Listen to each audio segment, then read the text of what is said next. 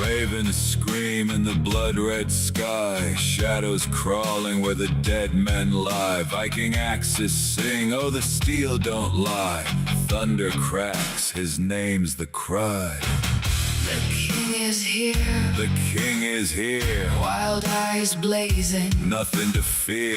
The king is here, The storm draws near, bow or bleed, the choice is clear.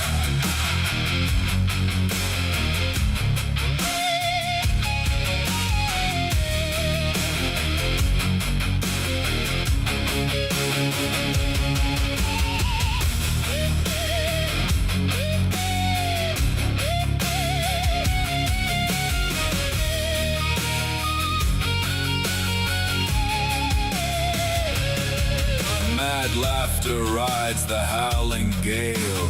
Waves of fury, shields like scales. Bones break under the hammer's tail. Flesh and fear, both frail. the king is here, The king is here, ravens feast. the end is near. The king is here, The storm is clear. kneel in ashes, taste the spear.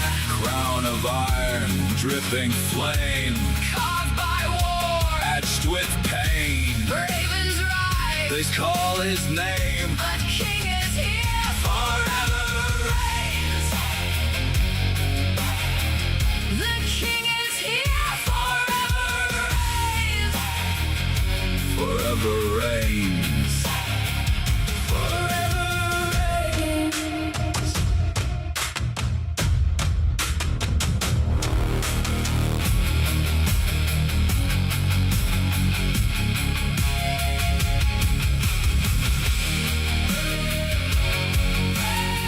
Steel flashes under blood-red skies. The Raven King laughs as the world cries. Storms in his footsteps, thunder in his veins.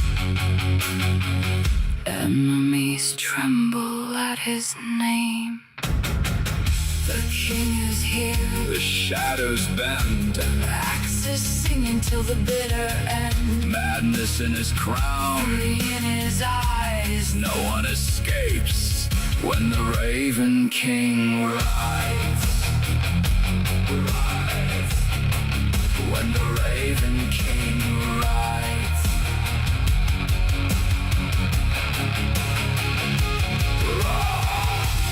Raven circle, battle's done. his legend rises with the sun. The king is here, Chaos reigns. a kingdom forged in fire and chains.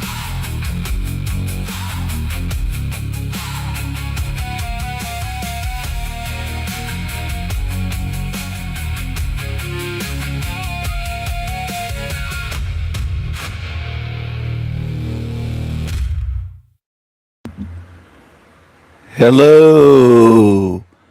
Hello, everyone. Hello, hello. Hello, hello, hello. Hello, hello. Hello. Hello. Hello, hello. Hello. I don't know why you say goodbye. I say hello. Hello, hello. Hello, hello, hello, hello. Hello, hello. Hello, hello.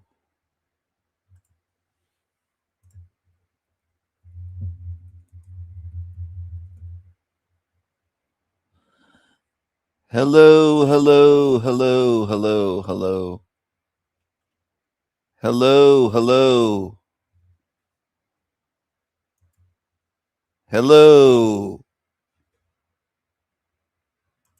Hello.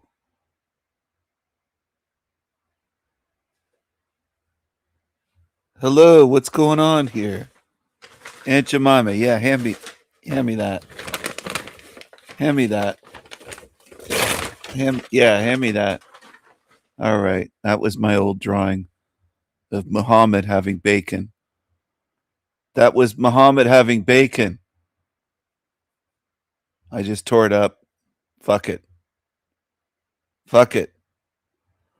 This is El Diablo Radio International, the greatest show in hell. Nobody does it better. Nobody. And talking into this microphone, whether it's day, morning, or night, or afternoon, or evening,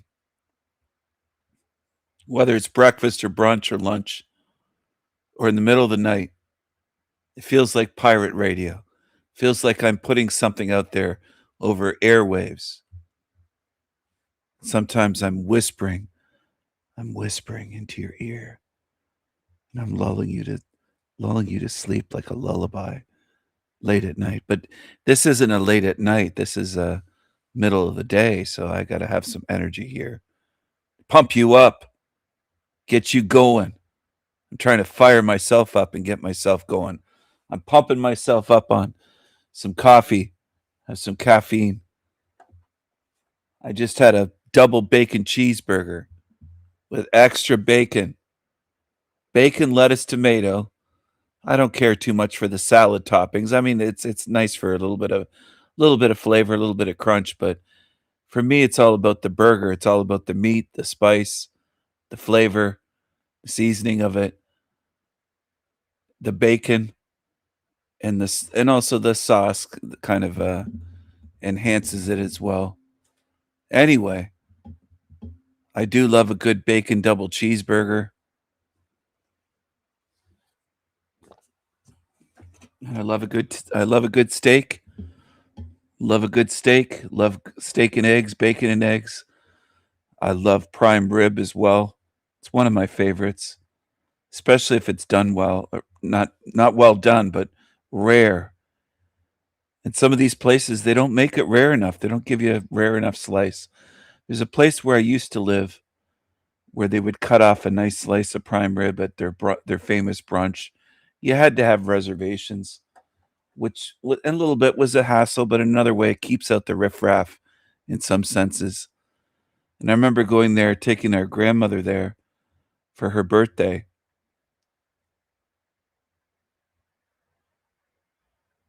And they had prime rib at brunch. You could get eggs, bacon and eggs and sausages and French toast and pancakes. It was one of those places that they had everything. They had everything.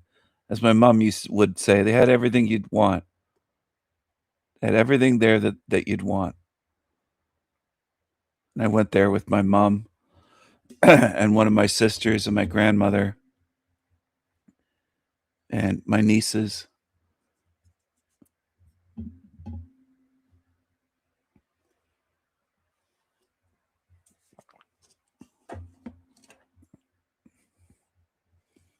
Anyway,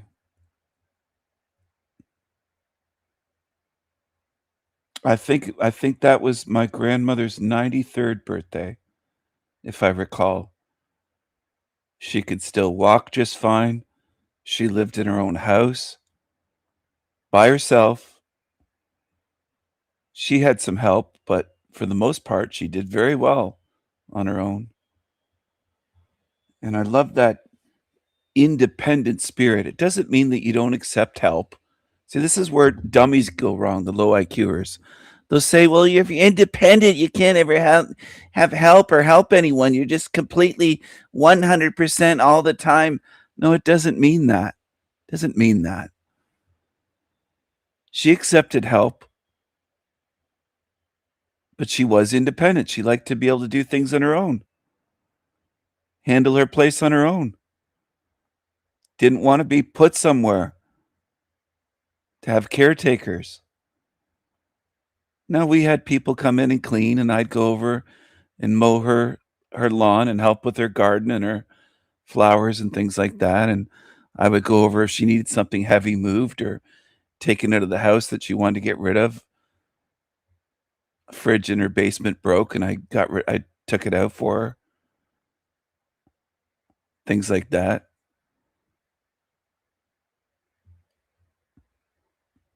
Anyway, back to the story of prime rib. That was the best place that I've been to for prime rib. It wasn't a chain restaurant. I'm not going to say what city it's in. I'm not going to tell you because there's demons lurking and they just love every little detail of my life. They're obsessed with me, these creatures. But it was a beautiful place, and they had oak panels on the walls, very well decorated, nice windows, nice view. A classy place, very clean. You notice right away when a place is super clean. You walk in there into their dining room, and it looks like a great restaurant. I've been there. I was there for dinner a couple times with friends. I also went there one time, I believe, with one of my sisters. We went there and had dinner because I think my nieces were doing something. We said, well, let's go out for dinner. And we went there for prime rib. And I think we called and got a reservation. Anyway, delicious. So that I would say is the best prime rib because you could say, I want an extra rare piece or medium rare, and it would be that. It wouldn't just be overly cooked. Now, sometimes the keg restaurant, a chain, will overcook, and I just like it rare and juicy. These demons on YouTube would call me a vampire. Some of them have, saying Steven's a vampire. How dare he like rare steak and rare prime rib? And how dare he say that farmers will drink the blood of a freshly killed animal on their farm and that he would indulge if he was there? I would. If I was on a farm with a farmer that I knew to treat the animals well, they weren't abused and they were well fed the proper feed, and they weren't GMO and they weren't blah blah blah jabba dabba doo and full of antibiotics and full of this and full of that, and they were clean animals, and they're butchering, and they drink chicken's blood and things like that, I'd have a glass. Absolutely. I'm not afraid of that. Not at all. If I was with the Inuit hunting and we got a fresh kill of a caribou or something, I would indulge. They just like the children do. They eat it fresh while it's still warm. You'll see pictures of them with blood on their faces.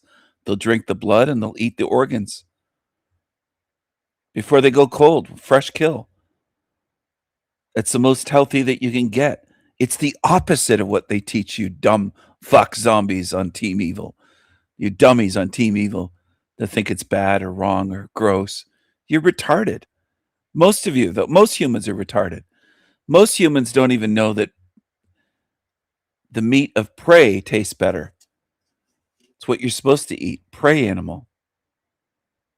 Prey animals, not predators. Hello, Wendy. Hello, hello, hello. The frequency of my voice is going right through this cup. I'm having a coffee. Hello, hello. Let's see if I can. Hello, hello. Get an echo effect with this coffee cup.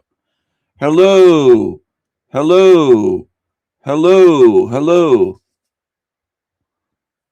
hello. So fresh, warm, it's warm out of the body of chicken blood would just be like drinking tomato juice, except it's blood. Now, what's in blood? Life. That's where all the nutrition is. It's the opposite of vegans. These dumb vegans are eating stuff with almost nothing in it. They're just eating celery full of water or lettuce or kale, or they're boiling like they're just absolute idiots. They're foolish. They're eating fruits that are mostly sugar and water. That's what's in fruit. As they call it, nature's candy. It's sugar. Various forms of sugar. And that's what it breaks down to. You might get 30 grams of sugar in the fruit that you're eating. You'll get a ton of sugar and water. and you'll get a boost from that sugar rush. But is it real nutrition to make you big and strong and Viking strong? No, you won't be Viking strong eating just fruit. It's sugar water. That's what it breaks down to, with a little bit of vitamins and a little bit of nutrients, and maybe a little bit of minerals, but not much. You get more in one little piece of liver than all of your piled vegetables piled sky high from floor to ceiling, because the organ meat and the blood is where all the nutrition is. So I'm aware of that.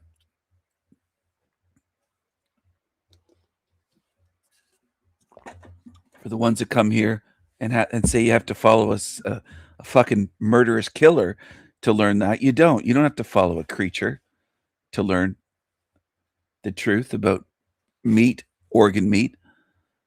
I can tell you lots of things about it. And I didn't go into a high school with a knife and try to murder classmates like Godus did. See, this is where people go way off track. They go way off the fucking rails. They're following psychos, and they'll defend it by saying, he told us some truth. He told us a little bit of truth. And then they're defending psychos. That's what Nolan and others do. Hundreds of thousands of you on YouTube do that. You defend absolute psychos. You defend creatures like that Godus loser that looks like, it's either Beavis. I think it's Beavis, the blonde-haired one from Beavis and Butthead. He looks like Beavis from Beavis and Butthead. That's what he looks like. Or you defend Braziers. I'm not going to say his first name, but it starts with a J. Braziers from Archaics channel. Okay, hundreds of thousands of you defend that and say, well, he told us a little bit of truth. We have to love these psychos. It's like, really? You think you have to love psychos because they told you a little bit of basic shit? It's incredible to me. I have to wonder what's wrong with you. A lot of you humans defend rapists, kidnappers, torturers, murderers, child abusers, wife abusers, women abusers, creatures. And you'll say, well, they told us a little bit of truth, Stephen. You can get that little bit of truth from beings that aren't fucking creepy, evil creatures. You realize that? Gat Piss Godus worships nature like a foolish slave. He is a slave. Anyone that worships a god or nature is a slave. I'm not saying that to be hurtful or cruel or as an insult. I'm saying it because it's true, you dumbasses. And that's where a lot of you have a problem. You don't know what truth is. You're more like Hanko Flamio saying truth is just a feeling. You hear me say these things and you think, oh, it's mean and cruel. No, it's true. You worship Mother Nature, you're a slave. You worship a god or a deity or a lord or a ruler or a master above you, you're by definition a fucking slave. Might hurt your feelings, but it's true. You got to start learning what truth is. Humans aren't even at that level yet. You're degrading. You're actually getting worse. I think centuries ago, if indeed this was going for centuries or maybe thousands of years, the slaves in Rome would have known what a slave is. You don't know, though. They would have known what the truth is. They would have been able to converse with each other as slaves or as gladiator slaves. If this ancient history was true. We're in a matrix, a sewer matrix, so I can't verify that going back 2,000, 3,000 years. But let's say it was true and it happened. I bet anything they'd know more than most of you.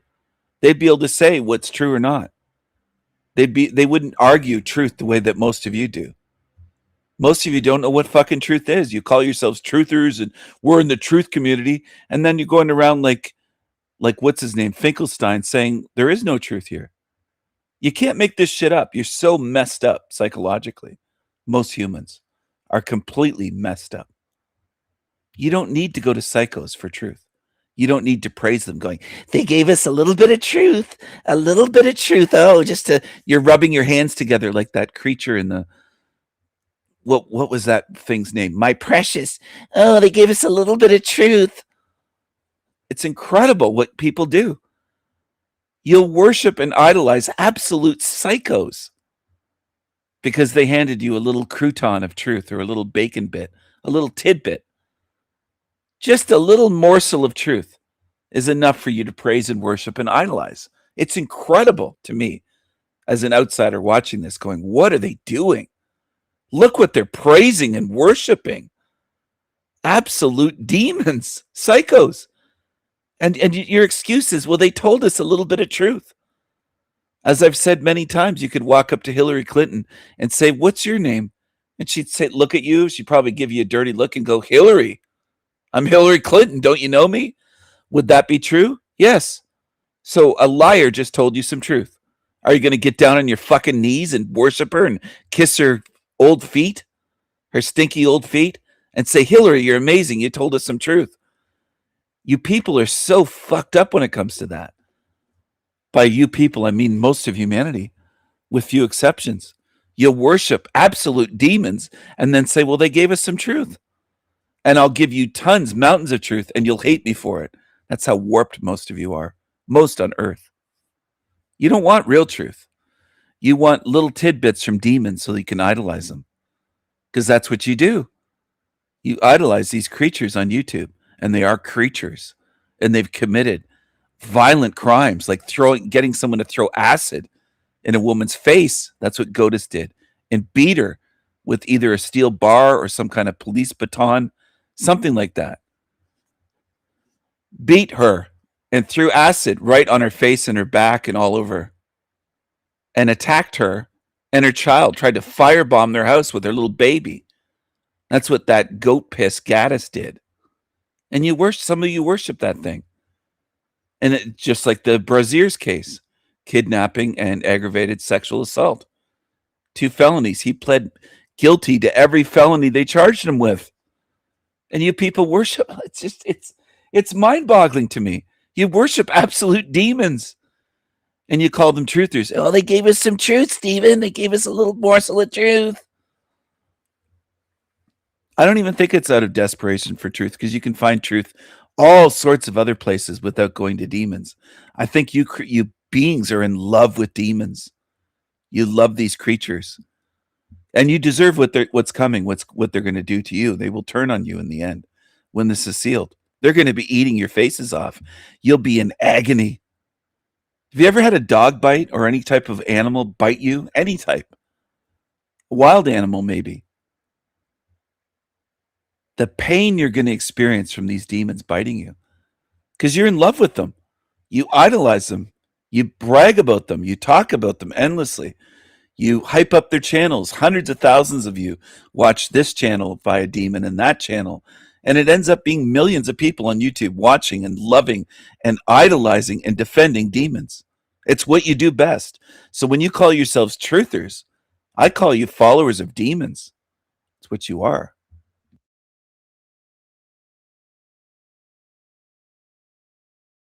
More of the coffee cup echo. Let's hear the vibration. Hello. Hello. Hello. Hello. Hello. Does that come across? Does that sound different? Listen. Hello. Hello. Hello. Hello. Hello. Hello. Hello. Hello. Hello. Hello. It does on my end, definitely. Hello, hello. Hello, hello. Hello, hello. Fascinating how sound can change just from a simple object with a coffee cup with a plastic lid and the flip top that flips open. There's that cutout hole. Hello, hello. Can change the frequency and sound of a voice that simply.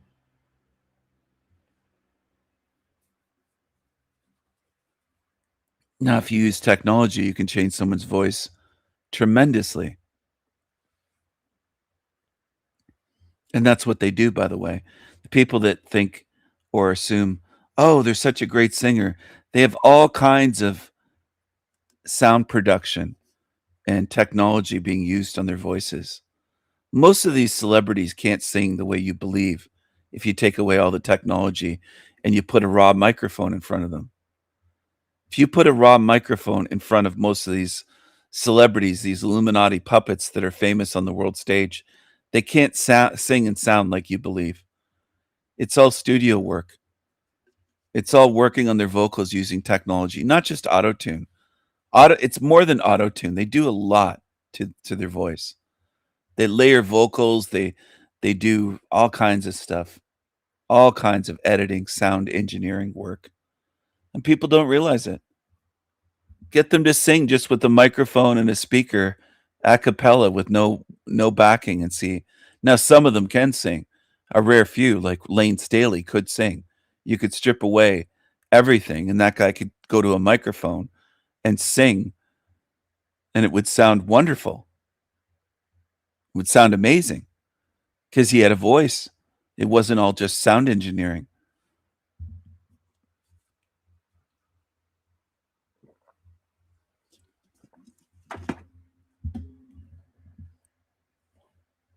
But most of it is just engineering.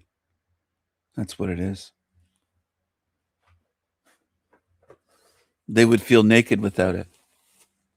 I think a Lady Gaga or a Beyonce or when they would feel naked if all that was stripped away and it was just them singing, maybe singing at your birthday party. You'd be like, wow, I thought they could sing better than that. Well, it's all smoke and mirrors. It's illusions. That's what it is. It's illusions. They can't sing like the golden voice. I'm just being a bit cheeky, but they can't. Most of them can't. Especially the famous women on the world stage. I'd say they use more for them.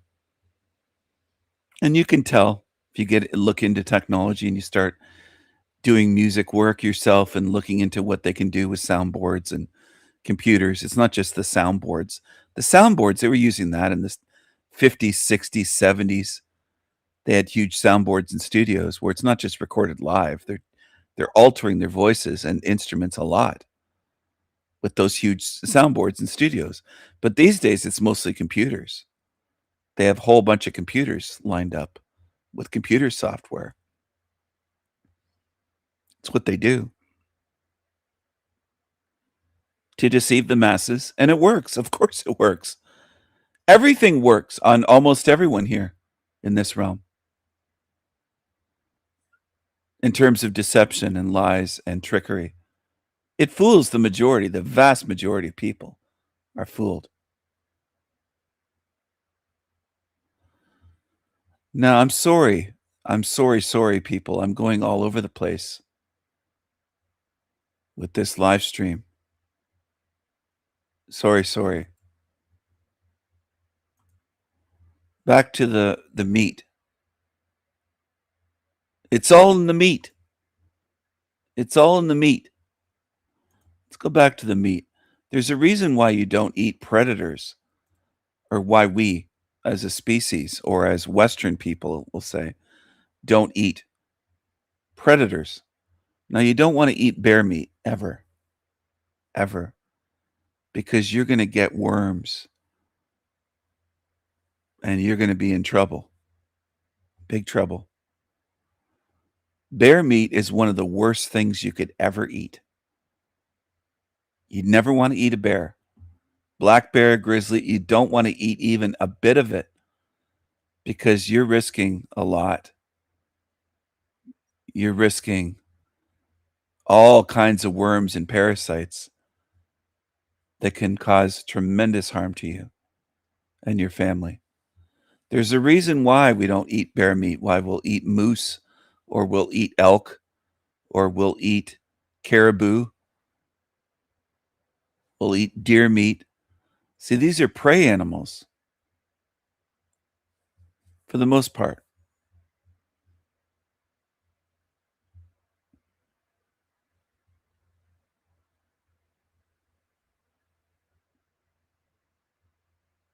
Now, bears get a lot of worms from fish, from salmon. And they're full of worms. They live their lives with worms. Undercooked bear meat left an American family infected with muscle worms after a hunting trip to Saskatchewan. The US Centers for Disease Control and Prevention says 9 family members from 3 states, Arizona, Minnesota, and South Dakota, had attended a family gathering where they shared kebabs of black bear meat that had been harvested by one of the family members in northern Saskatchewan. So, what went wrong? You're absolutely foolish. If you're a Canadian living in Saskatchewan, you're an American living in Minnesota, you don't touch bear meat. Never. The meat was infected with Trichinella larvae. It's a mussel-dwelling roundworm. Cooking the meat at a high heat can kill the larvae, but Bear meat is really good meat. It's often dark purple in color. And so if you're not used to cooking bear meat, it can be hard to judge when it's done or not done. that's exactly what the report says. It really isn't really good meat. Also, predators, besides the worms, even parasites, a lot of predator meat does not taste as good. So what do I mean by predator? There's a reason why we don't eat lions and tigers. And most people don't eat shark meat. We eat meat from other animals and fish. We eat the ones that are prey. It actually tastes better. There's a taste difference. Okay. Hello, Salty Siren. Hello. Hello, my tiggas. Hello. Hello, my tiggas. So anyway, avoid bear meat. Don't risk it. It's not worth it. If you want something delicious,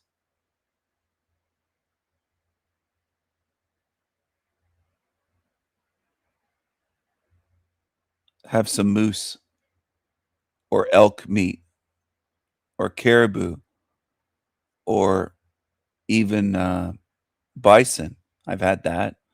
I've had bison, elk, caribou, deer, venison, deer meat, moose meat.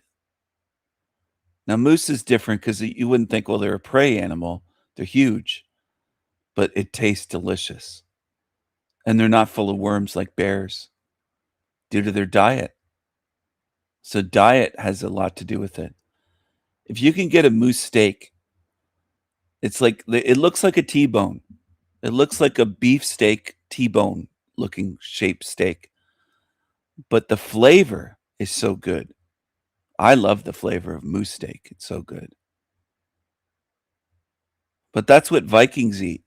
Now the little vegans and the fruitarians on YouTube would never eat that because they're weaklings. They couldn't even pick up and put on a grill a moose steak. It'd be too big for them. I went to someone's house one time, a little gathering, not a party, but a little dinner gathering in northern Manitoba, and we were grilling moose steaks, and it was probably minus 40 outside, and we had moose steaks on the grill and seafood, and I think some potatoes or something with it. And I had 3 moose steaks the size of T-bones. That's how hungry I was. That's Viking strong. You're in a northern place and you work up an appetite in the cool, crisp air way up north, the very top of Manitoba. Maybe I'll show you on a map because I think some people in other countries don't know quite what I mean.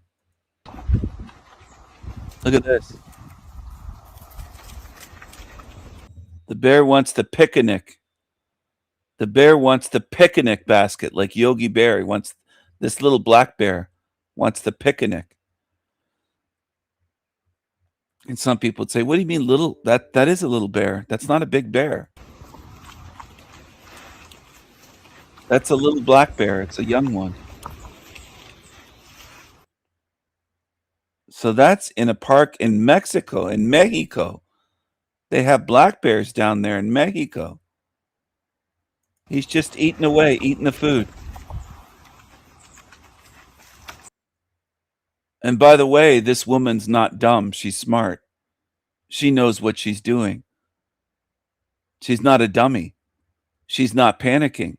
She's not screaming. She's not drawing the bear's attention to her. She's letting the bear eat the food. and she's covering the eyes so that her son looks like a boy, wouldn't look directly into the bear's eyes to challenge the bear, because they view that as a threat, as a challenge, just like a gorilla would. Okay? So she's not a dummy. She's actually handling it very well.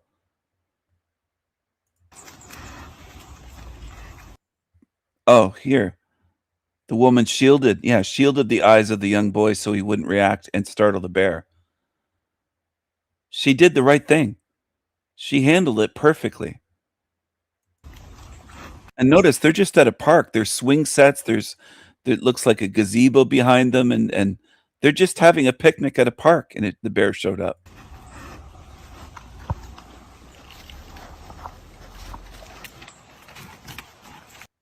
The bears don't have great eyesight, by the way. He probably didn't even care about them at all being there. Was just captivated by the scent of the food and tasting the food. Left after a few minutes. Left them alone. And look how skinny the bear is. Bear is very skinny. That bear was very hungry. Very skinny bear. It's a very hungry, skinny bear.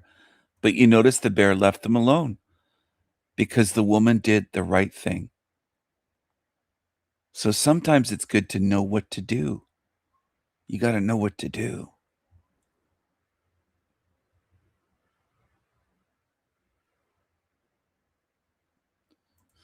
Moose, elk, bison, yes. Out of those, I would say it's hard. They taste different. But I would say moose number one. Elk steaks are very good. I've fried up elk steaks before just in a frying pan and just seared them on one side, seared them on the other side, and left them real juicy inside. Oh, they're so good. They're good. They're really good. But yeah, nature provides so much. That's why you see skinny bears and skinny raccoons, right? Because nature's just a bounty. Nature's bounty, the bountiful nature, the cornucopia of nature. That's what people argue on YouTube. Nature provides. Well, why are there skinny bears starving? If nature or Mother Nature provides such a bounty of food, why are there skinny?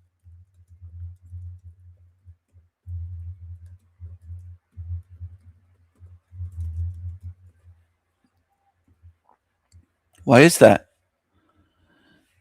Maybe nature isn't what mainstream losers say. It's more like what King Stephen shows. Maybe. Maybe.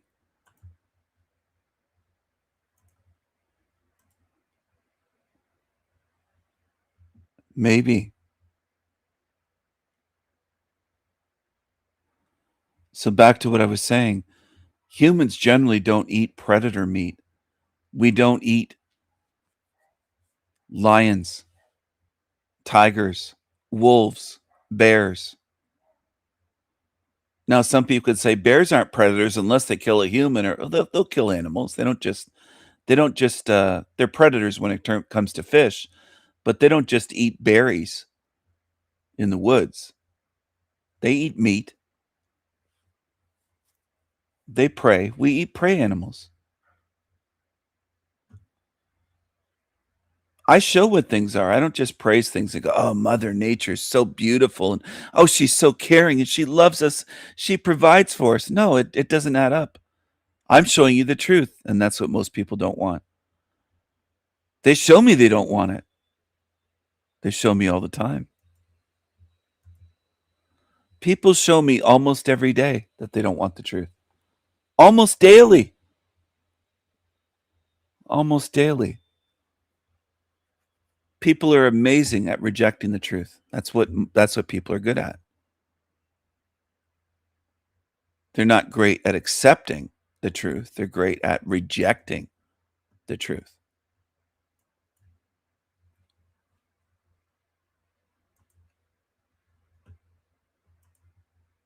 If it were the other way around and humans were great at accepting truth, this realm would behave totally differently. People in it would treat us differently, it would be such a change. It'd be so noticeable. Most people don't want the truth. Henry Nowak body cam footage is released. Let me let everybody know what's going on. Henry Nowak was stabbed by a Sikh immigrant in Great Britain. They're able to carry their ceremonial dagger. The police were called. The police ignored Henry, arrested Henry because the Sikh guy said that Henry was being racist after the Sikh stabbed him while they took the other guy out to have him pick out dinner. I'm not even kidding. So this is the body cam footage. It just came out. All right. He keeps dropping side to side, so I'm just trying to keep him set up. Alright. He's got a mouthful of blood, I don't want him... He was on the bin on the other side of this gate. He's jumped over these fences and stuff like that. And he's up Move here. away, mate. He's obviously... He's fallen from there and he slipped from there. His other shoe is left over there. That's Henry, What's I'm your name, assuming, mate? right? Huh? Has anyone been hurt other than him?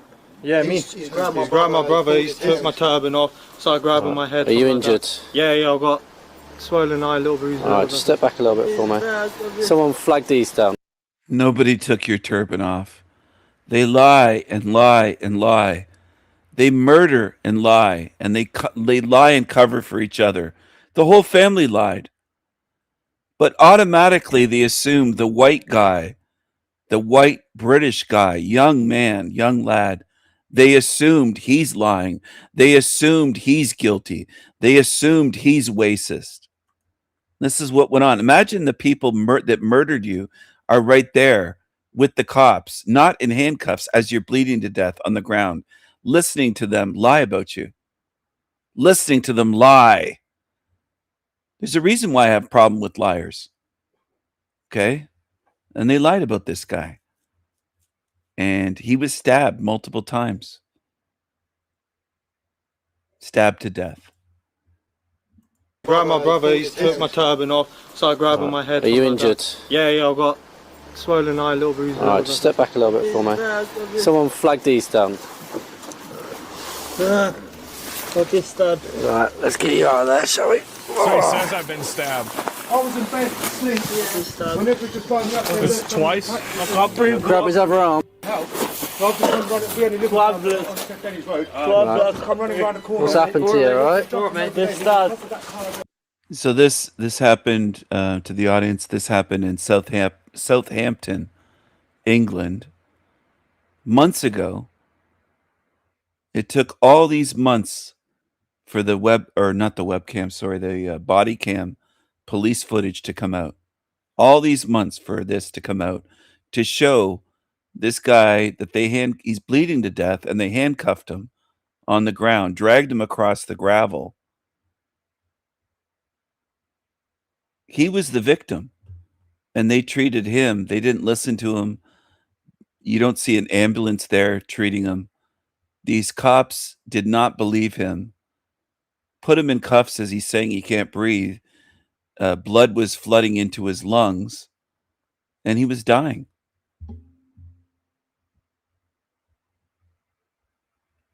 Henry Nowak body cam footage released.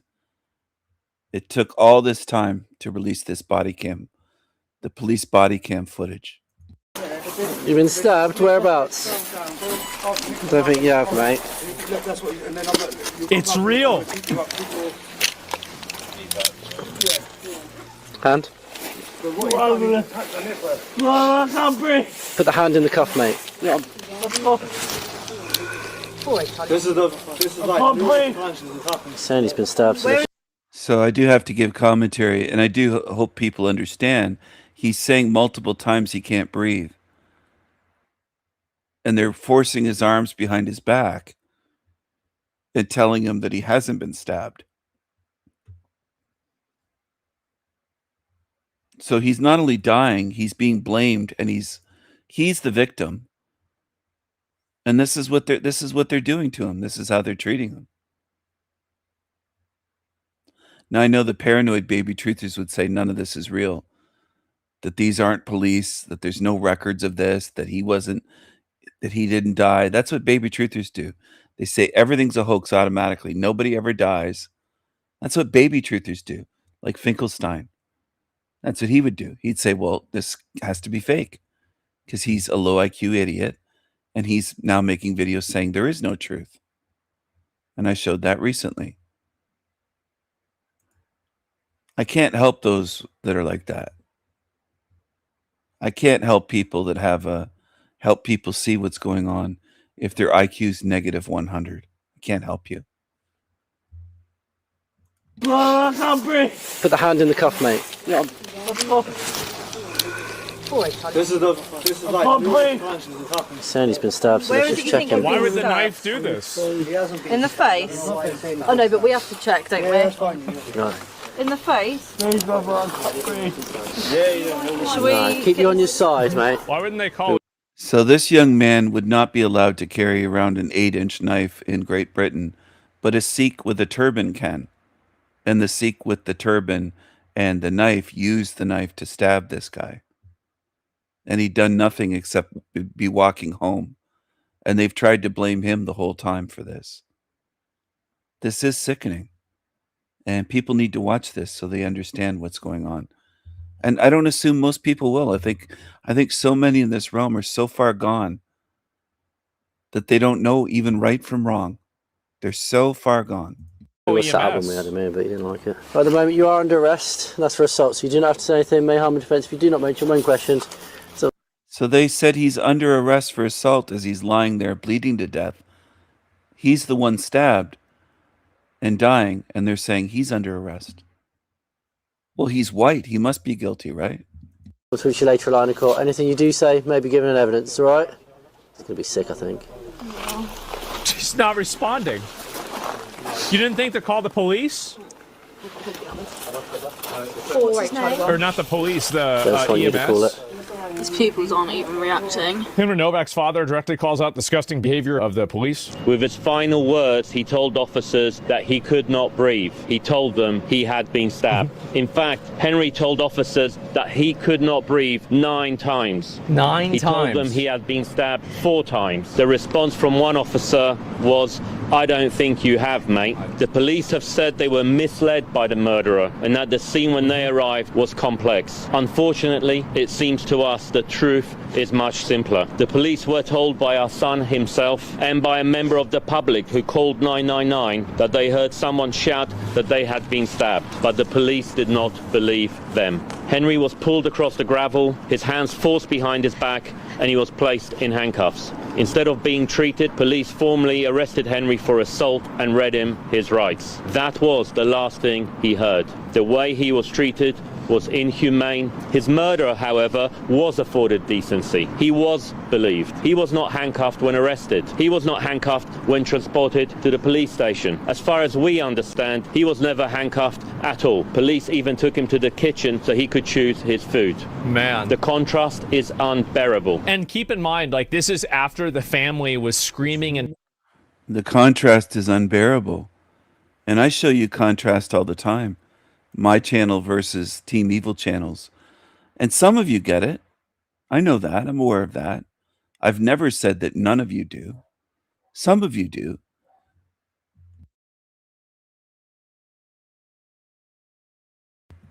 Good thing I muted myself there. I had to sneeze really bad. I hit the mute button very quickly, but some of you understand. You see the contrast. You see the difference. But not many. Not many. Again, some of you do, but not many on YouTube can tell. Just like the contrast is striking here between the treatment of the Sikh with the knife, the killer, the murderer, the criminal, and the treatment of the white young lad, Henry. The contrast is striking. Now, do I believe that everyone can see that? No, I don't. I don't, because I've lived too long and seen too much and heard too much. A lot of you can't see it all. By you, I mean humans. Humanity is just like walking blind, deaf, dumb at this point. Because this is so obvious. It couldn't get more obvious. Just like it couldn't get more obvious between, if you look at what I'm doing on my channel with my videos, my truth videos, the evidence, the series, my Esoterica series, God's Plan series, Alchemical Gold, and more, my music, my live streams, and what they do, the contrast is striking. And you shouldn't need to be coaxed. I shouldn't need to spend any energy to convince you or coax you to see it. It's right there. If you don't, I know you have the issue. Okay? I know that. Just like if you can't see how this young white man was treated, Henry was treated as he's dying, and the way that these invaders are treated, there's something wrong with you. It shouldn't take years of coaxing, convincing, working, putting in energy to get you to see. It's right there for you to see. There's something wrong. I'm going to say it again, and I wish I could say it and haunt you forever. There's something wrong with you. It's on you. It's not on us failing as teachers to show you, because it's right there. There's something wrong with you. That they heard someone shout that they had been stabbed, but the police did not believe them. Henry was pulled across the gravel, his hands forced behind his back, and he was placed in handcuffs. Instead of being treated, police formally arrested Henry for assault and read him his rights. That was the last thing he heard. The way he was treated was inhumane. His murderer, however, was afforded decency. He was believed. He was not handcuffed when arrested. He was not handcuffed when transported to the police station. As far as we understand, he was never handcuffed at all. Police even took him to the kitchen so he could choose his food. Man. The contrast is unbearable. And keep in mind, like, this is after the family. Police even took him to the kitchen so he could choose his food. Man. The contrast is unbearable. And keep in mind, like, the contrast is unbearable. And the contrast is unbearable. And the contrast is unbearable. And the contrast is unbearable. So this guy is very well spoken and is saying, not just well spoken, but saying the proper things that need to be said. The guy in glasses knows what he's doing. He's not a dummy. The contrast is unbearable. He hit the nail on the head with that. That's extremely accurate. And people should take note of that and mentally, emotionally, and spiritually digest that and say, yeah, there's something really wrong here.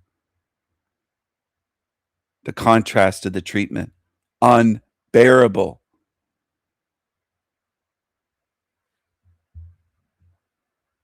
And took him to the kitchen so he could choose his food. Man. The contrast is unbearable. And keep in mind, like, this is after the family was screaming and shouting in the courtroom that the judge was racist for putting the person in jail. His mom literally hid the knife. Yeah. Digwa's mother allegedly filmed removing the knife from the scene and taking it to the family home. Lindsay Hoyle has intervened to force the government to issue a statement on the Henry Nowak case. Keir Starmer has issued a statement on Henry Nowak. This is an awful, shocking case. Henry's loved ones have gone through the trauma of a long trial and endured Henry's killer making up and appalling claims about their son, who was a thoughtful, kind, deeply loved. And we must end this cycle of tragedy by tackling the horror of knife crime. It's not knife crime. It's the people that are using it. There's a group of people that are doing the knife crime. And also, look at this here. Nobody did any stories on this guy. That's crazy. That's right. It isn't just knife crime, because then you're grouping in innocent white men that are not carrying around big knives and stabbing people. And you know who does that? Governments group in white men that are innocent. Governments do it. The media often does it. Who else? YouTubers that don't want to differentiate. And a lot of women. They'll say men are violent, knife crime, it's because of men bad. And they group in the victims with the criminals. Because you want to keep it simple. Men bad, men violent. I'm sick of anti-white women like that. The women that are anti-white men, I'm sick of you. And I'm not the only one. There's growing number in Canada, America, Great Britain. I know it because I've watched lots of videos over the last 10, 12 years. And there's more and more every year that are sick of you. You women that are anti-white men, we're sick of you. Sick of you. Crazy? I know. Once people see, and I think they're beginning to, I think we're going to have a very big change of heart. This is why I talk about it, is because I know that eventually more and more people are going to see this, and then things will change.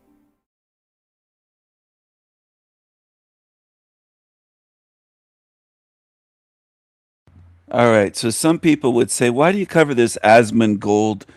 Why do you play his videos sometimes? He's kind of weird. He has his eyebrows going up and down. He has a twitch or whatever. Yeah, but the guy covers a lot of important topics. And you know what? I know he's pretty mainstream. He's got a huge channel, over 1 million subs. I've covered channels here with 3 million, 4 million subs, and they're not touching on real subjects. At least this guy's reacting to stuff that's important. So I have to give him credit. Has he made a lot of money over the years? I bet he has.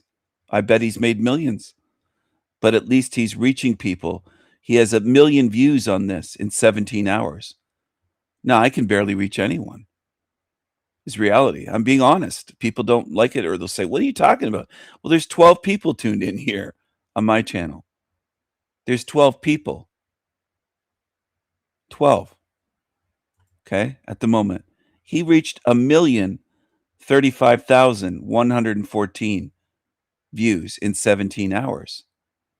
76,000 likes. He's getting the story out. He's getting what happened, the truth of what happened, not the story. This is a better way of phrasing it, sorry. The truth of what happened to Henry Nowak. He's getting that to people's minds. 1 million already. And if this stays up, if YouTube doesn't take the video down, he might reach millions more in the next couple weeks or months. It might continue, this video, to reach more. And I'm sure he'll cover, well, I'm not sure, but he probably will cover more. He'll make more videos, most likely, of this if more happens. Because this guy, Asmund Gold, tends to follow up on things. From what I've seen. So he's got a huge channel. But he's covering something that's important. All right? And he's reaching people. So I do have to give him credit for that. And I do. I do give people credit. When they make an impact. Now, do I really like the fact that he's doing this for a living? That he seems to make all of his money from YouTube? No, of course I don't like that.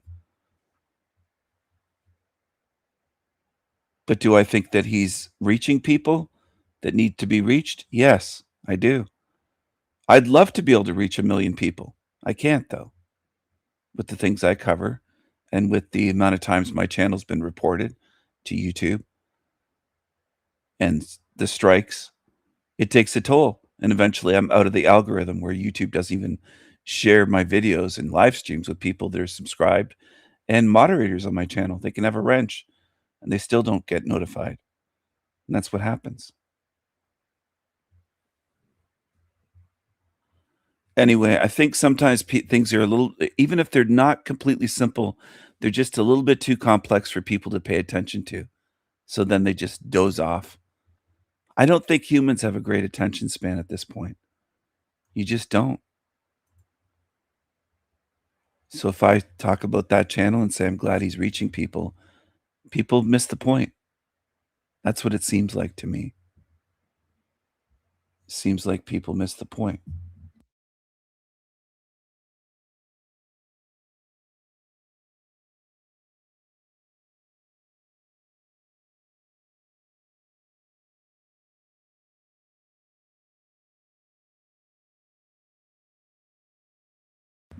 Hello, traders. Hello.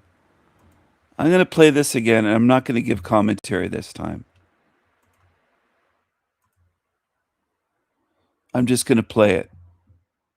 This is Finkelstein's video from a day ago.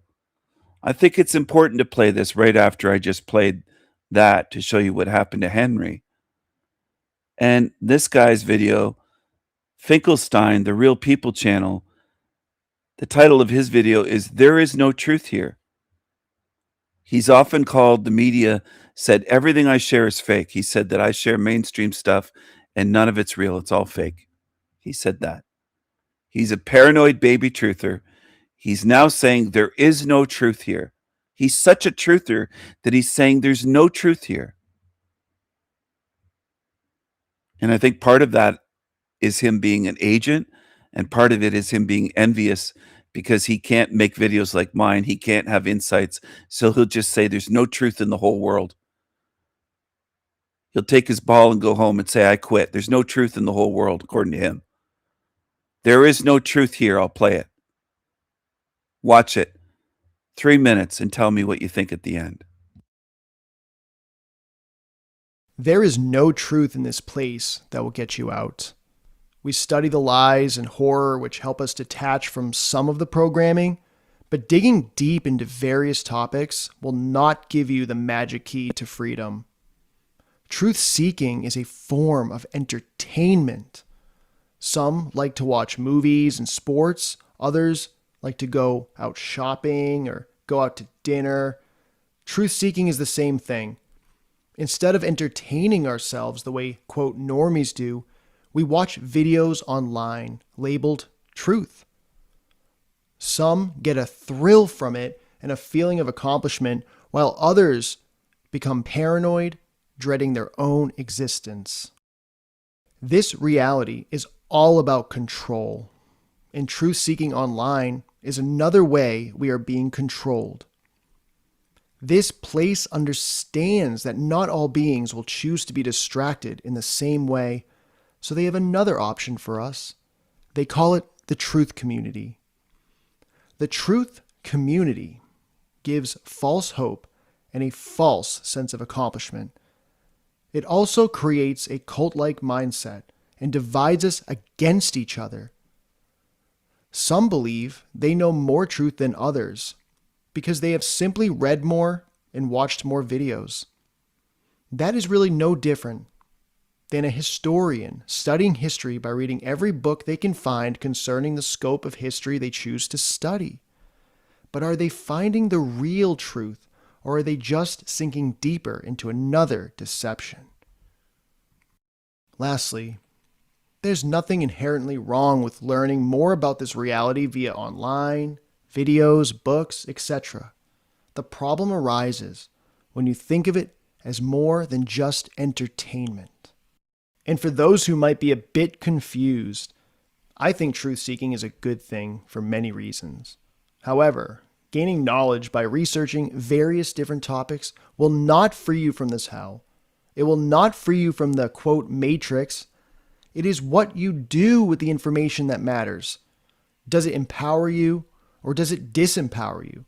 And what kind of person do you become? What kind of being?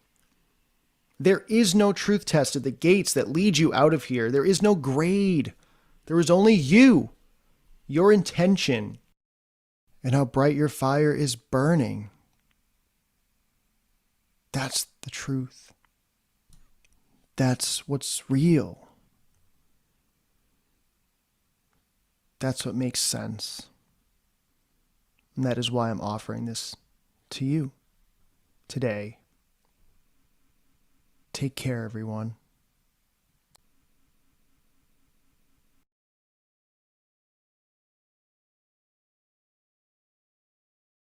Bright your fire.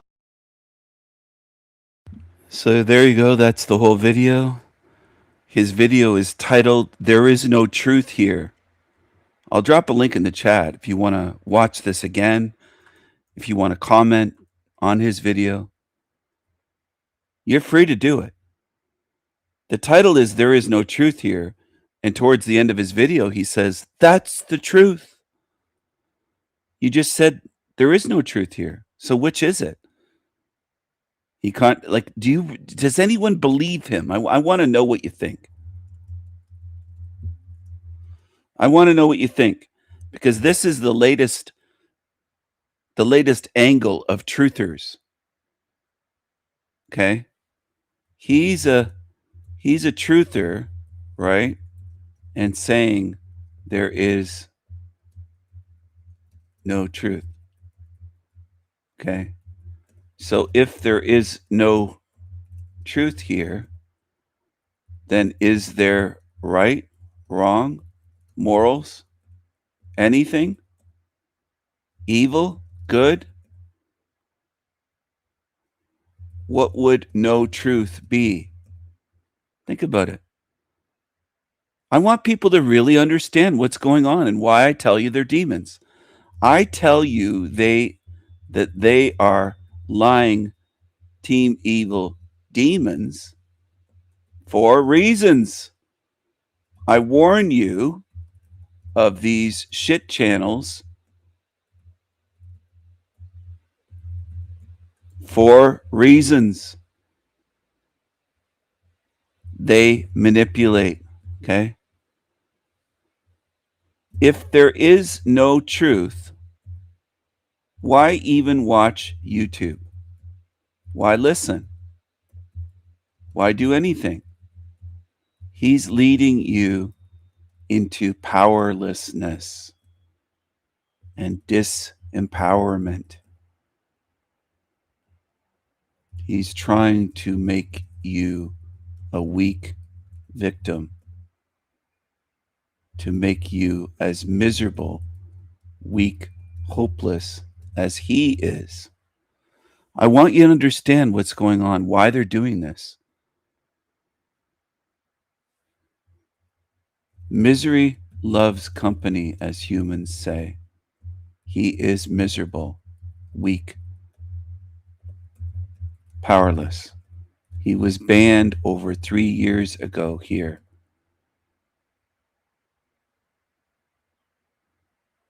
He's a sore loser. I want you to really understand this, the psychology of it, because they are going to try to lead you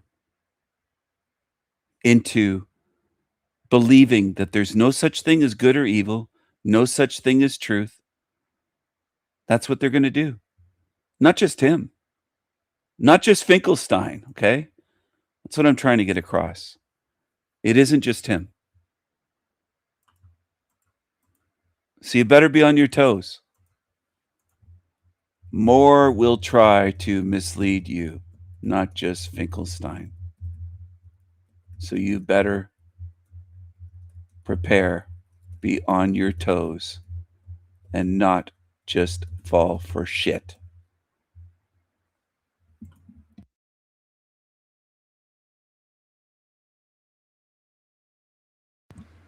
I'm going to shift gears now to something else. I hope you start to understand why I call them Team Evil channels and shit channels. They're going to fuck your minds if you let them. They'll have you believing that there's no good or evil, there's no truth, nothing. They'll have you mind fucked before you leave here, if you let them. So you better be on your toes. You better prepare. And you better stop following shit channels.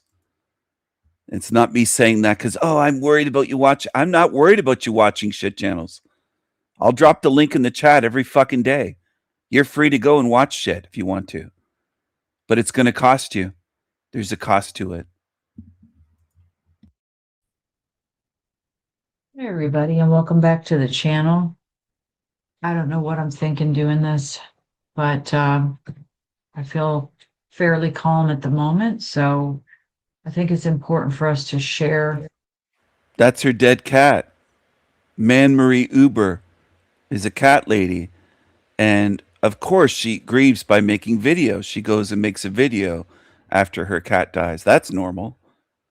Just go on YouTube. If your dog dies, like Mushroom Kai, go on crying. If your cat dies, go right on YouTube and make a video. That makes sense, right? Is that how people grieve differently? They make YouTube videos? I know it's going to be important for me to talk about it. When we lose someone, whether that's a pet, a family member, a parent, brother, sister, child, spouse. It's like I guess with family, if you have other family members, you can have a support system. But if it's just someone personal to you only, then it's like you're alone. And I think a lot of us are not moving beyond grief.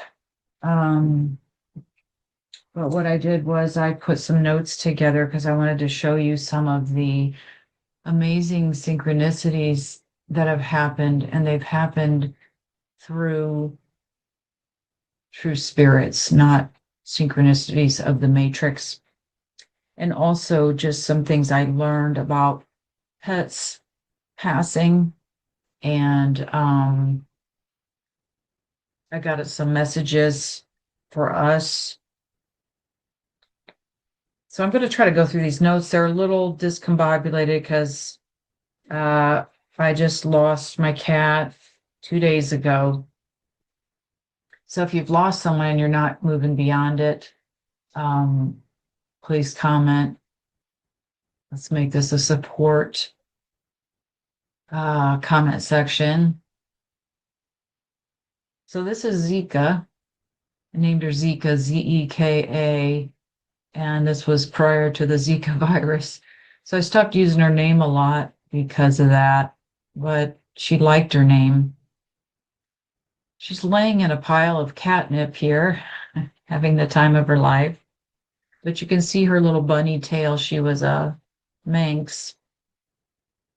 So she had just a little puff for a tail. So Zika meant intelligent and bunny in another language. I don't remember which, but anyway, so she is highly intelligent. Bunny in another language. I don't remember which, but anyway, so she is highly intelligent and knew everything I was saying to her. She just understood whatever it was I said, she understood what it was. And I kind of figured that out as time went by.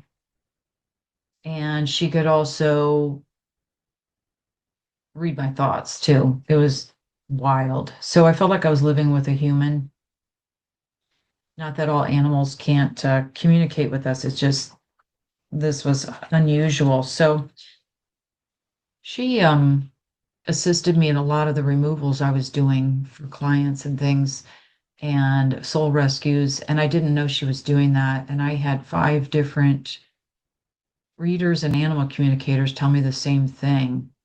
So when she got diagnosed with cancer last summer, she had a massive tumor, and she was starting to stare at me and act funny. And I wasn't noticing because I was caught up with my mother, who was kind of going downhill, and that whole situation. Then my mom died.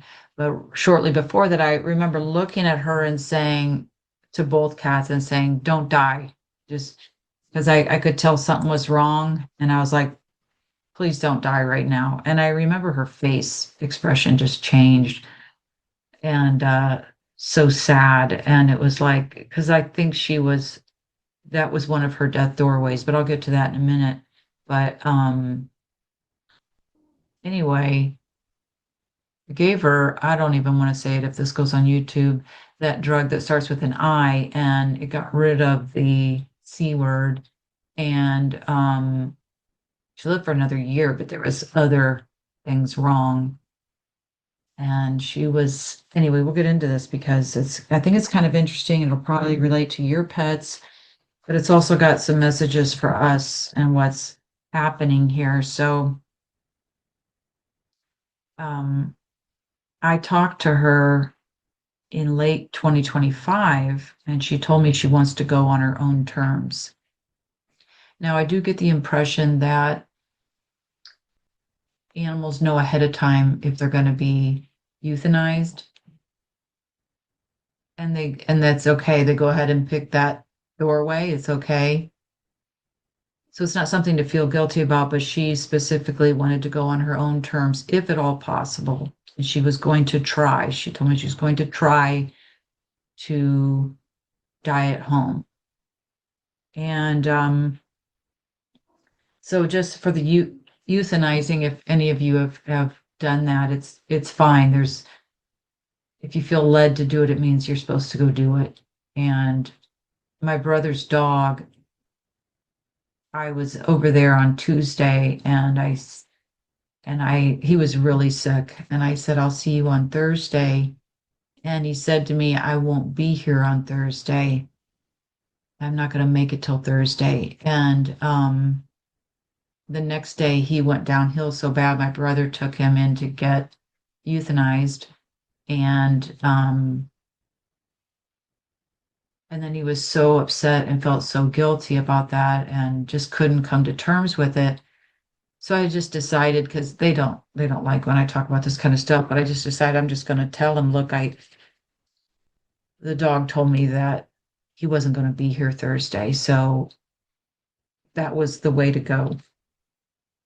So that's just for any of you that have euthanized a pet.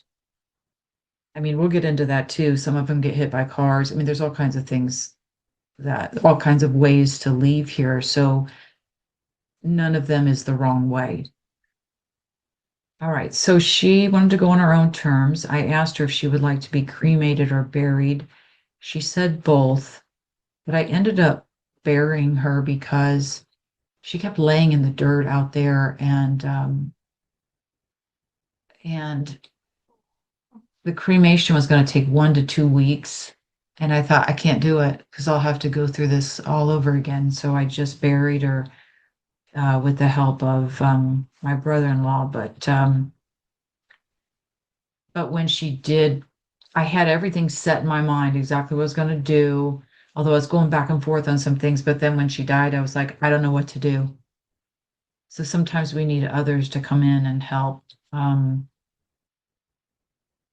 Whether that's a human passing, because there's a lot to do with humans, pet, anybody. These are all, she was her own person. And I can't believe I've got these pictures out. I don't know what I'm thinking looking at these, but I got them out, and this was a really old one, but you can kind of see she was teeny tiny, but she looks huge in the pictures. Anyway, this was a long time ago. I think that might even be the Course in Miracles. I studied that for a while. This might have been like, I don't know, 2013. I don't know when this was. I'm going to get into the rest of this here. I'm just trying to, okay, some of these I want to pull up because they correlate with what we talk about, which things that may help all of you too. But here's a picture of her after she got sick. She had these owl eyes. They were just so big, but she's starting to get the sunken eyes. This was when she got the cancer. Okay, so we'll keep going here. So she said that I am a piece of her or a part of her, and that her mission is complete.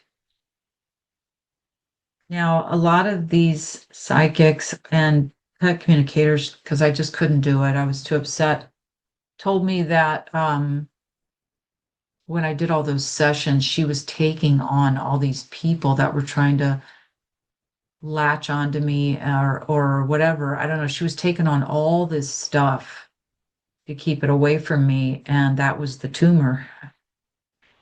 And then I had that guilt, but she told me I got rid of the people in her. She was going to carry all that off and pass away back then. But then she decided to wait another year. It was a better time. It was a better death doorway. So she said she will always be with me, because I don't think we're really here. This is a mind hypnosis. We can't really be parted.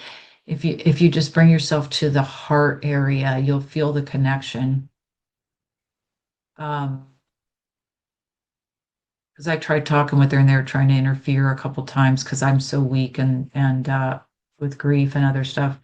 And so I had to go to my heart to make sure it was her, because this place is that evil. She will always be with me. And she told me she was making a choice tonight.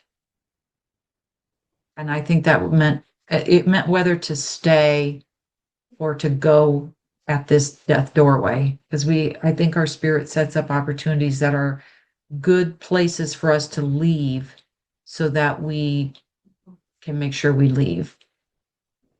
Very appropriately, the other cat is snoring in the background. I don't know if you can hear her. She's had me up at night the last 2 nights howling. For the people that are trying to understand this, it's about more than just her cat. I'm not showing this to bash her for the loss of her cat.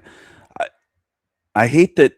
For me, it's tedious that everything has to be explained in this realm, but this is about more than her cat. I'm not showing this because her cat passed away. All right. Man Marie Uber bashed me for years Okay? I'll try to put it slowly for people.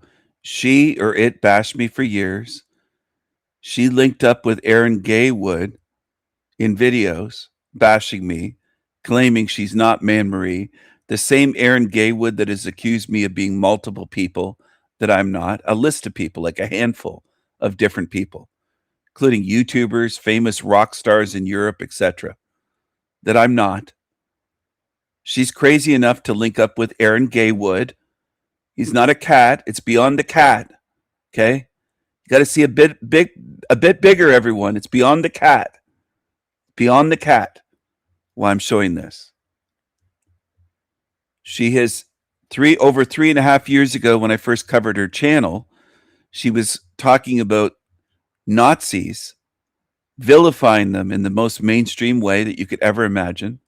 She was talking about a fake secret space program with NASA going to Mars. She spews all kinds of shit. All kinds of shit.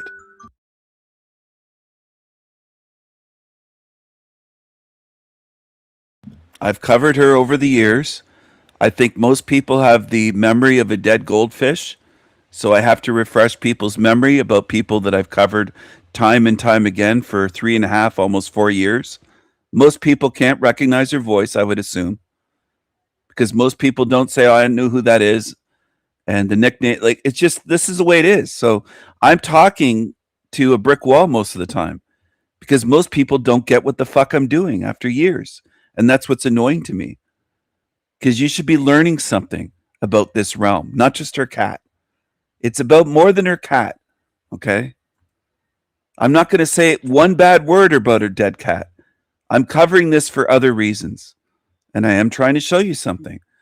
But the problem is people need to be coaxed to speak.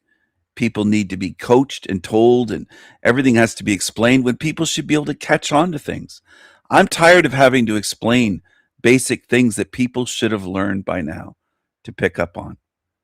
Just like when I show Finkelstein, a 3-minute video, there should have been an outpouring of comments, but most of the comments in the chat after it was over, and I waited, were by me. Because most people don't want to participate. You want to be lazy. Well, go be lazy somewhere else. I don't want lazy people around me. I've said that dozens of times, countless times. The lazy can just go away. If you don't get what I'm doing and you're just kind of half here, half not here, then just go away. You're missing the point of what I'm covering. You don't know what I'm doing. It's just like background noise for you. Some of you even say it. You'll come out after months and say, it's background noise, or I tune in to go fall asleep. I watch your channel late at night, Snow and these Team Evil creatures lurking here. Lots of you lurk here. You're just useless. I don't need you. I need you as much as the ones that come on to harass me that think they're needed. You're mental. You're not needed here if you're not contributing. You've got it in your heads that I need you. I don't need you at all. I could stop doing this show. I could go make music and go on another platform and just make my music and share it with people that love music. I think most of you are just, you don't pay attention. And it just is so irritating that people don't pay attention and don't participate. Then why do the show? For lazy people? You think I'm going to do a show, keep doing it for lazy fucking zombies? And that only happened twice. And it was when I accidentally locked the cat out because she goes in, out, in, out, in, out, in, out all day long. And there was 2 times over the years where I forgot that I let her out. Like I just thought she was in, because it was literally all the time. It was a revolving door. And so the other cat was letting me know she was outside. Yeah, so she's really grieving. She's grieving so hard. No, she isn't. Now, Wendy picked up on that. Did anyone else even agree with Wendy? Not that I saw. Maybe I'm missing comments. Maybe people are typing so many observations and insights and reacting and saying what they noticed, but I don't see it for the most part. I think people have gotten real lazy and taken my channel and my work for granted. And I notice on certain videos, there's like 2 or 3 comments after 24 hours. So anyway, I don't think most people are learning. But you'll argue with me, insisting you're getting out. You're more like Finkelstein, a lot of you, I think, than you realize. It's about your feelings. You feel like you're going to get out of here, but you're not doing the work to study. That's the thing. A lot of you aren't. Some of you are, like Wendy, but a lot of you just have a feeling that you're going to get out. It's all just about feelings with you, isn't it? Because you're not doing the work. You're not watching my videos. You'll tune in live. You're kind of half here, half not here. And then you'll think that I need apologies. It's like most of you are not paying attention. It's obvious by how many participate in the chat, whether it's 16 tuned in, 18, 20, 21, 30. It's usually just Wendy and maybe a couple others. So that tells me something because I'm observant. I pay attention. You don't have to be here. You can go watch a movie or go watch something on Netflix or whatever. If you're not interested in what I'm doing, why are you here? But I forgot because I was just constantly staying present in the moment, watching her. I'm like, well, I should pick up the phone and that's quiet. And no, just be present. Just keep, you don't have to do anything. I mean, that was one of the things she was teaching me, was just to be. So she died at 4:30. So that's what she was trying to say to me. And I looked at my phone because I picked her up for a moment, and I'll get into that. I called my sister at 4:31, so it was 4:30. The blue moon was right in there somewhere. And I'm going to come back to that. The synchronicities are wild.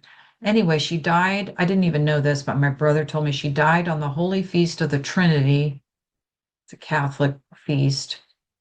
The Feast of the Holy Trinity.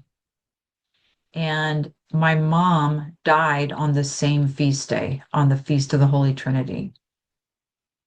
So my brother was like, isn't that amazing? And what was weird was my mom died June 15th and my cat died May 31st. So they moved it up 2 weeks this year.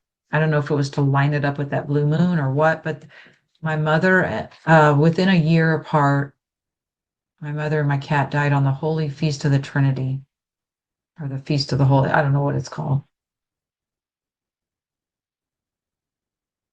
So that made me think of the Trinity thing again with the 3 feathers. And how possibly both of these cats are part of me.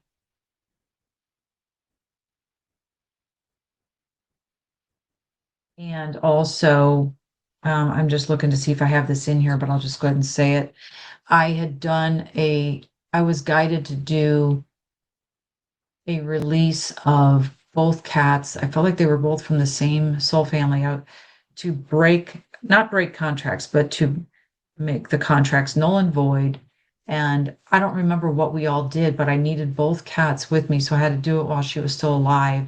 And we had to free her soul group because I think some of the animal groups are having trouble getting out now. They lock everything down. But so we freed their soul group. And so, we were working, and I was like, oh, it's the 3 of us working like a triangle again, like the Trinity. We had just done that a few days before. Then I found the 3 feathers after that.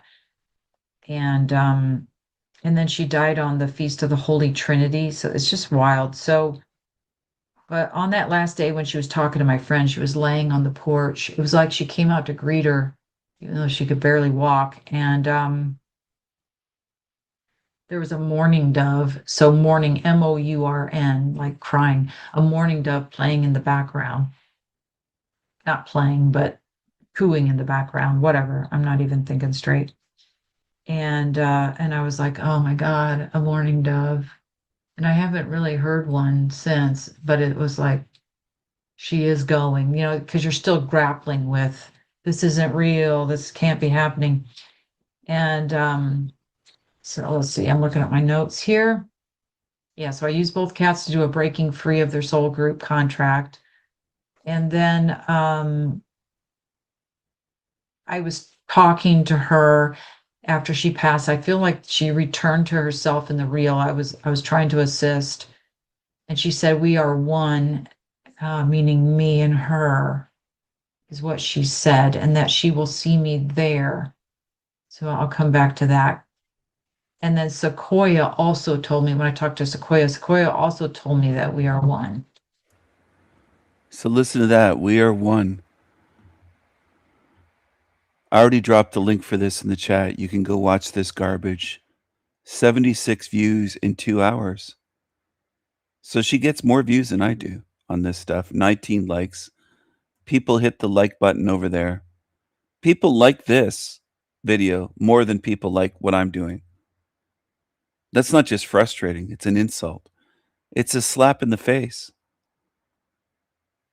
Because most of my channel are too lazy to lift a finger to hit a like button in support. You're that lazy. It's an insult. 19 likes in 2 hours, 76 views. So this works on you. Most humans fall for this. Which shows me you really don't, most of you don't appreciate what I'm doing. Even if you say you do. You don't even remember to hit the like button, but they do on shit channels. They can remember more than you on shit channels. They remember to hit a like button to help support the channel and to make it so that it has a chance of getting seen in the algorithm. Most of you are too late. You don't care enough to do that. And not the fake Matrix we are one stuff. Where they're putting souls.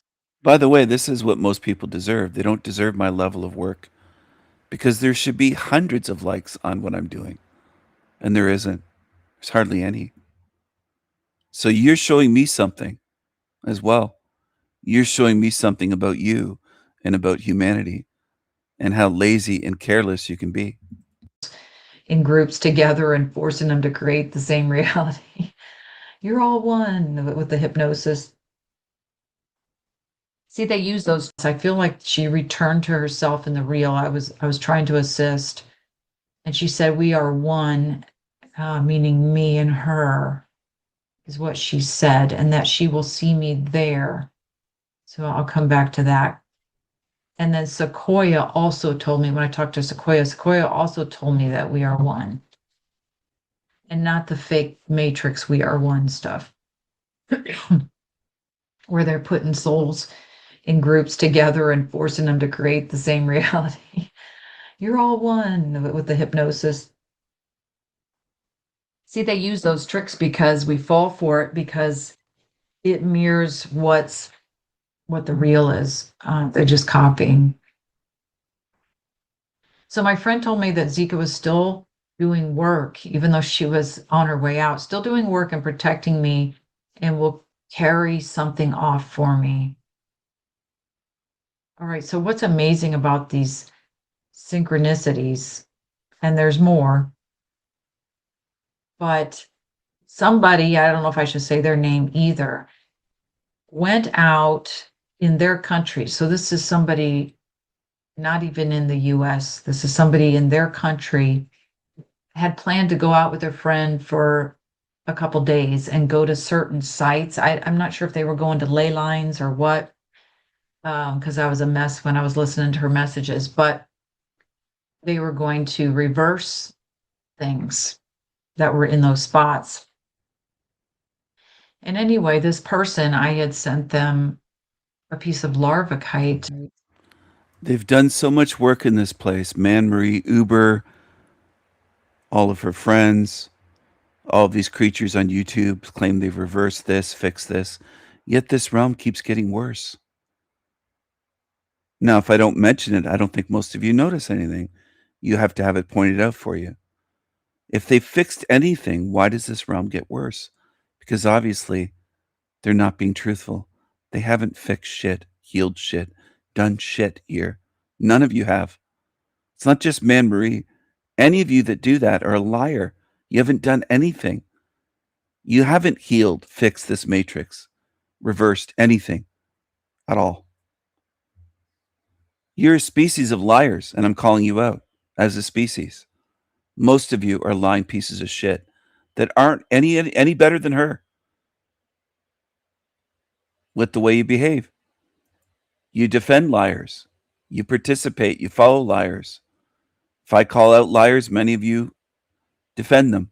If I call your families liars, you don't want to admit it, that they're following shit that's evil, that's full of lies, that isn't true at all. Worshipping what they call a god. It's a monster. A lot of you are more wrapped up in lies than you want to admit to. And I had a piece of larvicite sitting next to Zika right before she passed, like her last days. And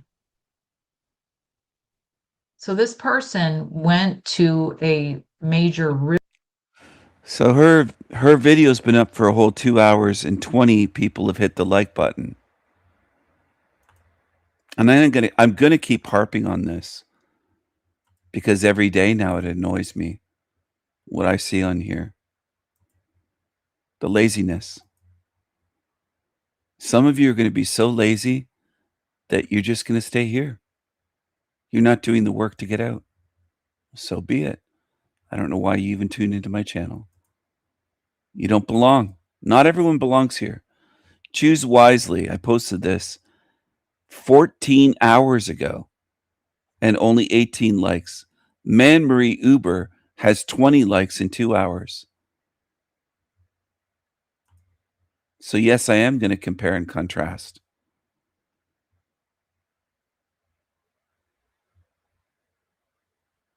If you're too lazy to watch or like anything, why are you here on my channel? That's my question.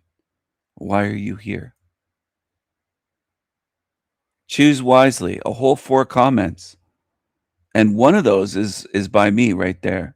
It's showing 4 comments when there's actually 5 comments. There you go. The pinned comment by me, 1, 2, 3, 4, 5 comments. And it's showing 4. But 1 by me and 4 other people commented. Out of my whole channel. Out of 4,500 subscribers. See, this is the thing. People show me every day how lazy they are.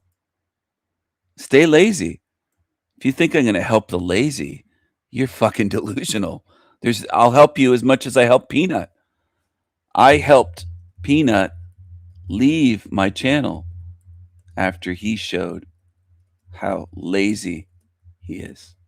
He's gone now for months. So figure it out. Think a little bit. Pay attention.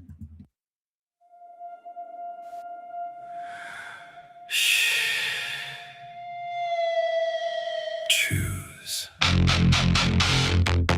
Choose wisely. Choose wisely. Choose.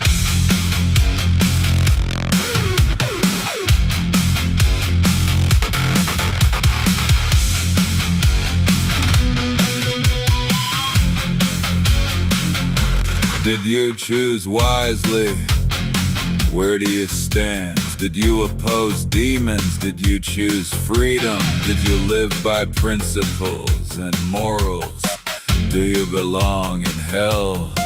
Do you belong here in hell realm?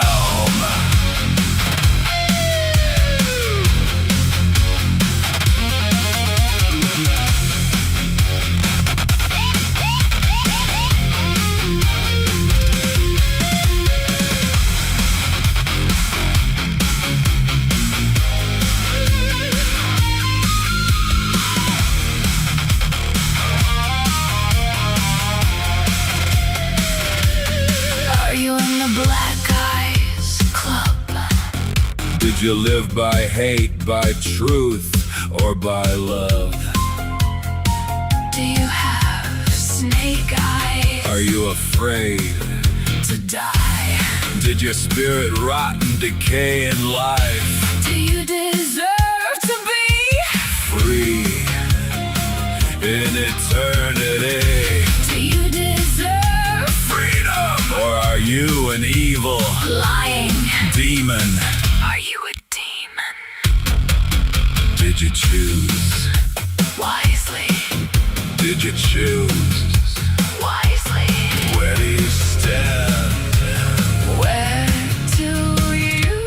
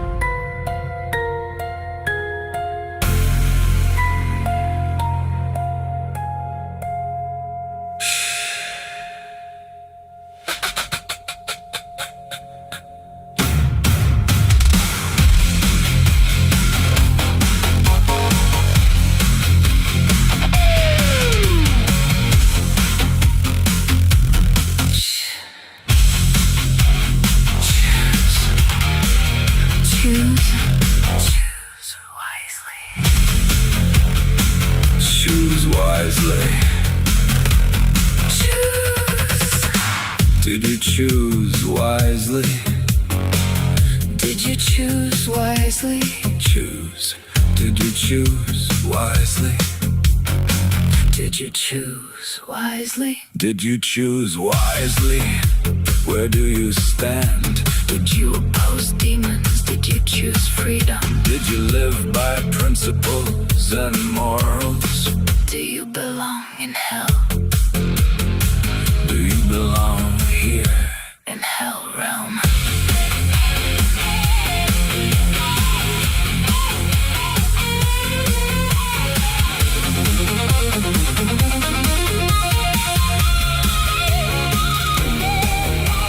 Are you in the Black Eyes Club?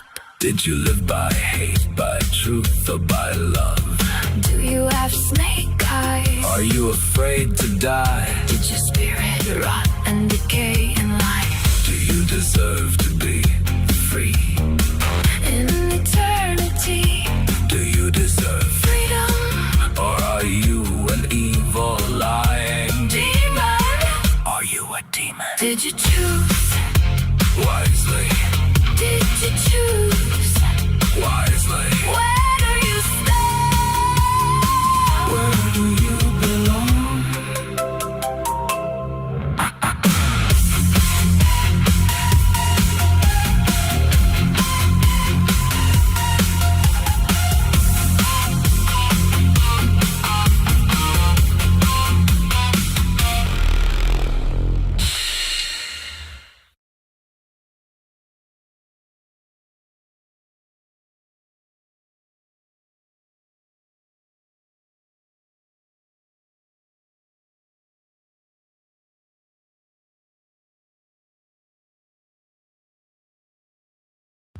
Why are some zombies on other channels less lazy than people here?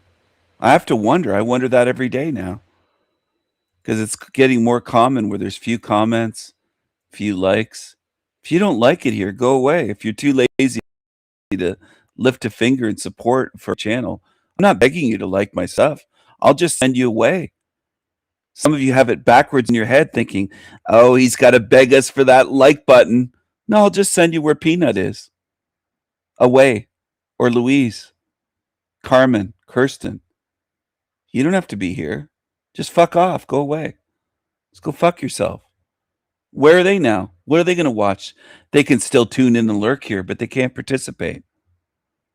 Even if they're dying to say something, they can't. Because they blocked me. And they got stripped. You get it? So maybe one day you'll say, I wish I could say something. You can't anymore. And it won't just be on YouTube. It won't just be on YouTube. Some of you will be wishing you could say something to me. I wish I could say this to him. You won't be able to because you'll be here and I won't be here in this realm. I won't be in this realm anymore.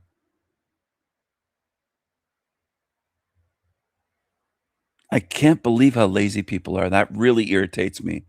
The laziness of humans. And the fact that there's zombies less lazy than regulars on my channel makes me sick. It's sickening every time I post something now. And I see it every time. It's almost every time with everything that I do. Hardly any of you can lift a finger of support. I can't believe how dumb some of you are, lazy and dumb. What are you doing here then? You're in the wrong place. You don't belong around me because I'm not lazy, no matter what I'm going through. And a lot of you just sit here lazily. You don't contribute anything. You do as much as Peanut when Jack Talcott came to my channel. He sat there, and I showed this to you. Of course, most of you probably forgot. But he did nothing. He said nothing. Jack Talcott came to a premiere. Peanut had a chance to say anything, and he said nothing. All he did was say hi to people, like, hi, Wendy. That's it. Just lazy. So if you want to be a lazy tigger, go the fuck away. Go away. Shh. This isn't the same video. This is a different video for a different song, Spiritual Reckoning. 4 comments. And I know some of you would say, well, the music isn't my taste, or you'll make some excuse or whatever. But it's video after video. If you're just here for the live streams, I think you're just here for drama and entertainment. You're not watching the videos that I post and create, and the music. So what are you on my channel for? And why do you think I need you? I'm not making a penny off this. I could make tons of money if I quit putting my energy into doing this. I could put my money daily, 8 hours a day or more, or 4 hours a day. I wouldn't have to do 8, into just focusing on making money for myself. But I'm doing this for free. And you're just retarded. Like you'll pay channels that sell you shit. You'll support that. They get lots of support. You do something high quality for free, and this is what I get. 4 comments. So I do think most of you are lazy. Weak, lazy, pathetic beings. I do. So I'm not going to help you get out of here. In case you're under that delusion, I'm not going to repay your insults, your laziness, your slaps in my face, where I have to coax you for fucking years. Yeah, I can have more fun doing something else. 4 comments again. Song after song. Video after video. So there is something wrong with you. And I know it. And you just want to blame zombies and other channels, but look at the lack of support. You're really supportive, aren't you? Video after video, 4 comments. How many does this one have? It got hundreds of views. Should have had more, though. 223 views is nothing compared to what I got 2 years ago. It's less views. Again, this is too much for some of you to figure out. You just don't get it. 31 hit the like button on this one. 8 comments. This is out of the entire realm. And most of them are just basic comments like undeniably a hell realm. I could make a video like this every day, 30 minutes, 33 minutes long.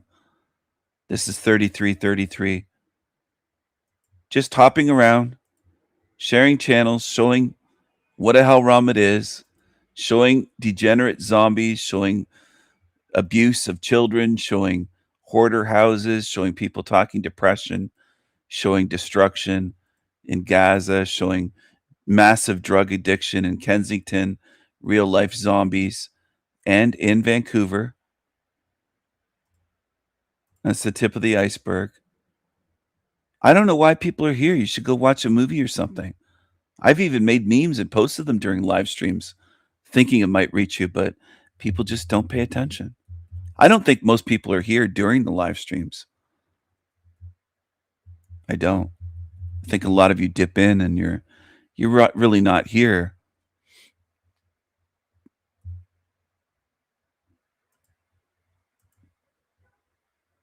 You'll just kind of say hi and disappear. Now the views drop down to 8. Well, good. I don't care if it drops down to 1.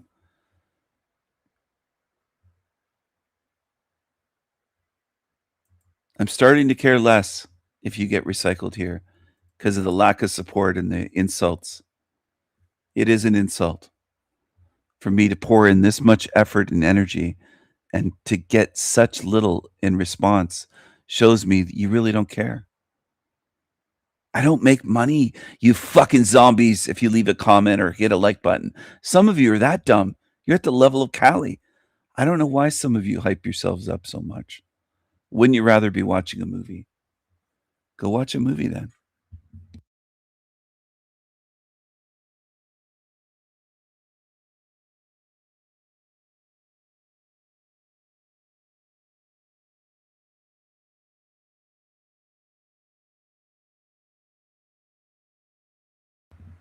Just go watch a movie. I don't know why you're here. You're treating it like it's entertainment. You're actually in agreement with Finkelstein then.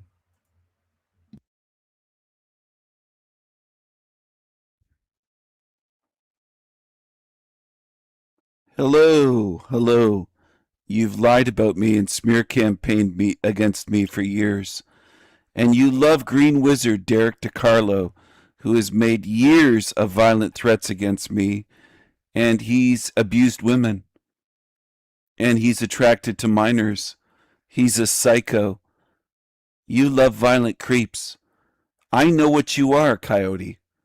I know what you are, creepy Kai. Kai the lie.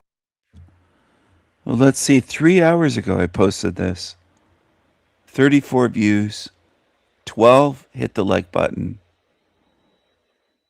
Well, 13 comments, but they're almost all mine. And I am frustrated. And leaving comments on my own videos. And Team Evil's probably loving this, laughing and making, I don't care. They can make clips and say, nobody's supporting them. Well, good. Stay here. See if the lack of support hurts me or if it hurts you in the end. Geniuses. You love psychos. You love evil. And you're going to stay here with evil where you belong.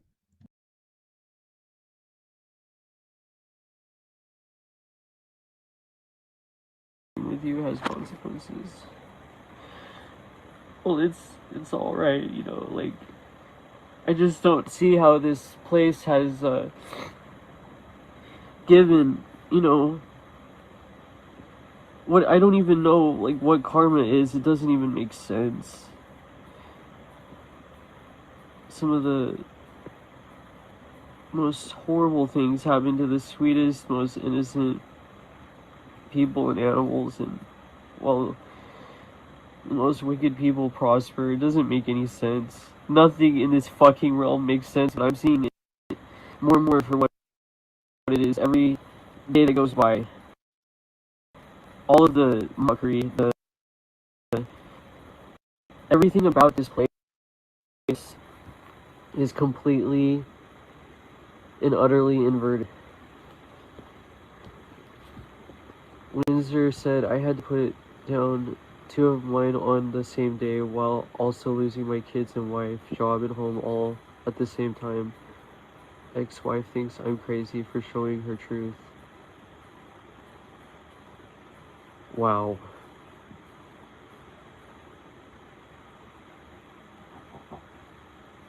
I am so sorry that you had to experience all of that. I can't even imagine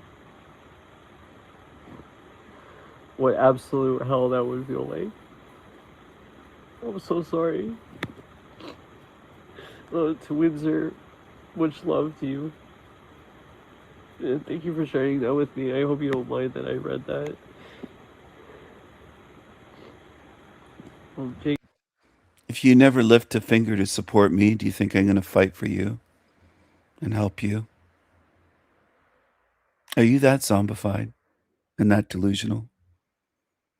You don't have to help me, but I'm not going to help you. It's simple. I made it simple for you. You don't have to help me, but I'm not going to help you. Jake said, yeah, bro, they definitely hit the animals you love. Yeah, that's why, my friend said, like, if anyone mentioned that they were going to do curses or, like, hexes or anything at all to me, like, if they ever even brought that up, I would never mention them again. I would never, like, speak about them again. I would just ignore their entire existence. And that's what I'm trying to do. I'm not saying names. I'm just saying, if you ever said anything like that, you know who you are. I love what the Green Wizard said. I love him so much. He just texted me too, so I love him so much. I'm sorry. But he said, if the shoe fits, lace that puppy up. Seriously, if the shoe fits, lace that fucker up. I'm totally feeling like I'm going crazy the more I exist here. I don't know much more how I can, I don't know how much more I can take, honestly. And I'm sick of all the fluff.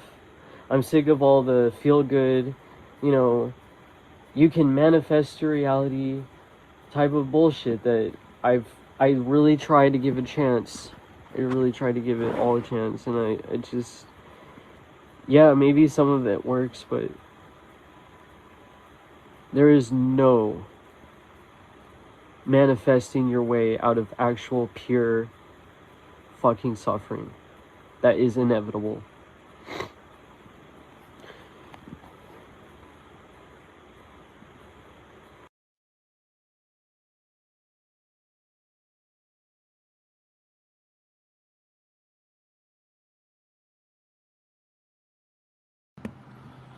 Some demons can cry on command. They can fake tears.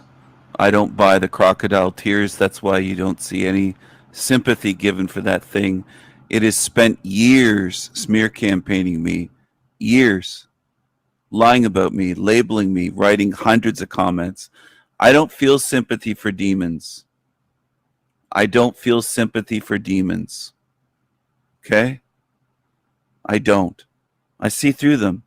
They don't care about the damage they do to others. And I had nothing to do with anyone. You're in the wrong place if you think this is just for entertainment. Anyone's illness, pets or otherwise. And I had nothing to do with anyone's illness, pets or otherwise.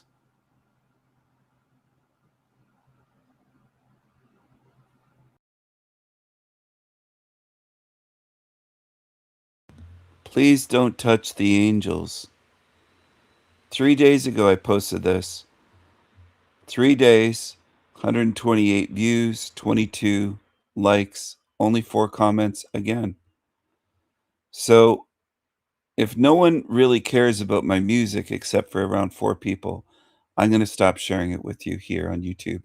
I might share it with music fans that are not so-called truthers or ones. Just people that enjoy music would probably enjoy it more.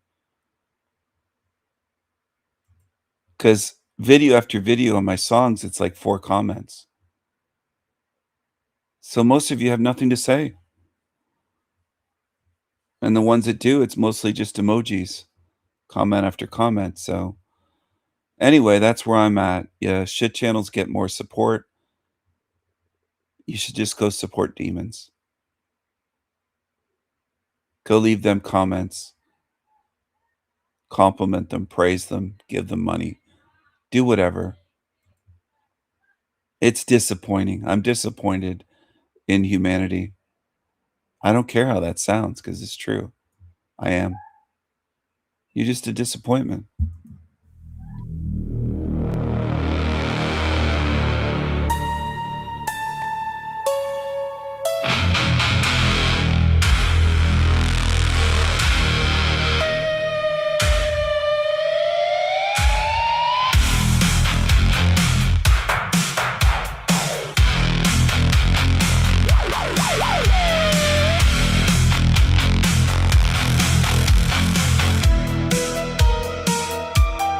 Please don't touch the angels. They're sleeping cannibals. Waking them will birth more demons. Don't touch. Don't touch. Don't touch. Don't touch.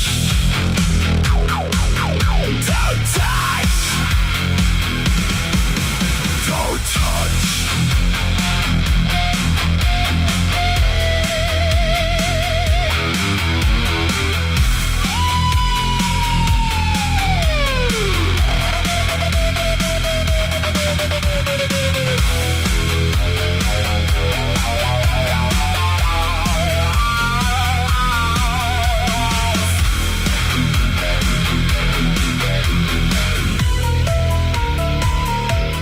Please don't touch the angels. They're sleeping cannibals. Waking them will birth more demons. Don't touch. Don't touch. Don't touch. Don't touch.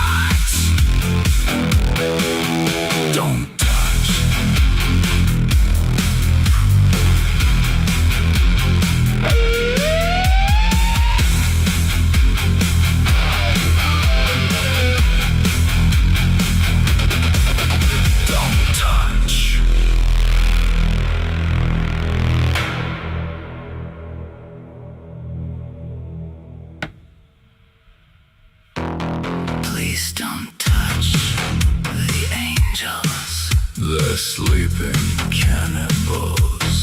Waking them Will birth more demons.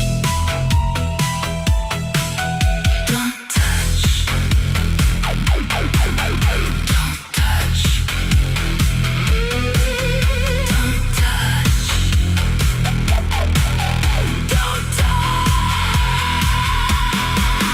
Don't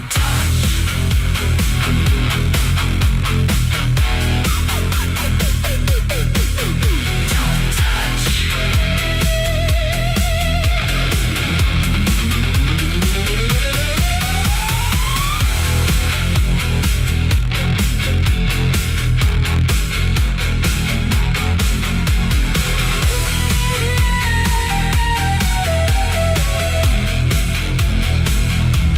Please don't touch the angels.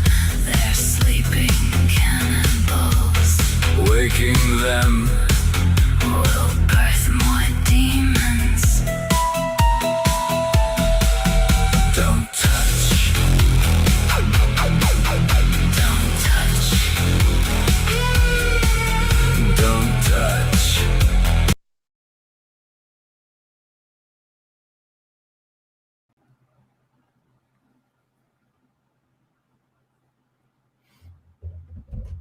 But I'll tell you one thing.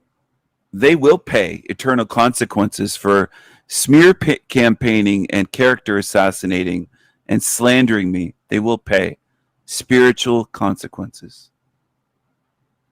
Okay?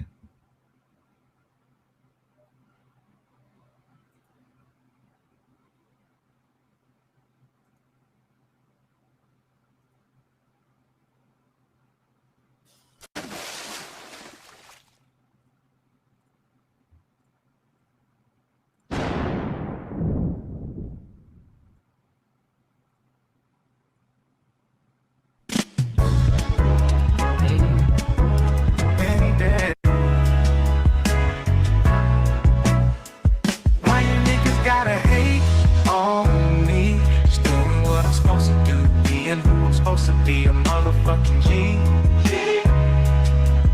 Oh.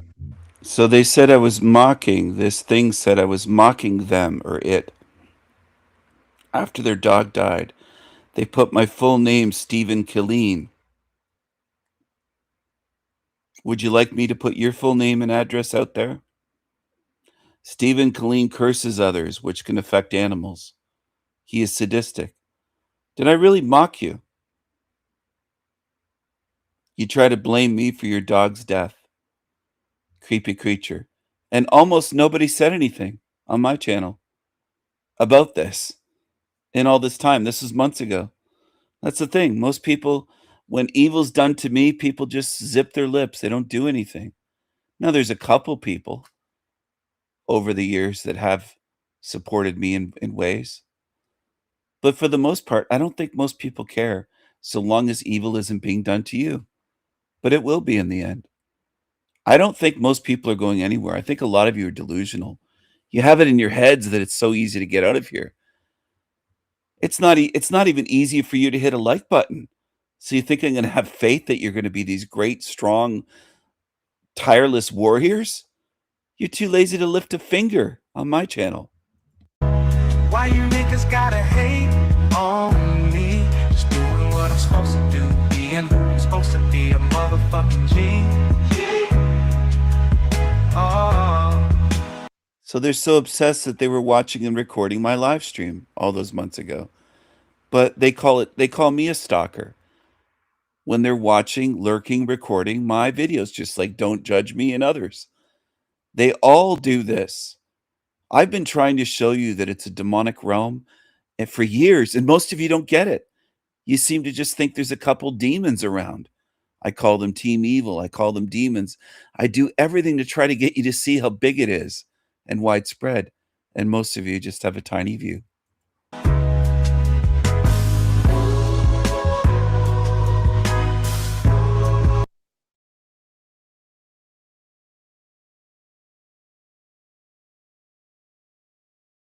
Go follow the shit channels. Go follow the shit channels, everyone. Go follow the shit channels.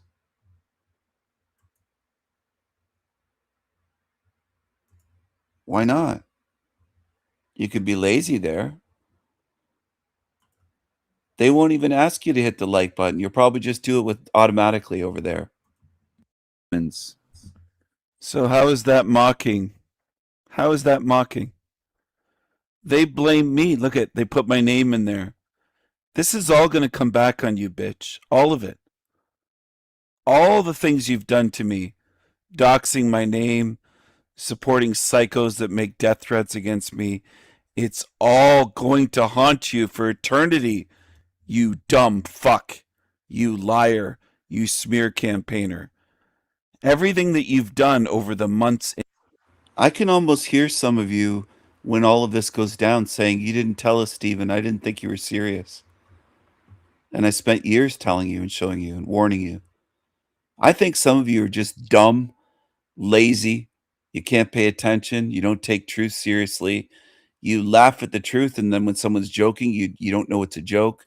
You're just beyond what I can help. I can't help you. You shouldn't be on my channel. You shouldn't be here if you can't support my channel by lifting a finger to hit like that takes you less than half a second. Shouldn't be here then at all in years. You're just ungrateful and fucking lazy, and I don't want you. Is going to come back on you. All of it. All of it will come back on you.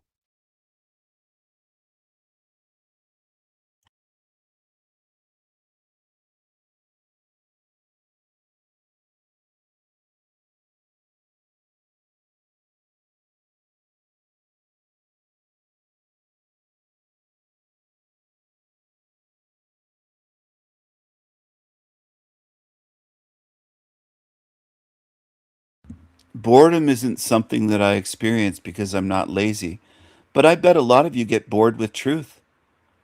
You're beings that are so different from you. You get bored with everything. You get bored with good music. You get bored with powerful artwork. You're just bored.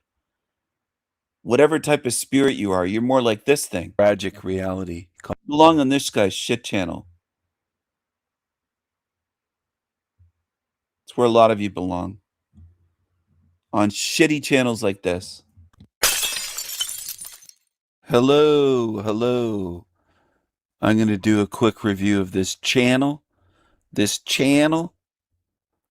Tragic Reality.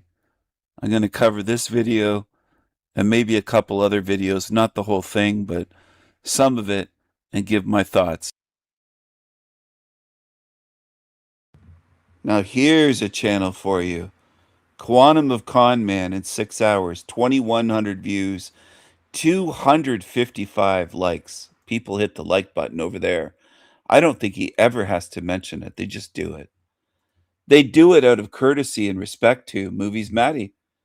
He gets more respect. I'll drop a link for his channel. Go follow Movies Matty. There's a link to his shit show. You can hit the like button over there for him. I gave it a thumbs down. I bet I'm the only one. I bet I'm the only one. Most of you would like this shit. You'd love it. And who's on the ship of fools around you right now? Almost everybody we know is on the ship of fools. Every little back and forth exchange between Russia and Ukraine. Now it's all the ships bottlenecked in the Strait of Hormuz, and how nobody pushes back on anything. And its tactic is actually to get introduce more and more ridiculousness in its headlines, in what it tries to get the real spiritual being to believe in or buy into. That's how, in its World War I no man's land, it's trench warfare, it gains inches. Well, nowadays it's gaining miles, but let's just go back to the World War I example. It gains inches across its no man's land, and its trench moves forward, of course, by getting the real spiritual beings to believe in its bullshit. this group over here of real spiritual beings, well, first of all, they don't even know they don't even know there's a spiritual enemy here. So I was going to say that analogy didn't work, because not only do they don't see the enemy on the other side of the trench as we see the spiritual adversary here, whatever's out there, they don't see as the enemy, and they're welcoming it in. It would be like everybody in the British trench standing. It was 255. It went up a couple likes just as I playing this. They have no trouble on the shit channels finding the like button. And there it goes up again. 258. It was 255. It goes up, up, up, up, up. Because they appreciate this shit. So why am I still making content when only 20 of you can hit a like button? Or 15? Something wrong there. Do I have the laziest audience? I don't know. The most unappreciative? If it's so few? Standing up saying, what are you Germans doing over there, all dug in? They're all come on over here. You want to bring these big metal things with ammo cans? Oh, that's cool. You want to show us that? Come on over here. That's what most people are doing. They'll open the door, let it in. Some knock's knocking at the door.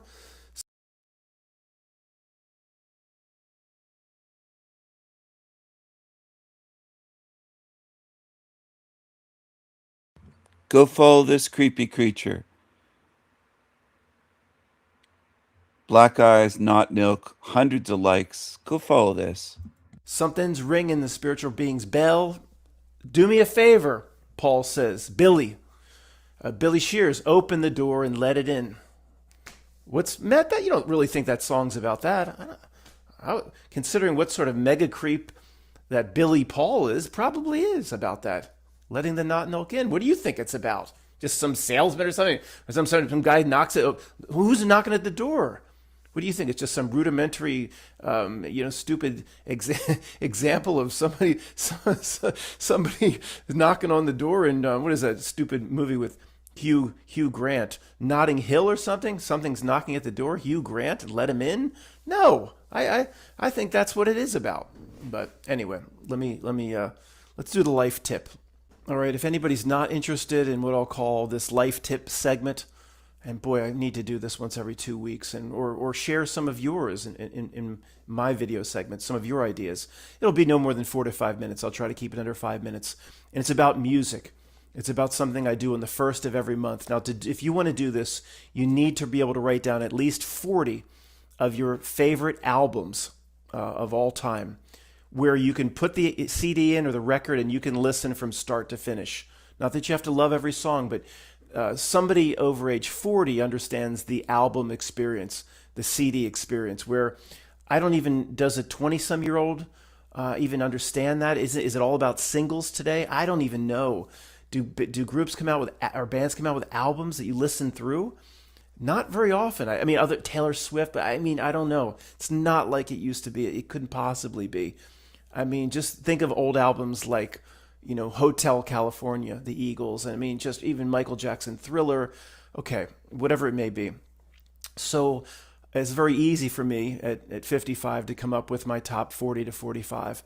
And I have this calendar that I reference the first of the month. It's an old calendar, but June, start looking for the fireflies and the lightning.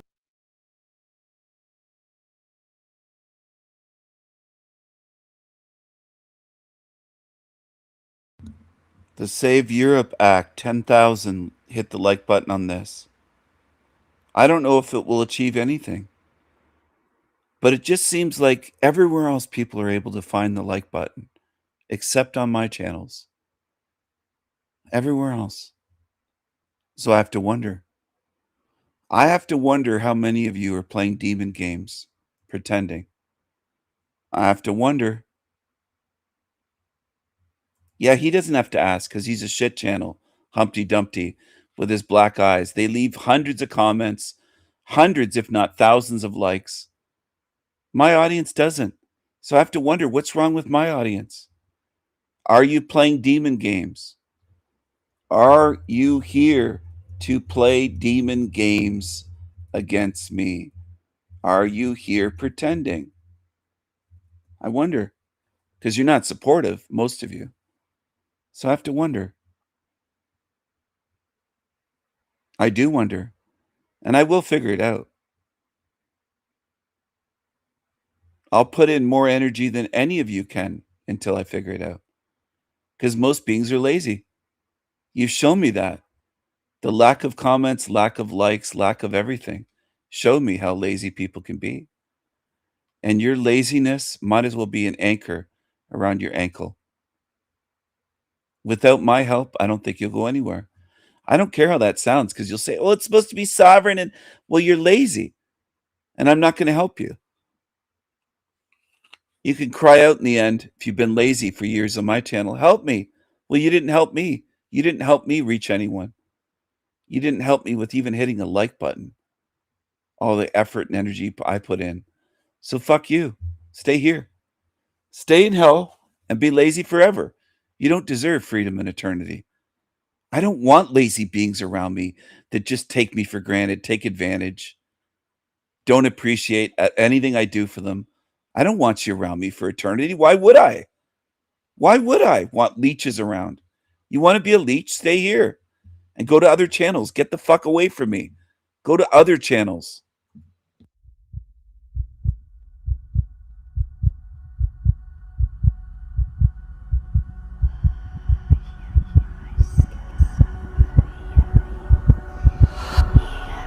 Europeans, it's 2 minutes to midnight. Right now, as you're watching this video, thousands of immigrants are pouring into our borders. We are that close to becoming irreversibly and permanently a minority in our own nations. And I don't have to tell you what that's like. You know it. I know it. We all know it. We have been talking about it for ages, but now it is the time to take action. So today we are presenting the first ever patriotic European Citizens Initiative, the Safe Europe Act. It's an official tool by the European Union, never been used by patriots before. It's a tool for every citizen to get involved into policy making and put their interests in the agenda of the European Commission. And today we're going to do exactly that. With the Safe Europe Act, we are demanding of the European Commission to take a stance on what matters most, acknowledging the ethno-cultural continuity of the peoples of Europe as crucial for its perseverance. We are demanding of the European Commission to install a total and full halt. A lot of so-called truther channels like Tony Sayers will say they're just trying to get you to hate Muslims, he said the other day. They're not covering this at all.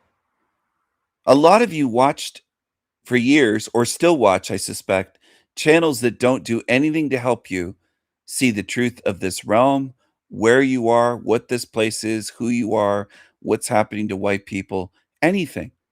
And you applaud, and you pay them money, and you hit the like button, and you leave them comments.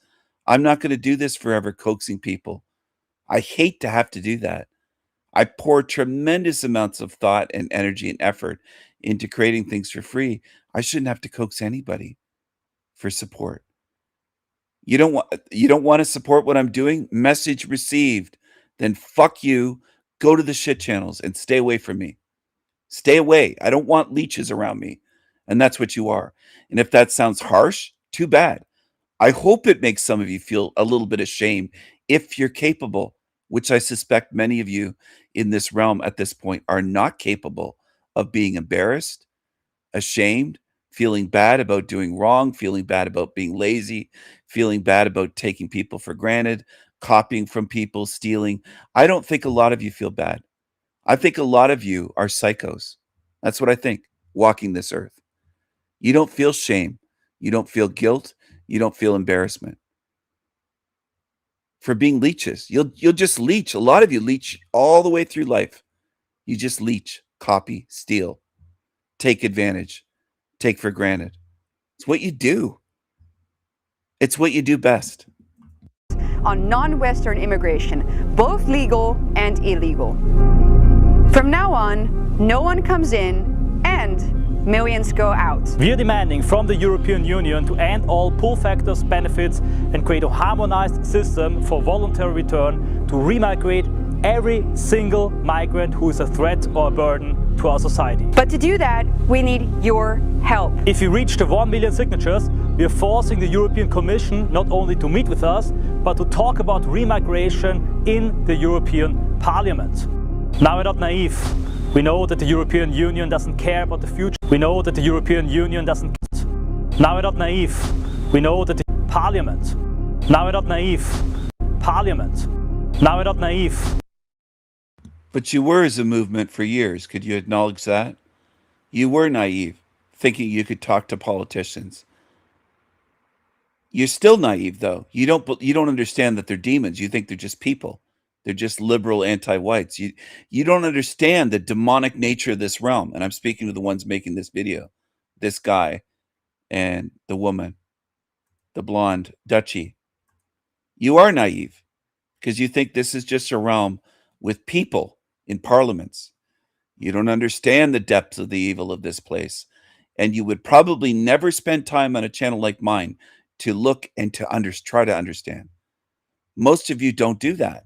Most humans. From the European Union to end all pull. One comes in and millions go out. We are demanding from the European Union to end all pull factors, benefits, and create a harmonized system for voluntary return to remigrate every single migrant who is a threat or a burden to our society. But to do that, we need your help. If we reach the 1 million signatures, we are forcing the European Commission not only to meet with us, but to talk about remigration in the European Parliament. Now we're not naive. We know that the European Union doesn't care about the future of the peoples of Europe. But we are not. Now we're not naive. Now we're not naive. We know that the European Union doesn't care about the future of the peoples of Europe. But we are not asking for permission. We just act and create a political crisis for the European elites. We will let the right-wing parties do the fighting from the inside, and what we are trying to do is unite and move the force of millions of European patriots towards the institutions and put pressure on them from the outside. By hitting the 1 million signature threshold, we will legitimize our movement and we will force them to take a stance. They want you silenced, we want you to be heard. The first step in our plan is the kick-off phase. We're looking for 100,000 early signers, ambassadors, and an avant-garde for the whole campaign to get the other 900,000 patriots to sign and to legitimize our demand for remigration. Don't sit back and watch Europe get destroyed. Demand your country back, for yourself and more importantly, for your children. Join the most important political campaign of 2026. Sign the Save Europe Act and join our movement. Join the movement, sign a paper, sign a petition. And this is what people support. 10,000 likes on this. They think this is very powerful.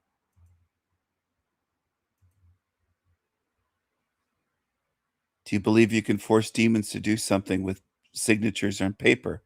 It's remarkable what people will believe in this realm, because most of you humans go by beliefs. You love your beliefs, your stupid, empty beliefs. You love it. You love your stupid beliefs. Yeah, most of you don't take it seriously. I can't get through to most of you. And I keep saying it. Most of you are unreachable, unteachable. Most of you on earth. But you got a big ego. A lot of you think you have it all figured out. A lot of you on my channel have been like Louise. You think you have it figured out. You don't. You don't. Good evening. These are two separate incidents, very similar in nature, that happened around the same time, but police say it's not clear if they're related. A large response in Williamsburg. The NYPD K9 unit, FDNY, and Department of Environmental Protection investigate a sewer at Bedford Avenue and Hayward Street after cameras spotted about 8 men entering the manhole around 1 o'clock Friday morning around 3:40 a.m. Neighbors just as curious to find out what was happening. Around 11 o'clock Thursday night, the same thing happened in Gravesend, 8 miles away. They show the people climbing in, climbing out, changing their clothes. About 7 men climbed into the manhole on McDonald Avenue in Collin Place. They spent 3 hours in the sewer and emerged at 2 a.m. They get out, they get in a car, they drive away. Neighbors were alerted when investigators showed up Friday to canvass the area. They were told not to worry. They climbed in the manholes, they searched, they went up and down the block. And lo and behold, they tell us they dropped their keys. I don't believe anyone dropped keys. A DEP spokesperson says the sewers have been inspected and the infrastructure is safe. They warn it's not only illegal to enter, it's also dangerous, as sewers can contain numerous hazards, including noxious and potentially deadly gases, unstable surfaces, flooding risks, and confined spaces. Councilmember Suzanne Schwang, who covers Gravesend, agrees it should not be taken lightly and commends the NYPD on their swift response and confirmation everything is safe. But not everyone is convinced all is well. They just say, no, it's fine. It's not fine. Still a lot of speculation as to what happened, but there is no confirmation as to exactly why these men. Sewer rats crawling in and out of sewers. Enter the sewer system. In Gravesend, Brooklyn, Alicia Reed, Pix 11 News. Sewer rats. Sewer rats.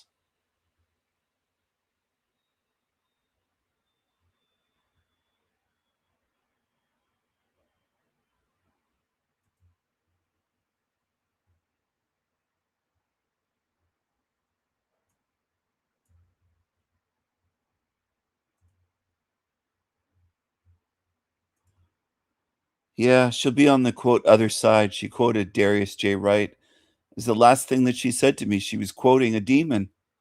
Louise quoted a demon as the very last thing she said to me. She'll see me on the other side, which was meant as a slap in my face. I don't think you will, Louise. I don't think you can find your way out of here. And I don't think you're moral enough.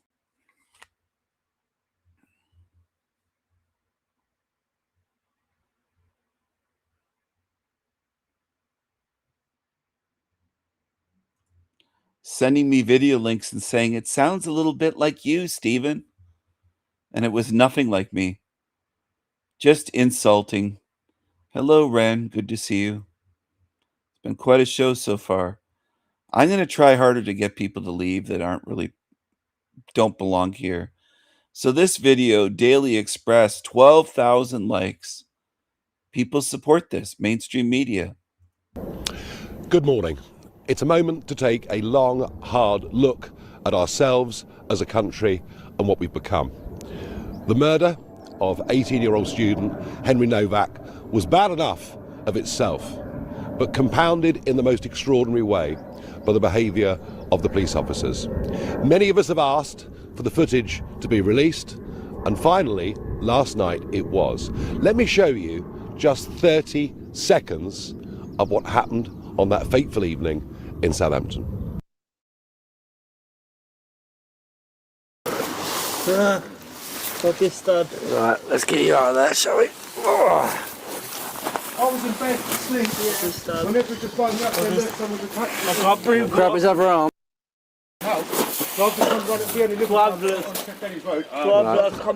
What's happened to you, right? You've been stabbed? Whereabouts? Don't think you have, mate. You've been stabbed? Where?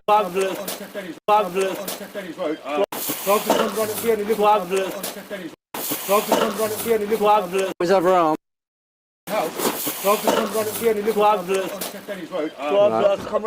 What's happened to you, right? You've been stabbed? Whereabouts? Don't think you have, mate. You've been stabbed? You've been stabbed? Whereabouts? Don't think you have, mate.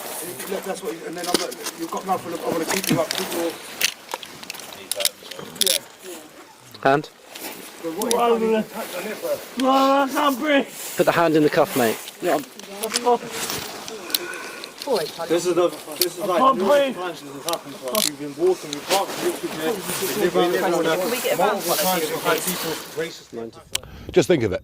An 18-year-old lad, a student, been out with some friends for the evening, on the way home, and victim of a sustained attack. Stabbed several times, chased down the street. Stabbed seriously 5 times. And what happens? Well, the assailant's brother rings the police to say, we've just been racially attacked and abused by a white guy. The sirens blare, racially attacked and abused, rings the police to say, the assailant's brother, rings the police to say, we've just been racially attacked and abused by a white guy. The sirens blare, they arrive. Young Henry must have thought that at last help was at hand, but far, far from it. The police act from the beginning to the end, and the end when he dies, lying on a pavement, having been stabbed, in handcuffs. The last thing he heard on this earth was him being read his rights by the police. He was actually treated in a way that meant an accusation of a racial slur was treated more seriously than an act of murder. What does he say? I can't breathe. Familiar words? Remember career criminal George Floyd, who died in appalling circumstances in Midwest America a few years ago. Remember the reaction to that and the way the police behaved. Within a few days, Keir Starmer was taking the knee. Black Lives Matter exploded all over the country. Churchill's statue was defaced, the cenotaph was vandalised. And yet, what has the public reaction been from our leaders and politicians, and indeed, to be frank, much of the media to this? Silence. Absolute silence. Proof, if ever there was any, that we're living in a two-tier culture in this country where the rights and privileges of white people... Yeah, the silence is proof, and also the silence on my channel, for the most part. Most people are silent when I show them how demonic the realm is. Most of you humans support shit channels run by liars, scammers, zombies. You love it. Most of you in this realm don't want the truth. You don't, and you show it. If ever there was any, that we're living in a two-tier culture in this country. This silence. Has the public reaction been from our leaders and politicians, and indeed, to be frank, much of the media to this? Silence. Absolute silence. Proof, if ever there was any, that we're living in a two-tier culture in this country where the rights and privileges of white people matter less than those of ethnic minorities. Now, what has happened over the last few decades is, without anybody being asked, without anybody ever voting for it, we've been subjected to mass immigration on a scale that is truly unbelievable. At least 10 million new people have come to Britain in the last 20 years. And let's be clear, many of them are great people who work hard, have integrated and made their lives here. But far too many that have come have refused to integrate, are leading parallel... I disagree strongly with that. He said many of them are great people. No, most of them don't work, or they're criminals. They're involved in trafficking. They're involved in money laundering, fake businesses, or they're living off the system. Many of them are not great people, and they don't belong there to begin with. Whether they work or not isn't even the issue. Whether they work or whether they're on welfare, they don't belong there is the fucking issue. They're outbreeding Great Britons or British people in Great Britain. They don't belong there. That's the issue. Not if they work or if they don't. That is not the issue. Is, without anybody being asked, without anybody ever voting for it, we've been subjected to mass immigration on a scale that is truly unbelievable. At least 10 million new people have come to Britain in the last 20 years. And let's be clear, many of them are great people who work hard, have integrated and made their lives here. But far too many that have come have refused to integrate, are leading parallel lives and leaving many of our cities almost culturally unrecognisable from what they've always been. But to stop any criticism of this, we brought in hate speech laws. We brought in a DEI agenda. We brought in what is called positive discrimination in favour of ethnic minorities over those of white people whose families have lived in Britain in many cases for centuries. That is the mess that we've got into. And that is why, in some ways, what happened, and despite the appalling. I posted the link various live streams recently and no one joined. In hours and hours of being live, no one had the guts to join. You show me all the time what you are in this realm. Constantly, people show me. And as Wendy has said, I'm friendly, I'm a great conversationalist, easy to talk with. It doesn't matter. People are cowards. People in this hell realm are cowards. And you think being a coward is going to get you out of hell? Are you kidding me? Some of you actually believe you can just be cowards and get out because you think you have it figured out. You're so simple. Oh, well, I just don't go into the light, Stephen. As though that's what I've talked about for almost 4 years. You think it's so simple. You're just cowardly simpletons. Have lived in Britain in many cases.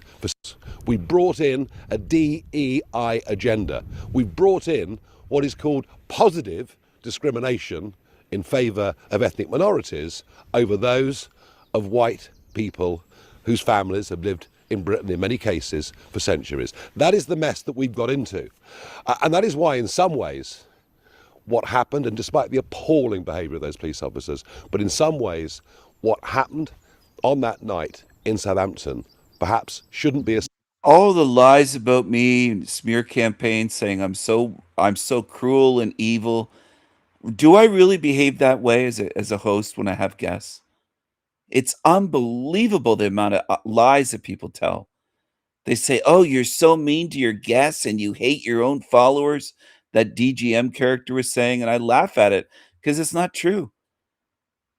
Lying is the default for most humans. Lying, cowardice, following and supporting evil. This place is so goddamn sick, this realm. They lie about me all the time, as though I'm just evil to people. I don't treat people the way Jack Talcott does, for example. I go on his show, before he even brings me on, he's trying to take a shot. That's what they do. So I don't know how some of you can listen to these complete lies and fall for it. You'd have to be evil, a zombie, or a combination of those to believe these lies, because it's observably false what they're saying about me.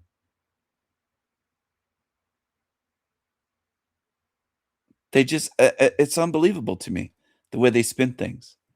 And they'll watch Jack Talcott and say he's full of love and peace and that he's good to people. No, he isn't. He's lied about me. He's called me names while introducing me onto the show. He's done all kinds of shit. He'll kick me off, then name call. He'll make threats of violence against me right on his show, saying he'd like to choke me out. This is what people, I don't know how they can't notice. I don't know how you can't notice. It's just incredible. The contrast is right there. I bet there's people listening to this guy, and I don't know him. I'm not from Great Britain. I've seen very little of this Farage guy over the years. Once in a while, I've seen him give a speech or interview or a little tidbit, but hardly anything. I don't know this guy. But I wouldn't be surprised if white people and darkies, browns, blacks, in England, in the UK, in America, in Canada, in Australia, liberals would say, he's evil for saying this. It's like they're hearing something entirely different, the way their brain works and interprets, that's not even being said. They would call him evil for this. I wouldn't doubt it at all if there's people that watch this that called him evil. We're in a realm of absolute demons. Because nothing this guy has said, it's been very soft. None of it is evil. None of it. What happened on that night in Southampton perhaps shouldn't be, but in some ways, what happened on that night in Southampton perhaps shouldn't be a surprise in two-tier Britain. Alison Pearson, journalist on the Daily Telegraph, received yesterday an email from an experienced, long-serving Hampshire police officer. In it, he makes... I'm going to address what Wendy said. Thank you, Wendy. Disgusting what demons say about you. And I'm going to comment on that. I had demons lie about me in the past, in my life, in high school, elementary, high school. Some were former friends. Some were two-faced. They weren't true friends. They were two-faced. And sometimes family members lied about me, outright lied to try to make me look bad, lied about things that never happened. So I dealt with that once in a while. And it was hard enough dealing with that as a child in elementary and in high school. You're still not an adult when you're 14. That's not grown up. That's still a child in my view. So I dealt with liars. But never so many as on YouTube my whole life. No matter where I was, no matter what social groups I was in, it's different. I've been to and lived in different cities, different places. I've never dealt with so many liars as the ones on YouTube. So when I discovered this pack of fucking demonic liars, I had to expose it. And I didn't know until I did these YouTube channels how rare good spirits that really want to see and speak up to evil are. It's so few in this realm.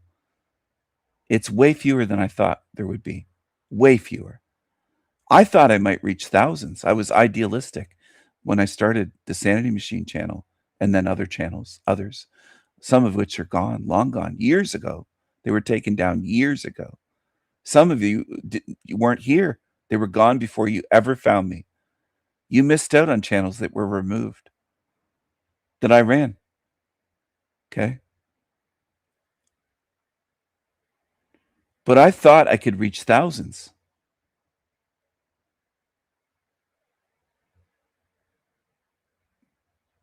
Well, Faraj, I'm sure, is part of the club. He's saying what he's told to say, or he's an actor on the world stage, I'm sure, like the rest of the politicians.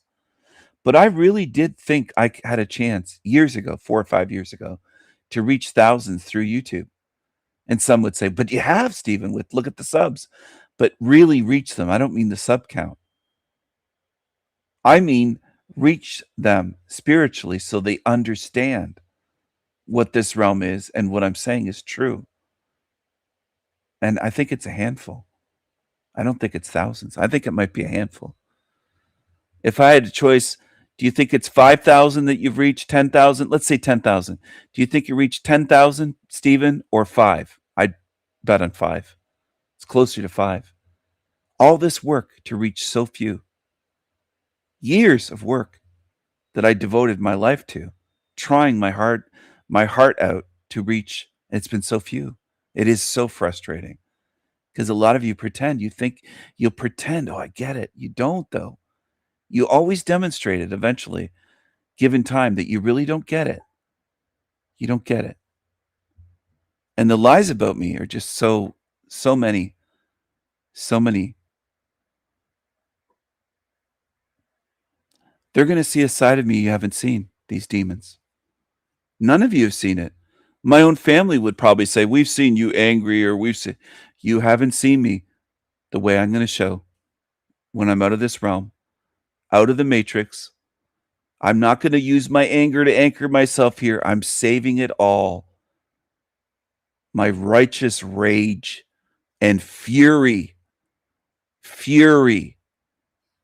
I don't think humans understand that word. They think, oh, you're a bit mad. You're a bit angry. No, you don't get it. You don't get what's going to be unleashed, because this place has proven itself to me conclusively to be the most evil place, most likely in existence anywhere. And a lot of you treat it like it's normal. Most humans on earth treat this like it's normal or like it's home. Maybe it is home to you, but it isn't to me. You lie and lie and lie and lie and lie and lie. Lie about how I treat people. Just lie about me in every conceivable way. They lie and say I'm poor. They lie and say I'm on welfare. They lie and say I'm on disability. They lie and say I live in an asylum. They lie and lie and lie and lie. And it's just endless lies. Endless. The amount of lies. False accusations, lies, smear campaigns. That isn't what I expected. I expected demons to kind of push back against me and fight me and resist, but I didn't expect this level of lies by thousands of beings on YouTube. Thousands. It's thousands versus me. The whole Panelverse and more. There's people that I go somewhere, I've never seen their name before. I don't know if it's a sock account, but they're lying about me as soon as I appear on a live stream and they're in the chat. Constantly. Anyway, that's the way it goes. And I'm not crying about it. I'm just saying it's sickening. It shows me how demonic the realm is. I know it's a demonic realm because I observe and I pay attention. Perfectly clear that the police are told that they must respond to situations in different ways according to the ethnicity of those involved in the crime. So is he speaking some truth there? Yes. He is. Does that mean that he's not evil? No. Evil can speak truth. Evil can pretend. Evil can act. Evil can deceive. Evil does that all the time in this realm. I don't find it funny. I'm just find it funny that people are so naive still at this point in this realm. There's people that say, I like what he said. I'm going to vote for him. Well, do you know what that is on the screen? Are you so sure that it's human? Because I'm not. I don't know who he is exactly. I've seen him rarely over the years. I don't live in Great Britain. But does this seem like a staged thing? Yes, it does. It does. Is he given a script to read? Almost all of them are politicians.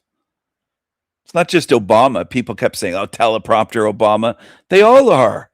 Trudeau, Trump, Farage, whoever. Goddamn King Charles, they're all given scripts. Politicians in the Senate,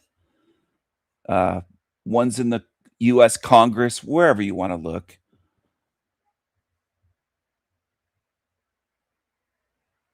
But does it mean that what he's saying is all false? No, that's where baby truthers get. Well, it must all be untrue then. No, it's too. It isn't that simple. Okay, it just isn't. They can drop lots of truth in their speeches. Is there even a possibility that the evil entities, if there's an evil entity possessing them, kind of lets them do something once in a while and say something that's true? That's another possibility I've considered.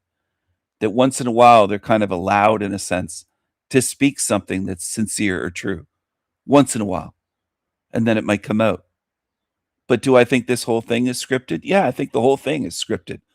A stage, a play. That's what it seems like to me.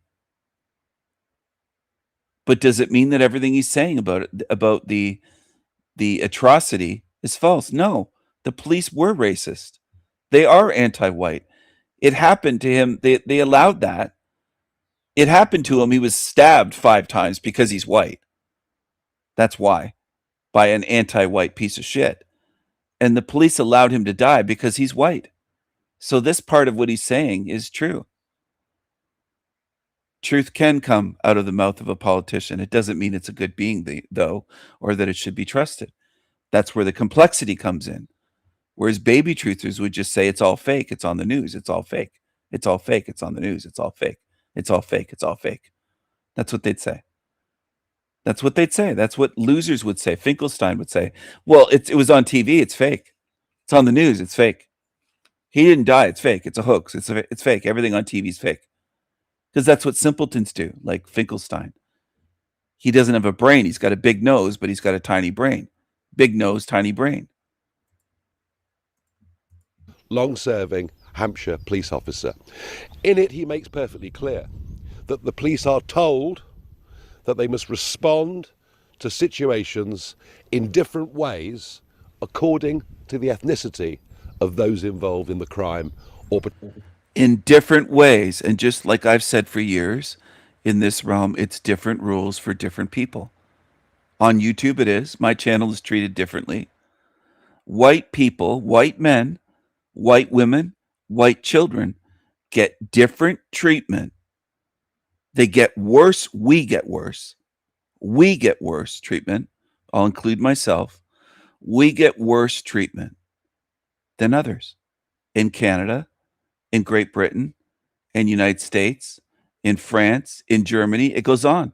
We get treated differently because we're white.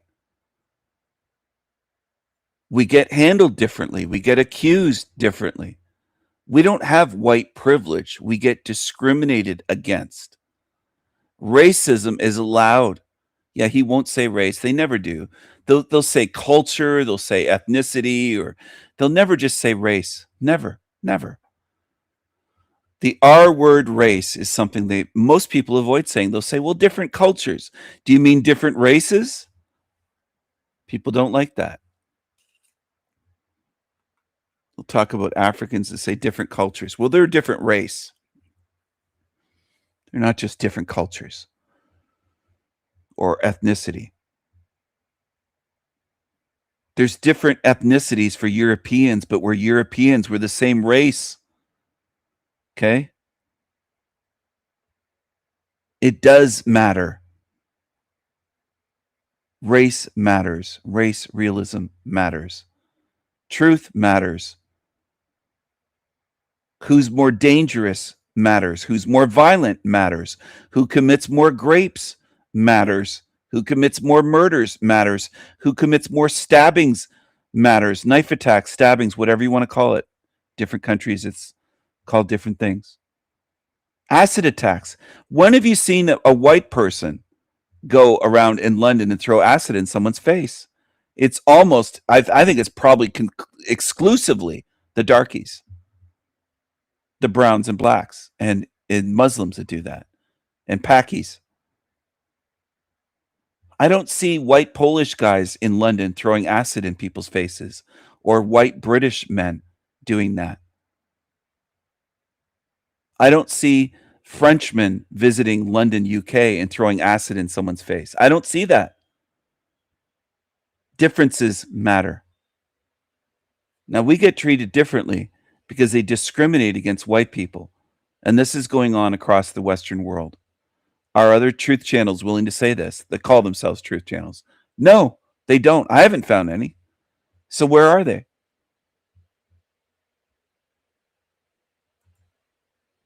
There are a bunch of anti-whites on most of these channels. Tony Sayers says, oh, they want us to hate Muslims. They want us to hate Muslims. That's the agenda. Big nose, Tony Sayers said the other day.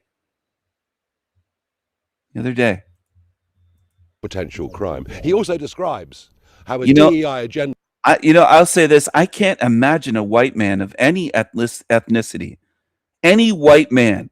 I can't imagine a white man throwing acid in the face of a woman or children or a family in London in public. My mind would be blown if there was proof that occurred. I can't imagine that. You'd have to be a fucking psycho. And you know what? White people would not defend that if it did happen. White people would want that fuck punished to the full extent. Because we don't protect these creeps that do that. See, this is the thing. This is the difference.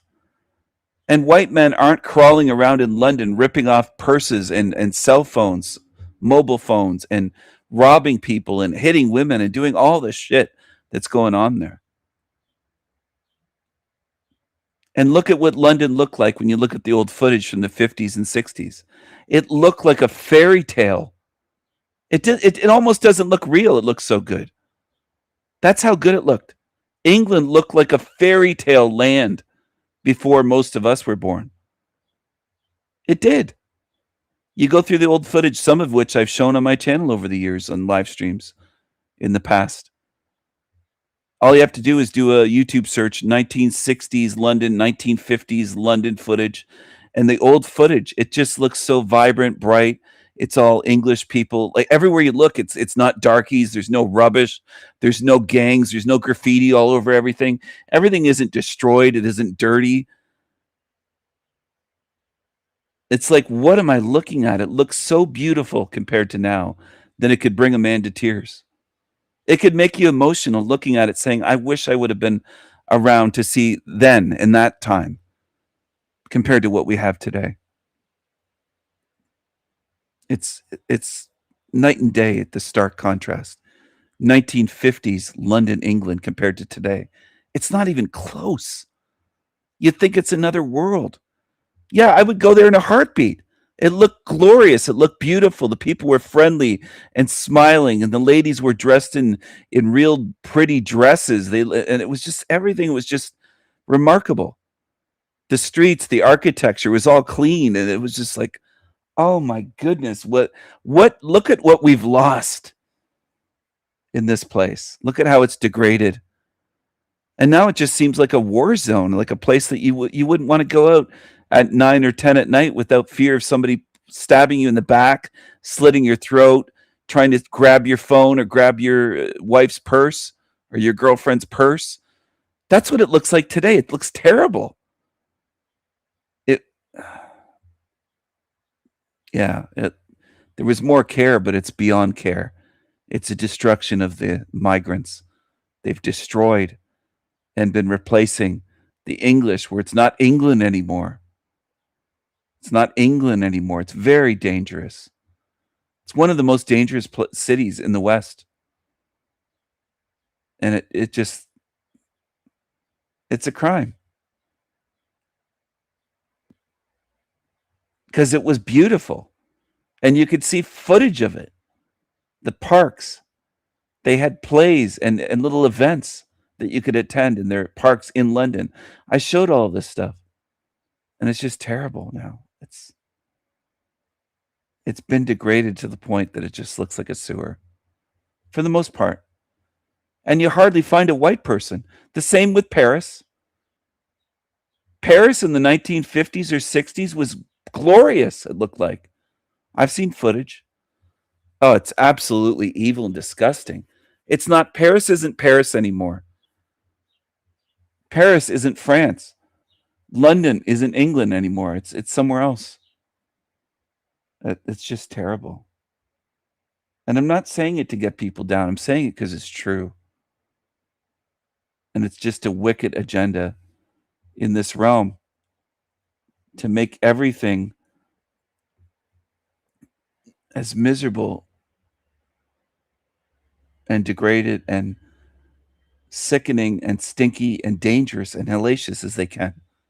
It's an obvious agenda. It's nothing that somebody has to do mathematical equations on a goddamn whiteboard to figure out. I mean, it's so obvious what's happening. But it's also so sickening. As obvious as it is, it's sickening what has been allowed to be done and how much they've been able to pull this evil off. Now, were there still things wrong in the 1950s?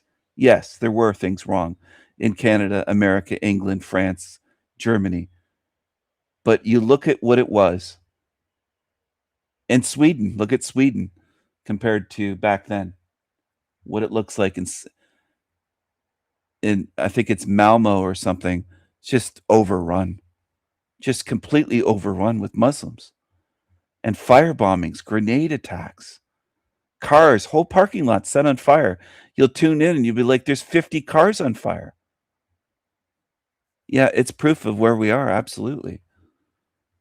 And evil is celebrated and allowed in this place. They want it to be destroyed. This is by design. They want our lives harder. They want us to be living in fear of violence. Little old ladies can't go out because they forgot to buy some groceries or something, and they want to go to the store, the corner shop. And they could be robbed. They could be brutally beaten down. And they grew up in that country. They're British, let's say, or they're a Canadian woman or an American woman. Oh, it's sickening. Sickening. They shouldn't be living that way. Shouldn't have to. A white little old lady that's 70 years old or 80 should be able to walk down to the corner store with absolutely no fear at all of anything, any harm happening to her. And in fact, if she has trouble opening a door or doing something, somebody should be there to assist her and go, oh, hey, ma'am, or hey, miss, and open the door for her and help her out. That's the way things are supposed to be. That's the way it should be, not like this. This is beyond evil and tragic. It's sickening beyond words what's gone on. Here, Britain. Alison Pearson, journalist on the Daily Telegraph, received yesterday an email from an experienced, long-serving Hampshire police officer.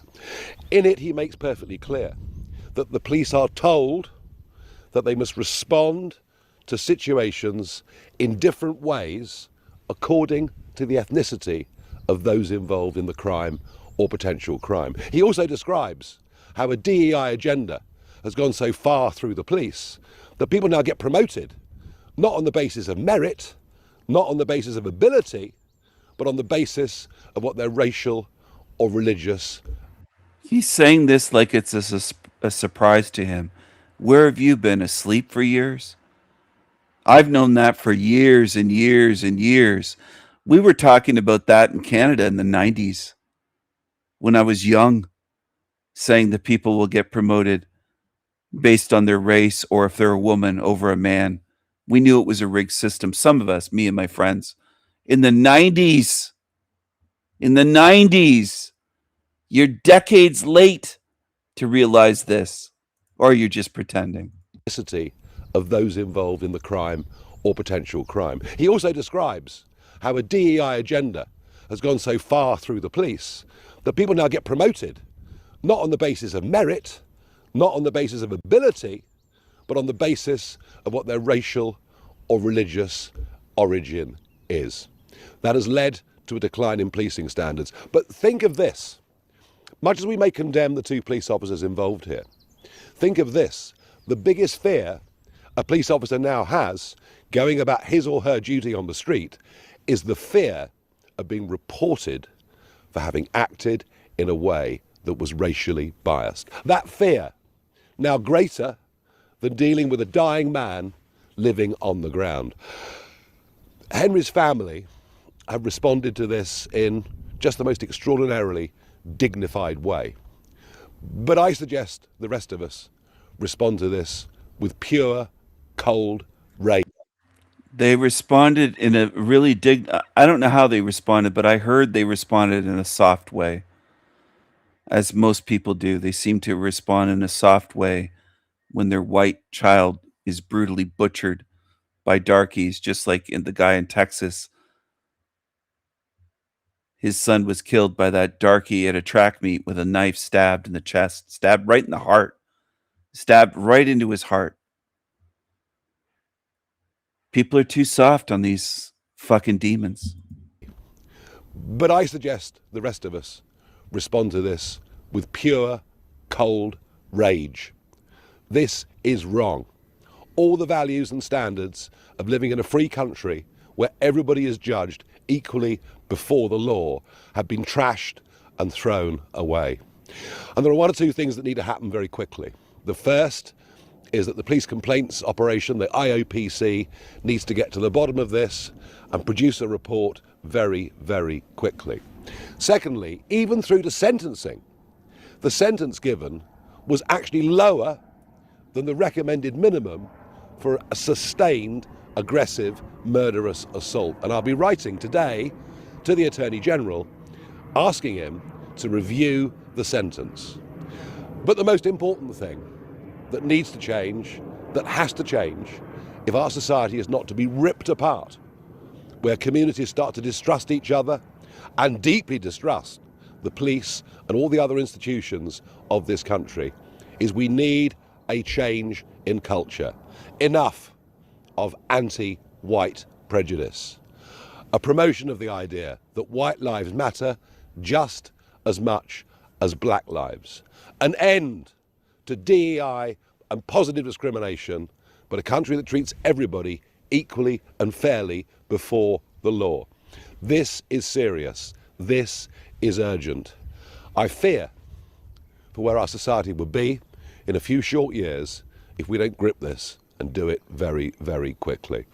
I want to send my sincerest condolences, the country's sincerest condolences to Henry's family. I hope this is the last time a British police force operates in this way. But the fish rots from the head down. It is up to government and police chiefs to change this culture and to start that process today. Thank you.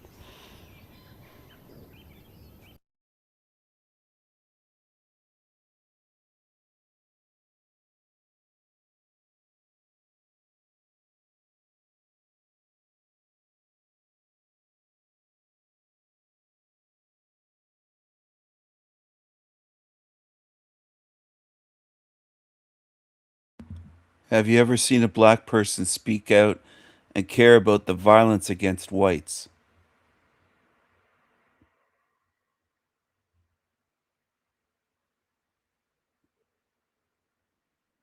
Instead of just saying no, think about it. Why don't they? I know the answer is no for most of you, if not all of you. But why? You'll say, no, I've never seen it, never heard it. Why, though? Why don't the Tigs care about you, white people? A lot of you white people have this expectation. You think, well, they'll care one day. Why not? Why don't they care? If they don't care, why don't they care? River there on the feast, deliberately on the Feast of the Holy Trinity. She was only able to access that spot once. It's only open once a year for the people that come to this private property to honor the Feast of the Holy Trinity. So she was only able to get to that spot on that day. She was there at the exact time of the blue moon and threw a larvicide stone into the water. And they care about violence, they claim to, but it's only against them. If there's anything that happens to a darkie, darkies only care about darkies. But you notice I see a lot of white people marching and caring for Black Lives Matter, giving money to darkies. There's a lot of whites, women and men, probably more women though, that care for the darkies. White women, white men, and white children. But it doesn't go the other way. It's not vice versa. I find that interesting. Maybe some of you will. I don't know. Maybe you won't. But I do. I don't see darkies anywhere in the world caring about white people or the deaths of white people or violence against whites. White people could be butchered anywhere and butchered by darkies, and darkies never stand up and say how wrong it is and show any care. It's interesting. It goes one way. White people caring about darkies, not the other way around. And thought of me and her and one other person, 3 people, which again is a trinity. So she was like throwing that stone in at the property to honor the feast. Somebody, I don't know if I should say their name either, went out in their country. So this is somebody not even in the US. This is somebody in their country, had planned to go out with their friend for a couple days and go to certain sites. I'm not sure if they were going to ley lines or what, because I was a mess when I was listening to her messages, but they were going to reverse things that were in those spots. And anyway, this person, I had sent them a piece of larvicide, and I had a piece of larvicide sitting next to Zika right before she passed, like her last days. And so this person went to a major river there on the feast, deliberately on the Feast of the Holy Trinity. She was only able to access that spot once. It's only open once a year for the people that come to this private property to honor the Feast of the Holy Trinity. So she was only able to get to that spot on that day. She was there at the exact time of the blue moon and threw a larvicide stone into the water and thought of me and her and one other person, 3 people, which again is a trinity. So she was like throwing that stone in at the moment Zika passed. And that is just an impossible thing. And what it told me, and you'll see here with this next synchronicity, how nature is all linked together with this thing. It's rolling out a script and whatever, but nature's there and backing us up. We're all interconnected with nature, with anything that's real and appearing, anything that's real and appearing to be here. Let's change the picture. I don't know how many more of these I'm going to share, but maybe one more. I've got several. Well, I do need to share that one because it's going to apply.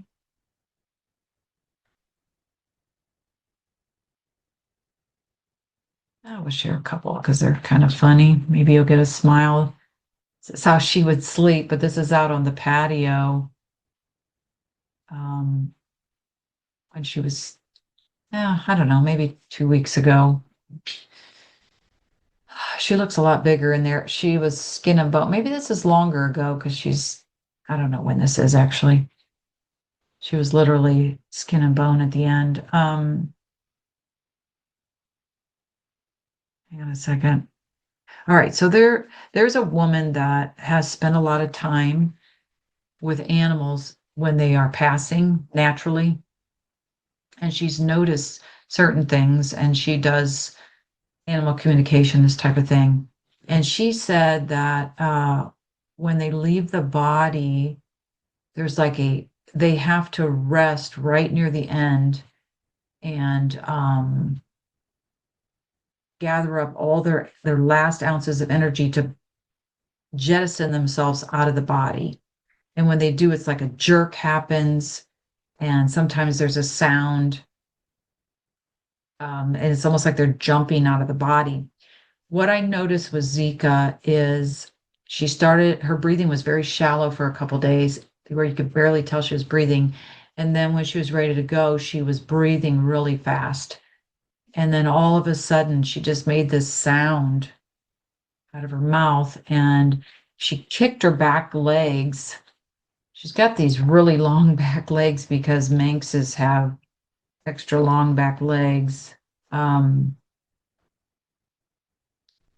Maybe we'll just, here she is posing in front of her picture I had done for her. I had both cats done. I just set it there and she went up next to it. There's actually ones where she stood in front of it and looked at me. But I don't know if you can see that. I don't even know if I shared that. Here, let's share it again. I don't even know what buttons I'm hitting. I might have closed it. Anyway, it doesn't matter. Yeah, here she is near the end. Looking at me, just wanting food every 2 minutes, like, get up, get up. So just leave it there for now. So both of her back legs extended out, almost like she was pushing off to jump. And then she was not breathing anymore. She made that sound. She wasn't breathing anymore, but her legs did that about 3 more times. So it might have been just a automatic delayed reaction. Because when I picked her up, they did it 1 more time. It was almost like she was trying to jump out. But so that lady said that to not get alarmed if your animal jerks like that when they go. But she also said over time, they're gradually pulling out of the body.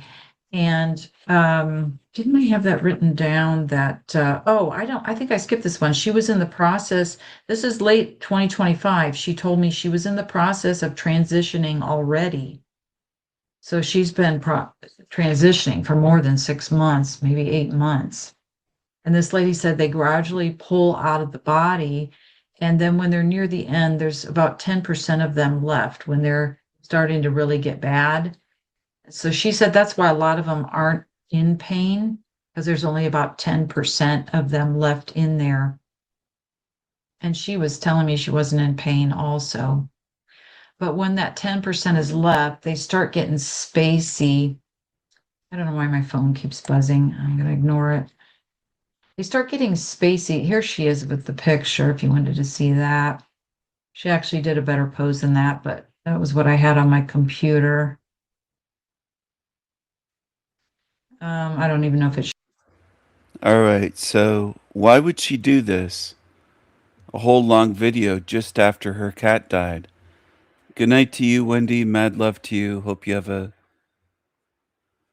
good sleep tonight, a good rest.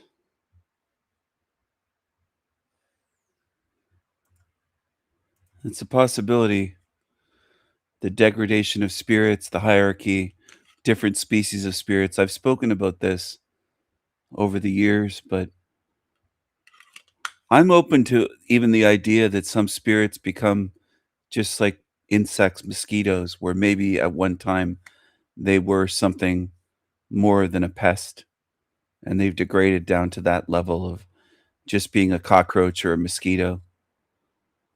Now, it's not a comfortable idea. It doesn't sound nice to people, to their ears. They'll say, well, you're calling them cockroaches. You're saying they could have been a spirit. And eventually they became, after so much degradation and choosing evil, they degraded down into a cockroach or a mosquito or a leech. Yeah. Yeah, could be. I'm not ruling that out yet. I see beings that look human that behave like cockroaches. So who's to say that eventually who's to say that they won't be that eventually in a lifetime ahead? They just keep degrading, and they keep choosing evil. They never stand against it. I noticed that pattern in this realm. So few speak against evil, speak up, stand against it, say it's wrong. Most people support it. And I think there is a cost, a spiritual cost, if you keep supporting evil lifetime after lifetime after lifetime. Eventually, you get degraded as you get recycled, and they keep supporting evil, that they just become some evil thing that has no care for others. That's just a violent, evil demon Tigger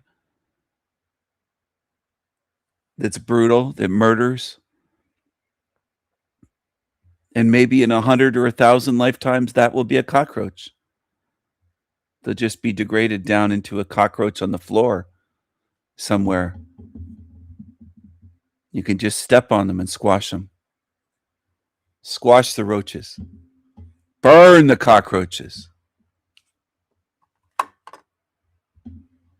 I notice there's a lot in this realm that would call that, oh, you don't do that. That's wrong. Really? I would say there's a lot of people in this realm that feel more for cockroaches than they do for babies. Human white babies. They feel more for a cockroach being stepped on. That's how fucked up this place is. It's completely fucked up. Evil, immoral realm.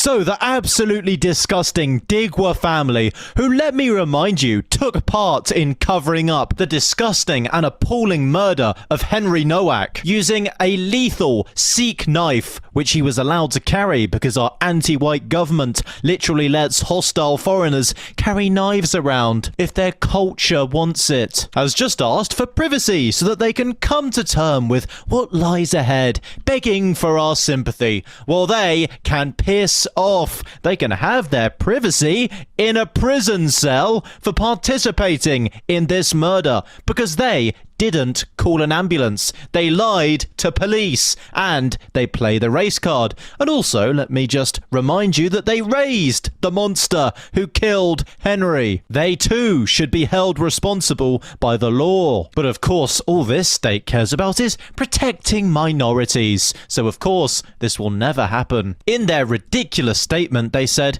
"We apologize to the Sikh community for our son's actions, which have unfairly brought the community into disrepute. We ask that this tragedy is not used by anyone to inflame division or hostility towards any community." No, absolutely not. Your community is legally allowed to carry lethal weapons which put our people at risk. We are absolutely going to take away that right. No group of foreign guests living in Britain should ever be allowed to have rights. Oh, I agree 100%. Not just in Britain, Canada, the United States, everywhere, Australia, France, Germany, you name it. They should not be in our countries allowed to carry weapons when we're not. That should be immediately changed. And that's just for starters. legally allowed to carry lethal weapons. City is legally allowed to carry lethal weapons, which put our people at risk. We are absolutely going to take away that right. No group of foreign guests living in Britain should ever be allowed to have rights over that of the native population. The fact that we ever allowed that is truly reprehensible.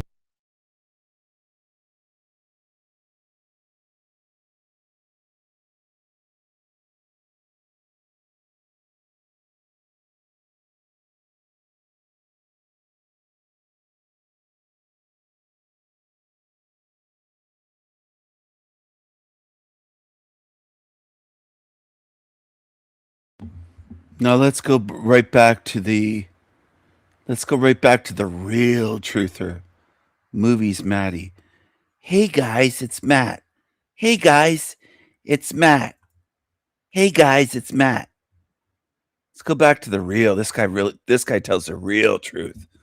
The real deep important truth of all time, where you can put the seed or share some of yours in my video segments, some of your ideas. It'll be no more than 4 to 5 minutes. I'll try to keep it under 5 minutes. And it's about music. It's about something I do on the first of every month. Now, if you want to do this, you need to be able to write down at least 40 of your favorite albums of all time, where you can put the CD in or the record and you can listen from start to finish. Not that you have to love every song, but somebody over age 40 understands the album experience, the CD experience, where I don't even, does a 20-some-year-old even understand that? Is it all about singles today? I don't even know. Do groups come out with, or bands come out with albums that you listen through? Not very often. I mean, other Taylor Swift, but I mean, I don't know. It's not like it used to be. It couldn't possibly be. I mean, just think of old albums like, you know, Hotel California, the Eagles. I mean, just even Michael Jackson, Thriller, okay, whatever it may be. So it's very easy for me at 55 to come up with my top 40 to 45. And I have this calendar that I reference the first of the month. It's an old calendar, but June, start looking for the fireflies and the lightning bugs. What I want to concentrate on this month in terms of what may be coming, what trees in the fall are changing color, you know, all that stuff I write down. It's like a diary, but it's a calendar. But when I turn over to June 1st, it shows the 4 or 5 CDs to go get and to load into the old CD player. And I'm not allowed to listen to them at any other time during the year. Now, I don't, if I hear the song on the radio, I don't pull off the road and cover my ears like earmuffs. But I don't listen to them. I don't put them in the car. I have a CD player in the car. But so only for that month. So for this month, I share 2 of them with you. Some of the albums and some of the bands that probably you wouldn't be familiar with. Some of what I think are the greatest. But for what everybody would recognize, Counting Crows, August and everything after. And Don Henley, I guess it's called End of the Innocents. Is that what that, you know, it has End of the Innocents, New York Minute. Those are the 2 of, I think there's 5 this month that you'd recognize. And I'm just telling you, it's an incredible experience to me because I don't hear it. I might want to go to those albums, but I hold back. And I don't really remember what, you know, June 1st I go down and I forget, you know, what I do forget what's coming for June 1st. I don't have it. I've only done this for maybe 6 years, something like that. But I've done it long enough where I go down and what, you know, I look at the 5 and think, what really calls to me? And I haven't listened all year to these 5 that I love. And I put in yesterday, I really felt I wanted Counting Crows, August and everything after. The first song's Round Here. It's like you know, you put it on, stepped out the front door like a ghost into the fog, and no one notices the contrast of white on white, and you're just like, you go, oh man, you know, it's an incredible experience to, you know, to bring the albums back when you haven't had them. Now I know somebody in their 20s doesn't understand this. It's an incredible experience to me, and I haven't even put in Don Henley yet. But that the start of the end of the end, it's dun. I'll just sit there and it's just heaven, absolute heaven. So I do this. I'll do this for the rest of my life, whatever the 5 albums are. He's such a weirdo. It's just about feelings with him. It's absolute heaven to him, he says. But no, it isn't. It makes you feel good. It doesn't change this hell realm. It doesn't make it into heaven. You're just fooling yourself. And that's what weaklings do. They fool themselves. Now, I'm not telling you not to enjoy music. See, some people that don't pay attention jump to the wrong conclusion and somehow warp and skew things to the wrong. I've never said not to enjoy music, but don't call it heaven. This isn't heaven. We're not in heaven. Be honest. We're in a hell realm. He can't say that. He said many times over the last few years, he'll never mention my name or my channel, but he knows me in a sense. Okay, he's aware of my channel. He'll say, this isn't a hell realm. This isn't a hell realm. And he gets very upset. It really bothers him that anybody would call it what it is. It is a hell realm. And you can't be in heaven just by pretending like Ian or Matt McKinley, putting on music, going to the beach. You're still in a hell realm, no matter what you listen to, where you go. That's what a lot of you don't want to face. You're like prisoners that say, I'm going to pretend it's not a prison. Well, then you'll stay there and rot there forever. I'm leaving. See, that's my response to you. People say, what's your solution? I'm leaving. Is that clear enough?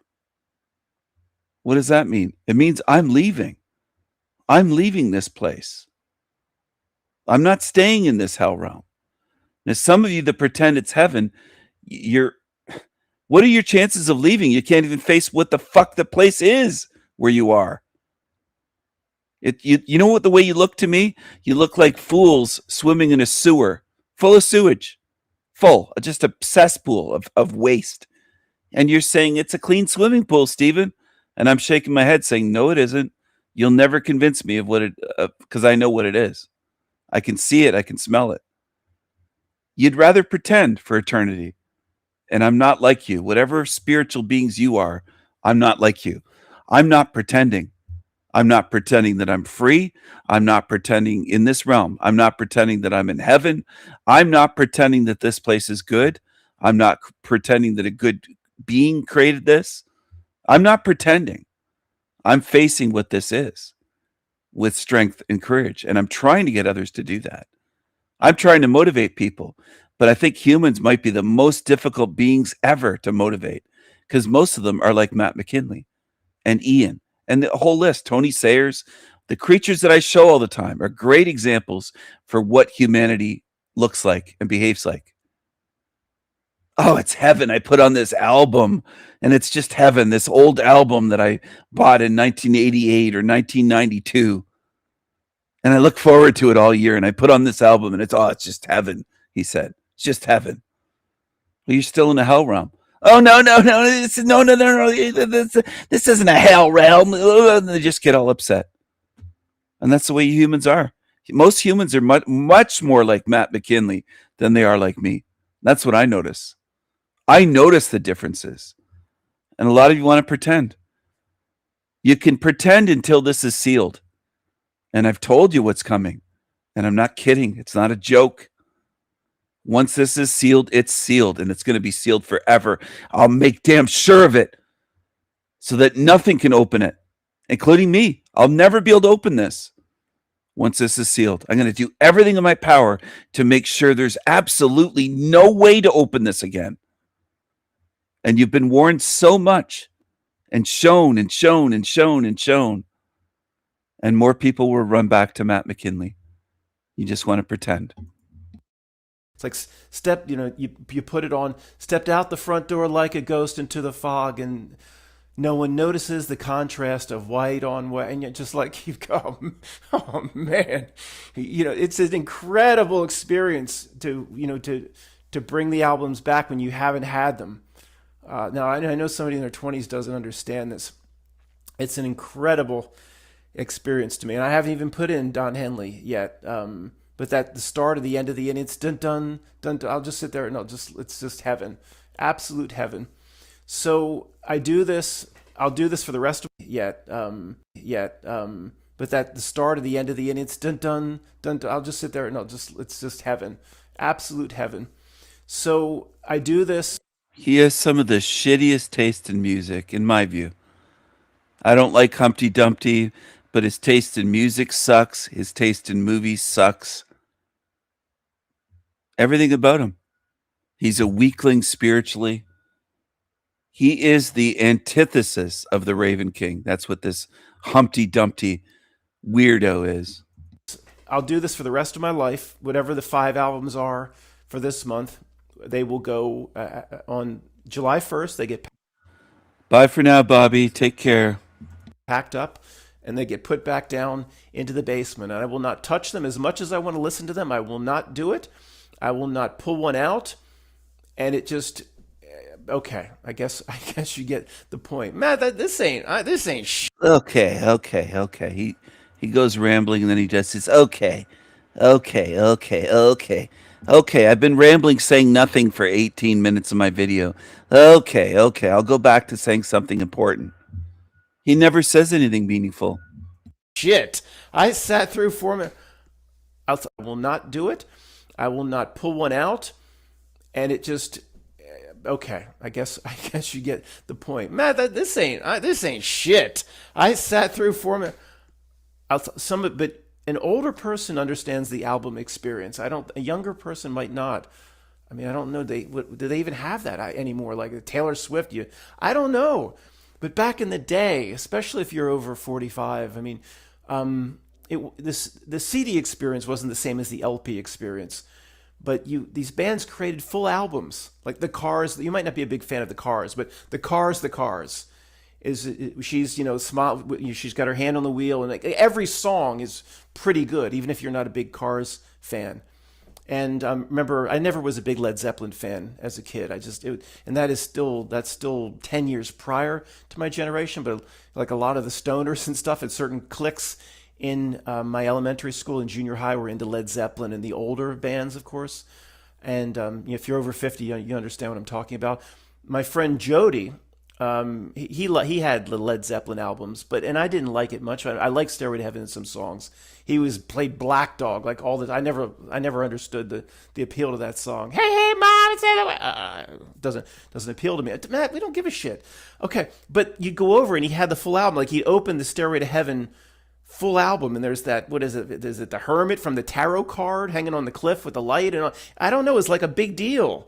And you listen to the album through, and okay, so it's not like you don't want to get a CD you're going to pop in just for the single. It's the album experience.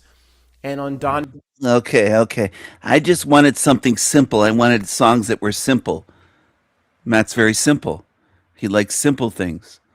I think Led Zeppelin songs were too complex, too abstract. They had symbolism. He doesn't like that. Matt's very simple. Don Henley's End of the Innocents, there's a lot of crap songs. Fuck Don Henley. You've got shitty taste in music. But as long as there's 4 or 5. How bad do you want it? Not bad enough. That sucks. I skip right through. So on the album I put in song 1, 4, whatever. If it's an album like Don Henley, End of the Innocents, I'll write which ones to go to and which ones to skip.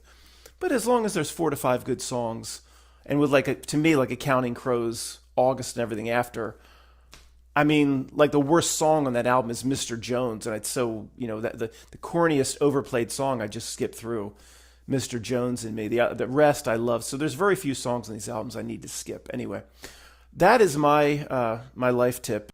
Oh, Counting Crows, that's the band with the darky singer. Oh, I'm not surprised. He likes the darky one. Not surprised.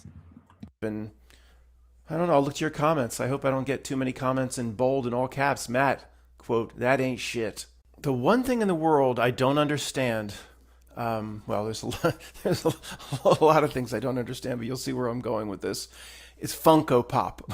I don't know, I'll look to your comments. I hope I don't get too many comments in bold and all caps. Matt, quote, that ain't shit. The one thing in the world I don't understand, there's a lot of things I don't understand, but you'll see where I'm going with this. It's Funko Pop. I don't get it. I'm sorry. And this segment is not about Funko Pop. It couldn't just be about trying to buy and then sell and trying to make money. I mean, people mostly They see them as collectibles and they have them for years and not just buying and selling. I don't get it. I don't understand why the first Funko Pop was ever sold. Who would want to buy the very first one?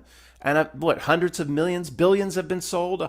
I don't understand how even one sold. I don't get it. In fact, there's something very snot milk strange going on where they're taking it doesn't even resemble the original character. Okay. Related to things I don't understand like that is Pokemon cards. All right, so let me just tell you what happened to me. I don't get out much. I don't do much. And I go out just a few times a week, and I run into some weird reality glitch or something. Every time I go out and I don't do anything, I don't go anywhere, I run into something weird. I'm sure those of you that go out more than me run into a lot of things weird. I get to the Target, it's yesterday. Today's Tuesday. Yesterday. Target opens at 8 a.m. And a lot of times Zara will wake me up at 5:45, jump up. I get up early. A lot of times I'll have a video loaded by 9:30, 10. 5, sometimes start work on video 5:30, 6 o'clock. So I'm up early. And okay, I've got a lot to do Monday, no video, just run my errands, go get food, water, all the stuff I typically take care of on a Monday. All right, Target. I'll just go when it opens at 8 a.m. I'm up. He's almost like a Rain Man type character. Dustin Hoffman in Rain Man. Goes to Target, takes care of it. He's just like a Rain Man. He's a weirdo. Early. And I go down there, and for some reason I got there early. Like I had it was 8 minutes, it was 7:52. I had to sit in the car and listen to tunes. I don't know why I went so early. But there's these people like crowded, lined up like a mob of people.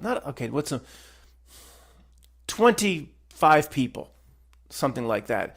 And just as almost 10 minutes before the store opens, standing outside the doors. And I've been there before, because I get up so early, like before 8, because I know it opens at 8, and there's nobody there. I mean, just me and one other person waiting to get in. What's this crowd? It's not a crowd, but what's going on here? Okay, Matt, get to the point. I'm not going to go mix with this guy. I wait. I'm just going in for toilet paper and stuff. I wait. It opens the doors. They all go in. So I go in a minute later. And they're all lined up over, like where you return stuff. And over on the customer service returns, they all these the big lines forming. And I go to the person that oversees the self-checkout. I've seen him many times. I said, "What? Trying to apply for a job, or what is going on over here?" He says, "Pokemon card." What? Pokemon cards. Pokemon? What do you mean? These people waiting outside the door, lining up for Pokemon cards? These Pokemon cards. What the heck? So apparently, I don't know, if they put them on the shelf, the people, they'd run in and elbow each other. They have to make it, they make it an orderly line in customer service and returns over there, and people line up. And he says, some people, what do you say? They open at 8. He says, some people are here at 6 a.m. or 2 hours before for Pokemon card. I went, what? What the hell is going on here? I'm not going to re-record, guys, but I'm sure there's a lot of things that I don't, if that happened to me during the week that it shouldn't happen because I don't go out much. This just popped into my head. Let me tell you another quick story. 3 minutes or less. I'll move it along more quickly this time. There's just always something weird. I bought this house 2002, roughly 24 years ago. I wanted a little space. You can, from my Stove Advice channel, can see the neighbors, a little ways away. My whole life lived in an apartment complex. People above me making noise, bang, bang, bang, bang, bang. Shut up! People to the left, bang. It wasn't that bad, but just always next to somebody. Dad's townhouse, somebody on the right, someone on the left. I lived there for several years before they shipped me off to Los Angeles. So, okay, came back from Los Angeles, wanted a little space. Okay, there's this road out here. You see cars go by depending on when it's being filmed. And I know there was a deer apparently that walked by out here. But this is just a way of saying, so there's always something going on out here. There should be like one thing out here every 20 years. But not always something. But it's an inordinate amount of weird stuff. Considering, there shouldn't be anything going on around here. Just last week, the tree crashed down through the Verizon Fios line. I have Comcast Xfinity cable. It didn't take the electricity out, didn't take the Comcast cable out. But across the street, it was the Fios line. These Verizon trucks were out there, right out here. Stop it, man. 8 to 10 hours all day. It was just a tree had pinned the Verizon line down to the ground. I don't know how it could have possibly taken that long. It was one limb through the line. That happens all the time. The electric, the Pico Exelon guys come in 30 minutes, your lights go back on. If it's just a limb, okay, whatever. So a few weeks ago, the neighbor across the way is this septic tank or something is being redone, or it's a major job. They're digging it up or putting in a sand mound. I don't know. But these two big trucks pull up. I hear beep, beep, beep. So I don't know if I was in the driveway or I walk up. And instead of just parking on the same side of the road, it was like trucks that haul away tons of dirt, that sort of thing, two big ones. They had parked and it almost like I think they were facing each other, but not on one side of the road so cars could get around on the other side. This road out here is pretty darn busy. It's a connector between Route 401 and Ship Road and Route 100. People, I had no idea that there'd be thousands of cars, back and forth here. It just seemed like a quiet, but at rush hour, it's very, very busy. Maybe not thousands, but they stagger. They one parks on one side of the road, one parks on the other, with just a small 20-foot space to get through. I don't know what they were thinking or why they would do that. And cars start to pile up. So I'm out there, and I'm going to be a nice Samaritan. I know I'm way over my time. And nobody's going anywhere because you can't. You can see that both lanes are blocked, but there's 20 feet between the trucks. So I'm like, come on, you guys can just snake.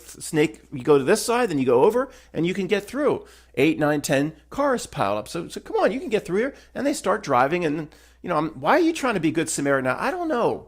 I try to help them sometimes like that. It's probably should just leave people alone. You're right. So then the people saw that then the other side now backed up 10, 12 cars. They see that they could come out and snake the other way and get through. Well, I'm trying to help out. The fourth car that comes through, the woman starts out. She rolls down her window. You fucker! I'm not going to curse or whatever. It was like. And she didn't stop the car to curse at me, but as she rolled by slowly, like, you motherfucker, you fuck. I'm like, what the hell? I guess she thought I was with these two. I was with the crew that stopped these trucks in them. But even if I was, she's like cursing as she's driving by slowly, screaming at me. Ma'am, I'm out here trying to help.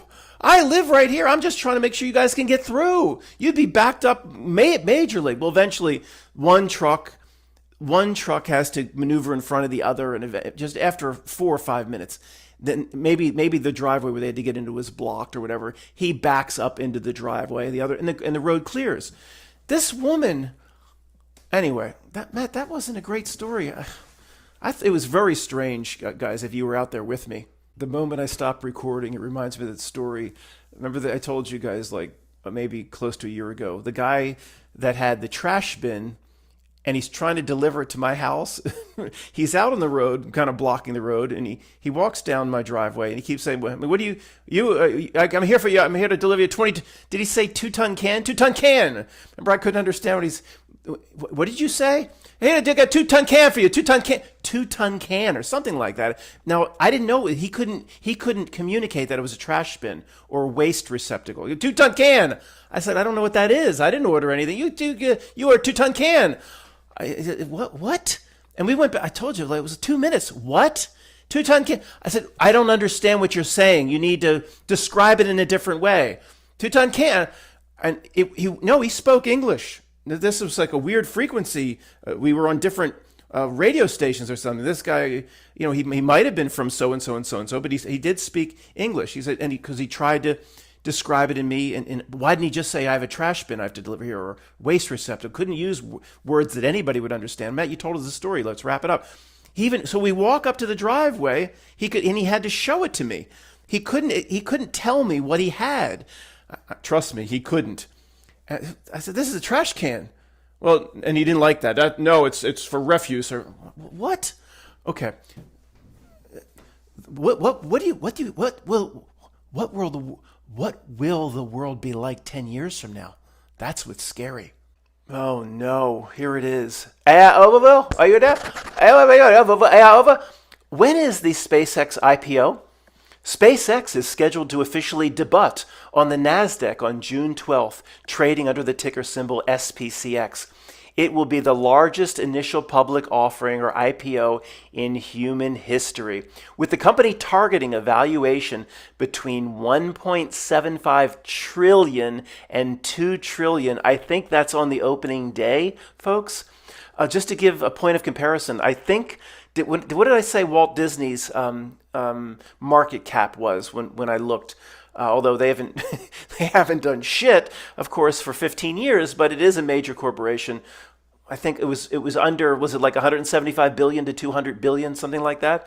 Call it 200 billion. I think it's less than that.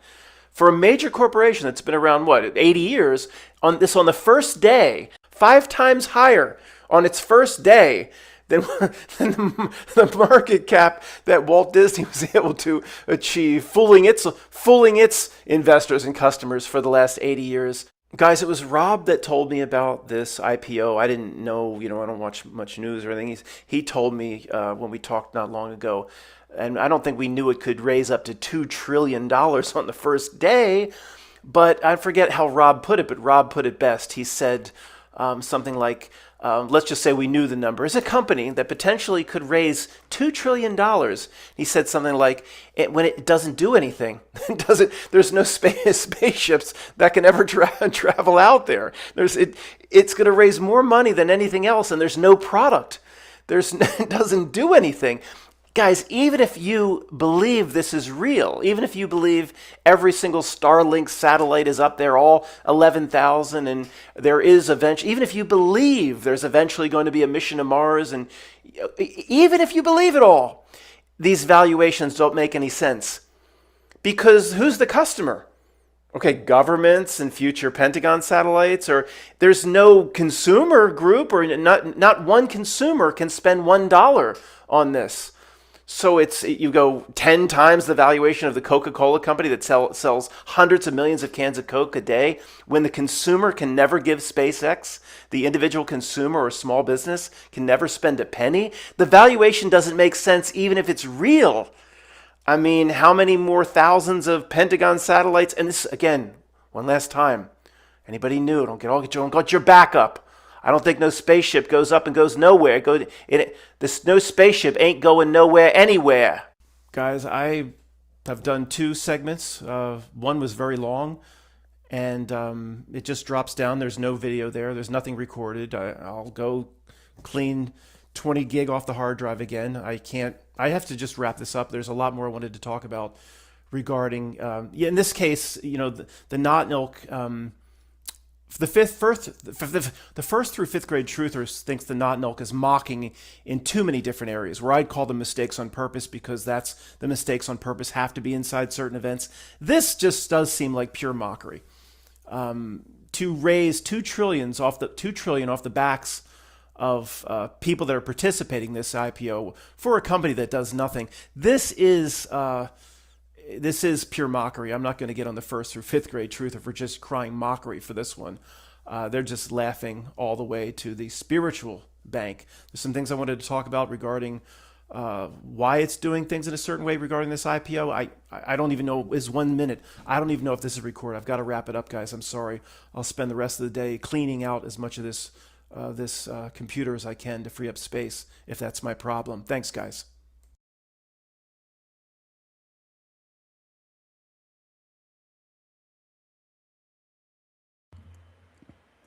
Guys, thanks,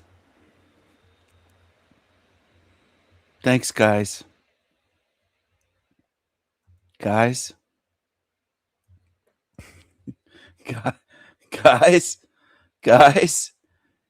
guys, hey guys, it's Matt, guys, I'm gonna just drop a whole bunch of shit in the video, and you're gonna love it. Look at this here. 94 likes on this garbage. Look at this, Tigga. The elites ain't going to hell.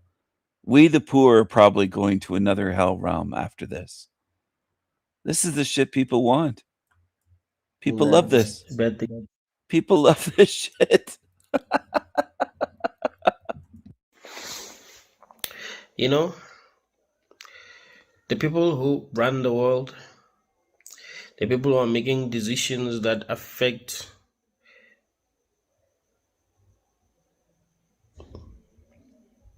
the rest of us in a negative way, the people who are super successful, people who are super rich, they own everything.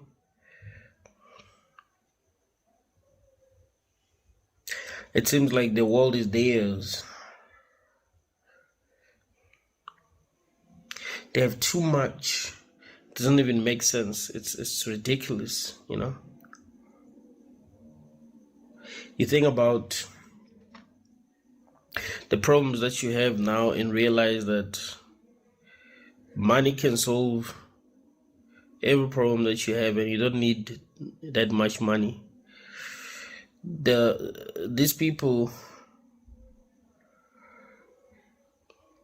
are making millions a day. You only need $100,000 to change your life completely, or less. Maybe you need $10,000. Like, that will change your life. That will actually save your life. You know. Maybe you are sick and you need medication and it's expensive, or you need treatment and it's expensive. And $1,000 could save you, but you don't know where you can get the $1,000, you know.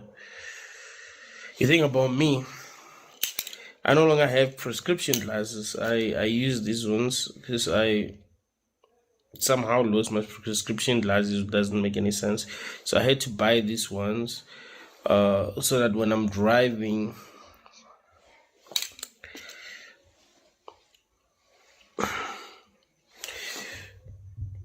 traffic cops don't realize that I'm not. So that when I'm driving,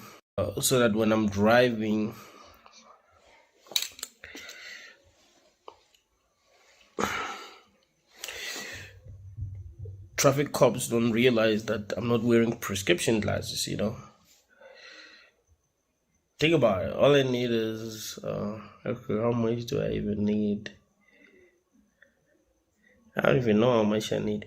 But there are people who are making millions and they can get me like millions of prescription glasses. Like, they can afford. They're not going to hell. They're not going to suffer in the afterlife.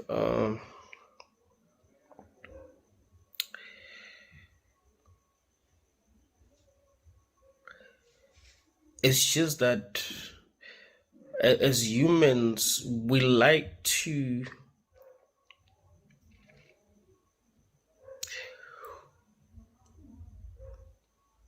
see ourselves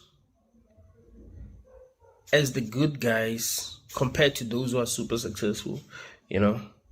If I'm not successful, I'm supposed to say that Elon Musk is evil or Bill Gates is evil. And I'm not saying they're not. But the thing is, life favored them, and if it did, chances are, even in the next life, they will be favored. You understand?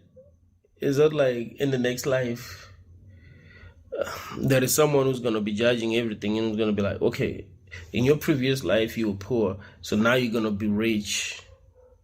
In your previous life you were poor, you were rich, so now you're going to be poor.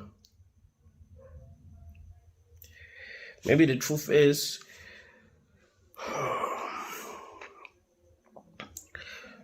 in whatever realm they exist in, they're going to do better than everyone else, and not because of their intelligence or skills, but because it's supposed to be that way. Think of the TV series Westworld. In the TV series, there are people who pay money to go to this world full of robots that look like humans, and people who pay money to go there, they can do whatever they want to these robots, you know. let's say I'm a psycho and I want to do horrible things to people. I pay a lot of money, go to that world, and I abuse the robots. You know, they look like humans. They seem to have emotions. Like, they behave exactly like humans. They're curious. Here's the thing. They weren't gonna get punished because of how they treated the robots. You know, and some of them were actually conscious. They didn't know that. The real truth is we are in a very bad situation, and no one is coming to save us for real. You know, like, we like to believe that there is someone who's gonna come from the sky to save us. It doesn't work that way, you know. No one is trying to save that chicken, you know. No one is trying to save that cow, that bull. You get what I'm saying? No one is trying to save that slave, you know.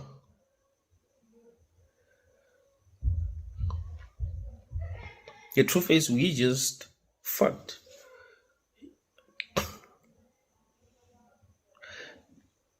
Yes, man, I would like for life to actually be fair, you know. He's looking for savior. He's not looking forward to leaving here and getting freedom.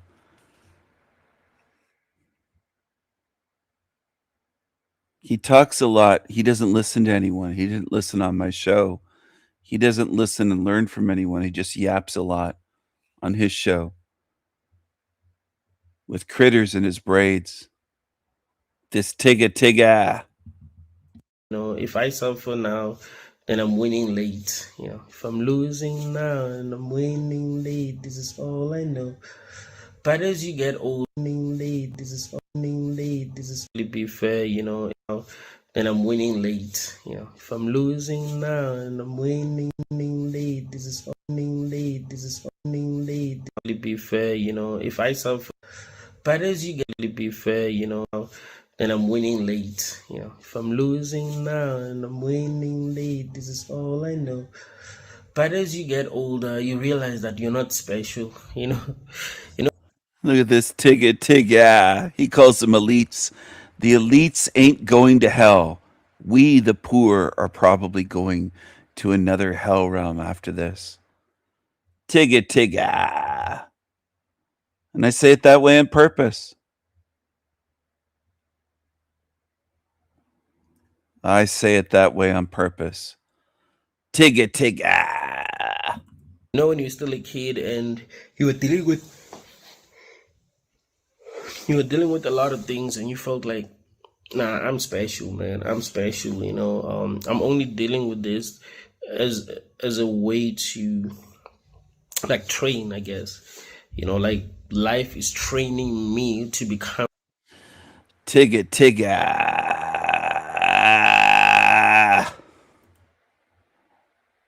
I hope something I do drives the demons away where they just can't take it anymore and they leave. Lurking little demons, little creatures, creepy little creatures. Creepy little creatures. Creepy little creatures.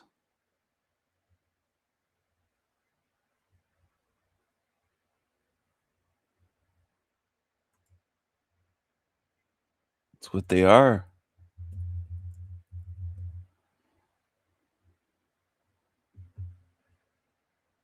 Creepy little creatures.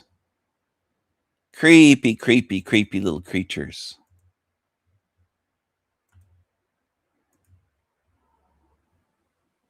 My fault. No, am I saying I'm a it's your fault? colonizer. I'm a colonizer. My fault. No, am I saying I'm a it's your fault? colonizer. I'm a colonizer. My fault. No, am I saying I'm a it's your fault? colonizer. I'm a colonizer. But you're not even listening. You give me a chance to respond. I'm listening. So, let me start again. You find people at their early development stage. I'm a colonizer. Do you understand? Oh, I had so much fun with that. I'm a colonizer. So, let me start again. You find people at their early development stages, and then My fault. No, am I saying I'm a it's your fault? colonizer. I'm a colonizer. But you're not even listening. You give me a chance to respond. I'm listening. So, let me start again. You find people at their early development stages, and then you colonize them. Or let me not even use the word colonize. You take over everything, if that's what you want me to say, because that's what happened. Oh, is that what happened? They view colonizing. He views it as taking over everything and enslaving everyone. So why should we ever help the darkies? They view us as taking over. We should give them not a drop of help. Nothing. And if I were running the Western civilization, I would say no more. You'd see me say that. And I'd probably slam my fist down on the podium and say, this is it. No more, not a drop more. In fact, I would ban people from even donating from the Western world to charities that go into the Darky lands, into the Tiga lands, to Wakanda. No more. They're on their own. They want to blame white people, hate white people. No more help. That's it. You're done. Go on your own. We're cutting you off. No more help. Teach them your ways, but you don't want them to be like you. You don't want them to have the power that you have. You don't want to teach them your ways, but remember, you found them at their early development stage, right? They're going to fight back. So we found them in development stages. They were developing 2,000 years ago.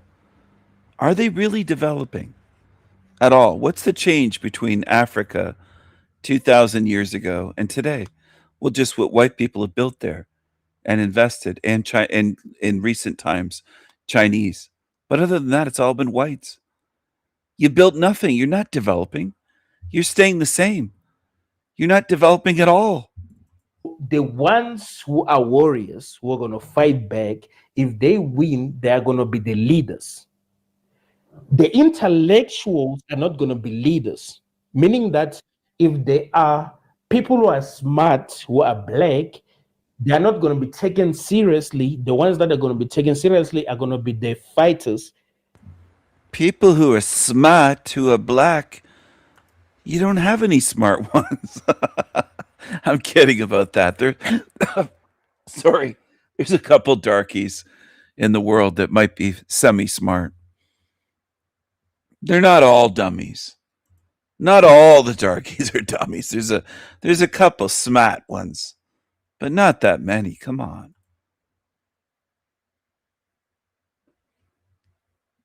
They love that term, the developing world. We're developing, but they aren't developing. That's the problem.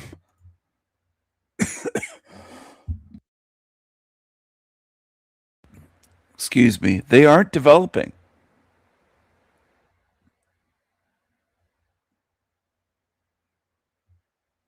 The darkies. The darkies. They're not developing. They're in the Flintstone age. What's the difference today in 2,000 or 3,000 years ago? It's the same thing. They haven't done anything.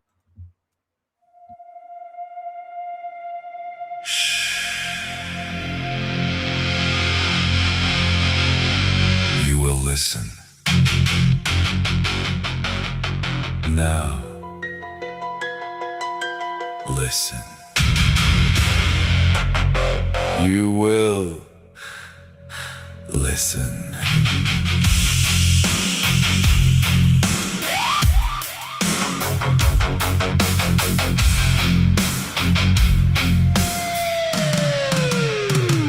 There's going to be a reckoning.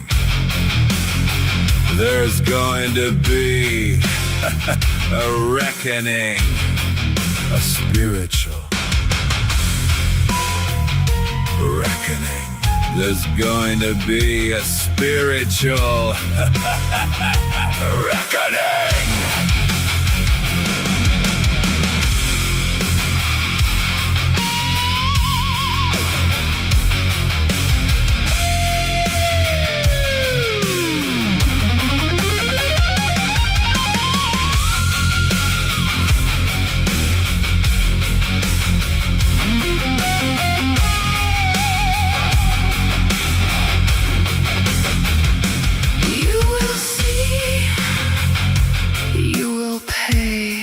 Justice will be done for once here. Demons slain. Demons will pay. Demons slain. There will be a spiritual reckoning.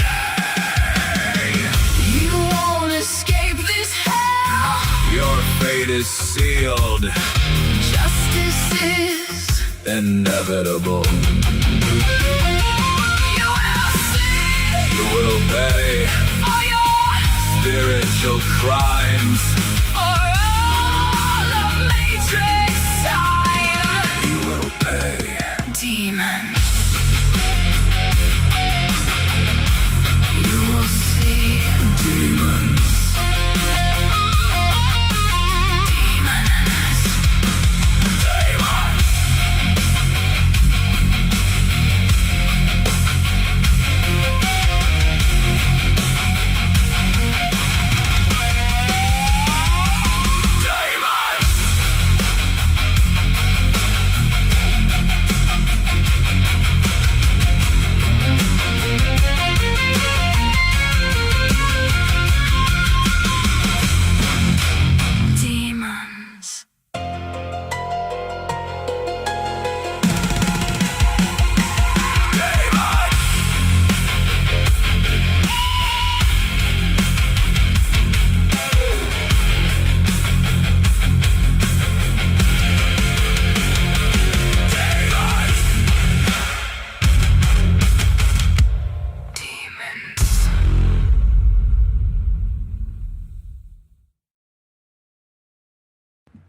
Hello. Only 4 comments on that out of the entire realm. I'm going to heart these comments now.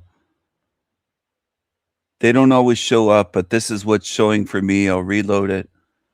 I'll refresh it. Sometimes more show up, other times they don't. Sometimes YouTube hides comments, but only 4 comments that show up for me on a glorious new song, Spiritual Reckoning. Original music, my lyrics, my style. I don't play the instruments, but I put in the instruments. I design it the way I want, and I sing vocals. So when people say it's just AI, no, it isn't. That's my voice. Dummy. Hey, dummies. There's been a couple comments in the last few days saying, oh, that's AI. Well, it's my voice. I'm recording my voice, you fucking idiot. So stop lying on my channel, you lying demons that come here. Hello to Mayhem. She said, the greatest music. Hello, King Stephen. Yes, I would say it is greater music than the Illuminati puppet, baby eater, evil demonic puppet Illuminati Hollywood music that most people listen to on Earth. Comes out of Hollywood. Produced by Hollywood. Record labels are in Hollywood, California, that area of Los Angeles. I call it Hollywood music or Illuminati puppet music. That's what most people listen to. They listen to demonic programming, like that rap crap that's degenerate shit, that's absolute a sewer for your spirit. That's what people listen to in Hell Realm. So I'm giving them an alternative. I'm giving you something that is not demonic, that is not evil, that is not degenerate filth, that is not programming you. That's what I'm giving you. And by the way, during this live stream, I just bought a new knife. Like I really need yet another new knife. I just bought a new knife. I bought another Work Tough Gear knife. That guy, the owner of the business, is a great guy. He refunded me money recently. Didn't have to. I didn't ask him to. He just noticed that I did 2 orders in one night for 2 different knives. And he refunded me the shipping and boxed both of them together and gave me a refund. And I think it was like 40 something US dollars, something like that. Did he have to do that? No. Did they notice and catch and say, we can box these together? This guy within hours, a couple hours or 2 or 3 hours apart, 2 orders, We'll put both of his knives in one box and not bill him for 2 boxes of shipping. We'll save him. That's the kind of company. That's the kind of customer service this guy does. And this is the knife I bought. A Steadfast. But actually, this one doesn't look like the large size. Maybe it is.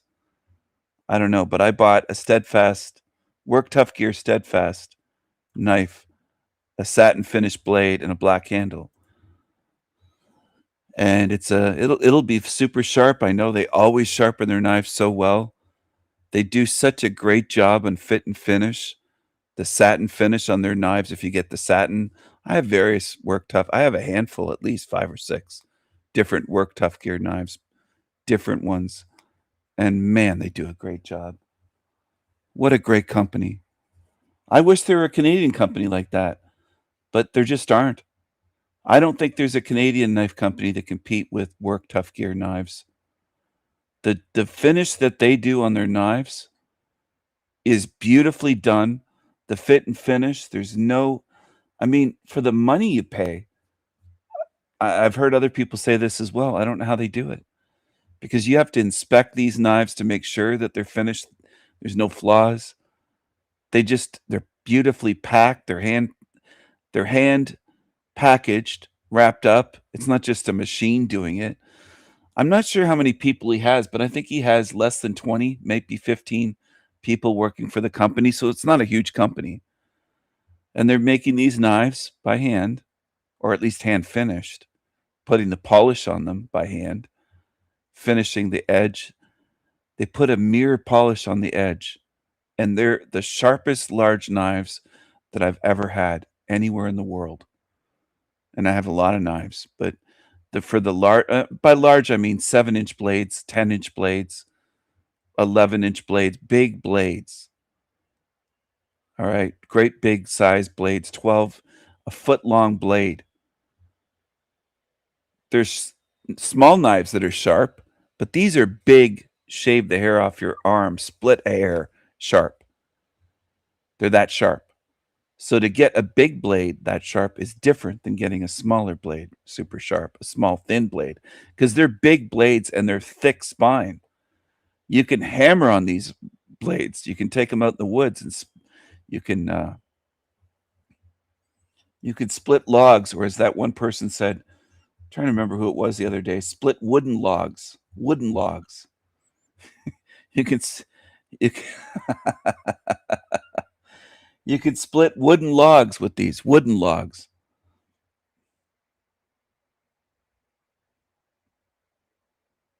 Anyway, they're tough, they're beautiful, and they're priced well. They're not super expensive, but they sell out. They go out of stock so quickly. So when I just saw today, during this live stream, just 20 minutes ago or less, I happened to hop on their site while I was playing something on here. And another tab, I hopped on Work Tough Gear, and I did a search for a knife I've been wanting. And it popped up, and I was like, there's 2 available. Well, I bought one. I put one in my cart right away and bought it. Because I'm not a poor pissant like these Team Evil losers say I am. There you go. There you go. You losers can't even afford rent. You're living in your vehicles, you homeless bum pissants on Team Evil, you peasants. They're losers. That's what they are. Now, some people come around saying, hey, Stephen, why do you call them losers? Well, I'll give you a simple, straight answer. Because that's what they are. That's why I call them losers, because they're losers. Does that make sense? Why do I call them pissants and peasants and stinky bum, homeless bum losers? Because that's what they are. I call them what they are. Isn't that weird in a hell realm full of lies and liars to call someone what they are? If I saw a great big moose walking on the side of the road, I'd say that's a moose. I wouldn't try to convince you that it's a chipmunk or a hamster. I'd call it a moose. I'll call an airplane, or an aeroplane, as the Brits call them. I actually like when they call it. I like that. Aeroplane sounds better than airplane. I call it what it is. If they're losers and liars and demons and stinky homeless bum freaks living in their filthy vehicles, begging for shekels for hotel rooms, I'm going to call them stinky homeless bum losers. Isn't that weird? That I'll call them what they are and I won't hype them up and say, "Oh no, he's good. He's just a fucking filthy loser living in his truck like creepy Keith Sorelli." No, I'll call them what they are. I'll call them what they are. They behave like a filthy demonic loser. I'm going to call them a filthy demonic loser. That's what they are. That's what they are. And that's what I'm going to call them. Oh, Stephen, why do you call Tony Sayers a big nose? Well, gee, I wonder why. I wonder why I call Tony big nose. Oh, why would I call him that? Any guesses? Are there any guesses why I would call him big nose? I mean, come on. He's got a nose. I think that's his nose. I don't think that's the skull. I think the whole head shown on the screen is the nose. I think the rest is just eyes on a nose and goblin teeth, sharpened little fangs. That's what it looks like to me.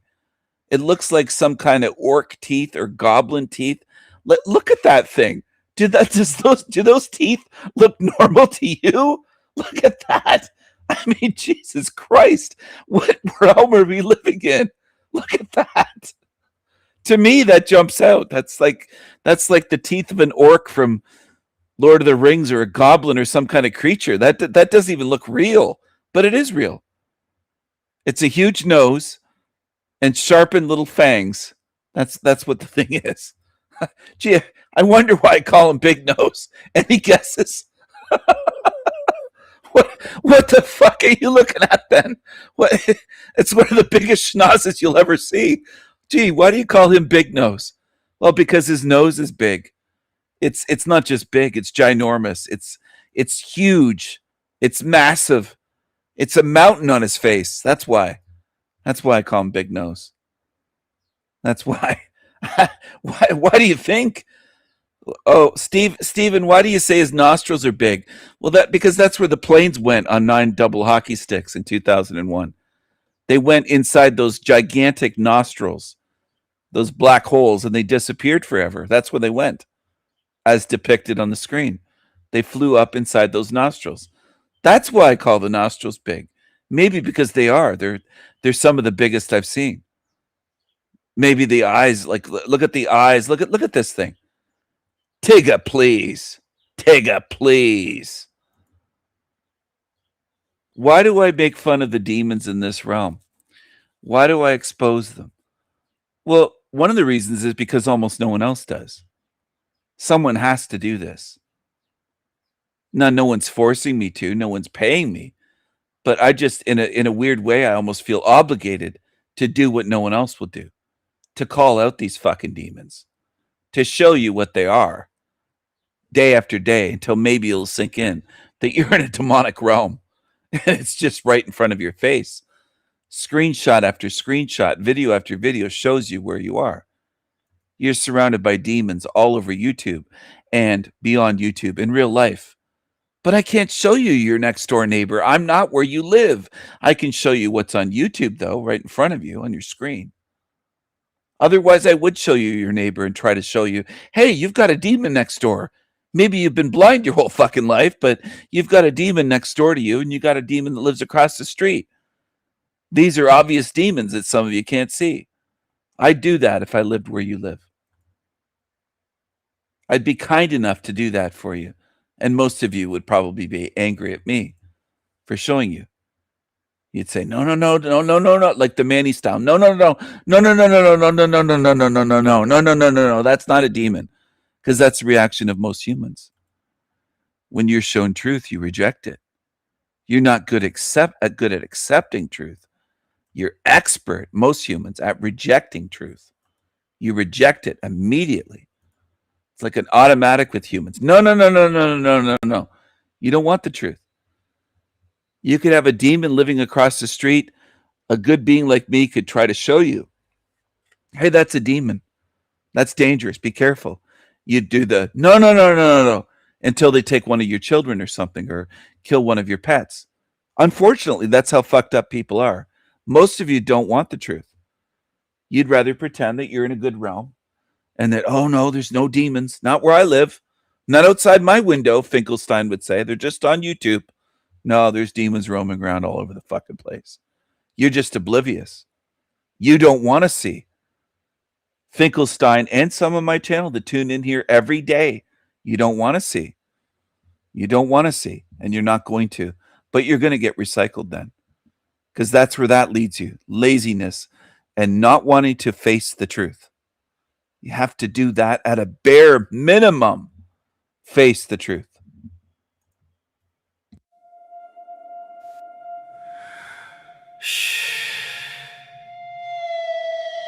Choose.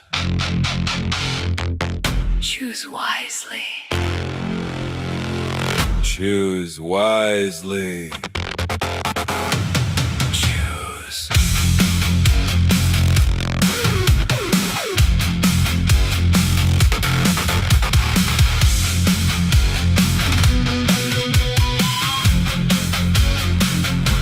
Did you choose wisely?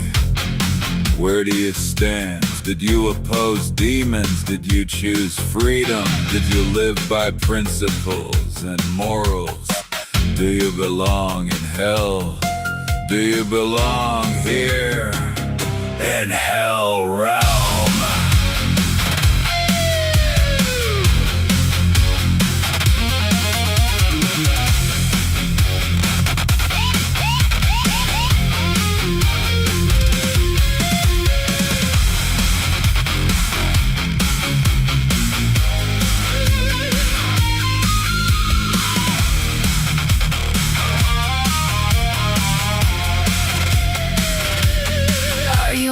Black Eyes Club.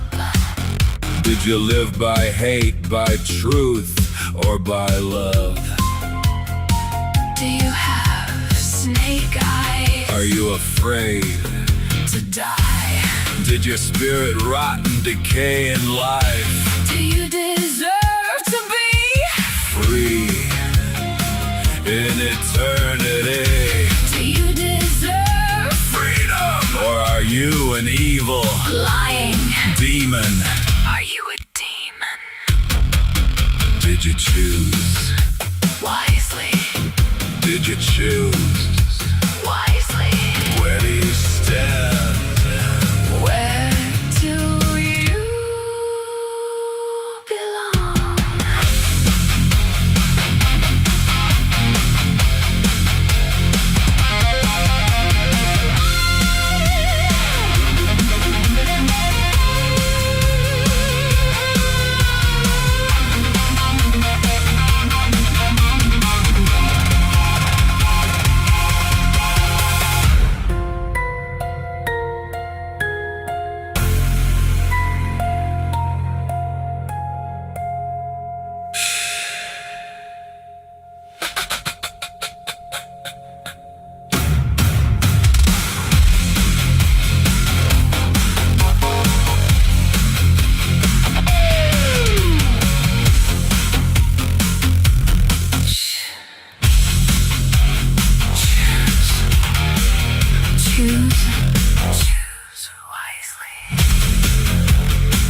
Choose wisely.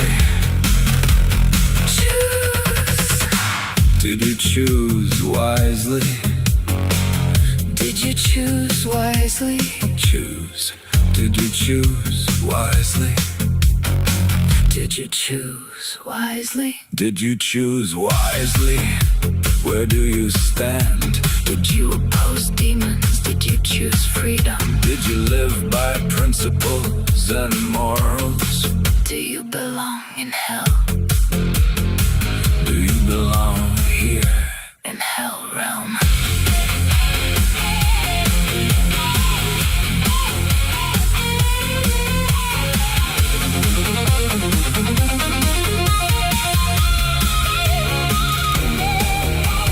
Are you in the Black Eyes Club?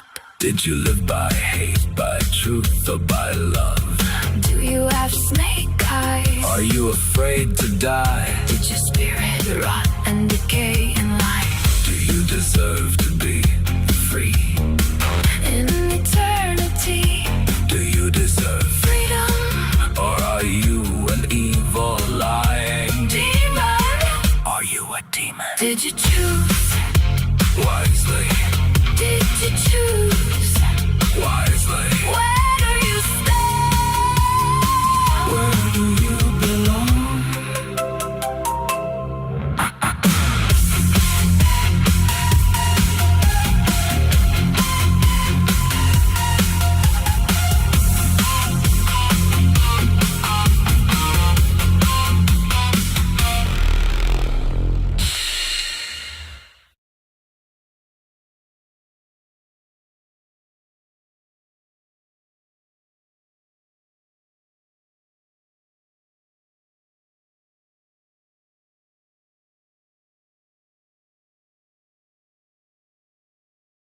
Wow. Hello. That was Choose Wisely, one of my newest songs. I posted 17 hours ago. Heavy song, Truth. Choose wisely. Choose wisely. I'm trying to drive that message home to people so that you understand it, so you don't forget. Choose wisely. Choose wisely. All right, Mayhem, no problem. I want to invite people on here. Join me live on the show. Join me live. Live. Join me live. Join me live. If you want. I'm open to having guests. Choose wisely. I want people to choose wisely. I hope your appointments go well. I hope you're having a good day. To Mayhem, I hope you're doing better. I hope you're having a good day as well. Blue Petals, aka Ren. Hope you're having a good day. I hope everyone here has a good day. I hope everyone tuned in, except for the lurking cockroach demons that tune in and hate watch me out of hatred. Fuck them. Fuck them. Fuck those big-nosed, creepy copycat losers, those thieves and liars. But the rest, if you're a good spirit, then I hope you're having a good day. This is the one that I bought. I ordered it. It has not arrived yet. It's not even shipped yet. It's not even shipping hours, but what a beauty. Work Tough gear. Fixed blade knife. Isn't that beautiful? To me, it is. It's to me, that's to me. To me, that's a work of art. That's a beauty. Just that blade shape, the design, the satin finish on it, the handle, the textured grip, the lines of it, like looking at the lines of a car or something, or a sculpture. It's just beautiful to me. So this is the way the mind of a man works. I look at that and I see a useful tool and something that looks awesome and something that just looks good. It's attractive. I don't know how to describe it. I know it's something sharp. I know what it can do, but it just, even just the looks of it, to me, it looks beautiful. To me, it's like looking at a beautiful motorcycle or something and go, man, that's badass. Look at that bike. Somebody makes a bike that's a work of art, like something just awesome looking. Now, have I looked at tattoos in the past and said, oh man, that's beautiful? I have. I've even known tattoo artists. Now, I've never had a tattoo gun.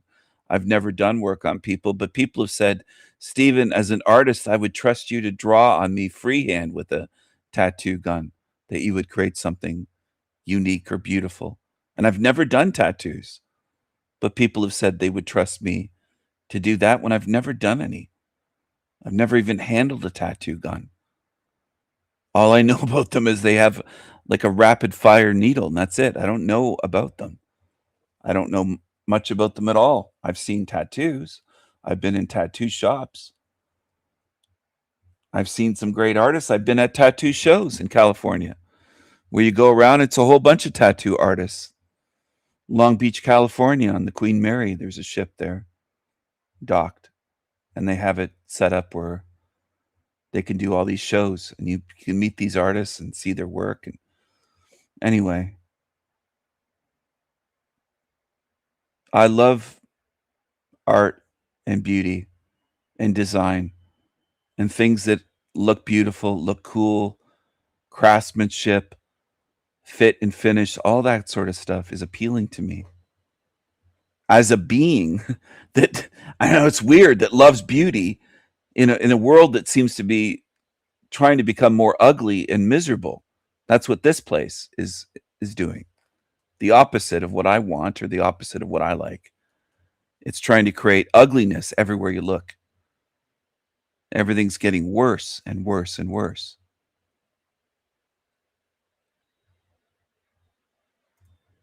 Worse and worse and worse. Now, sometimes I can get away with showing a still image because it can't be construed as violence, but this is the one here, designed by Calvin Richardson.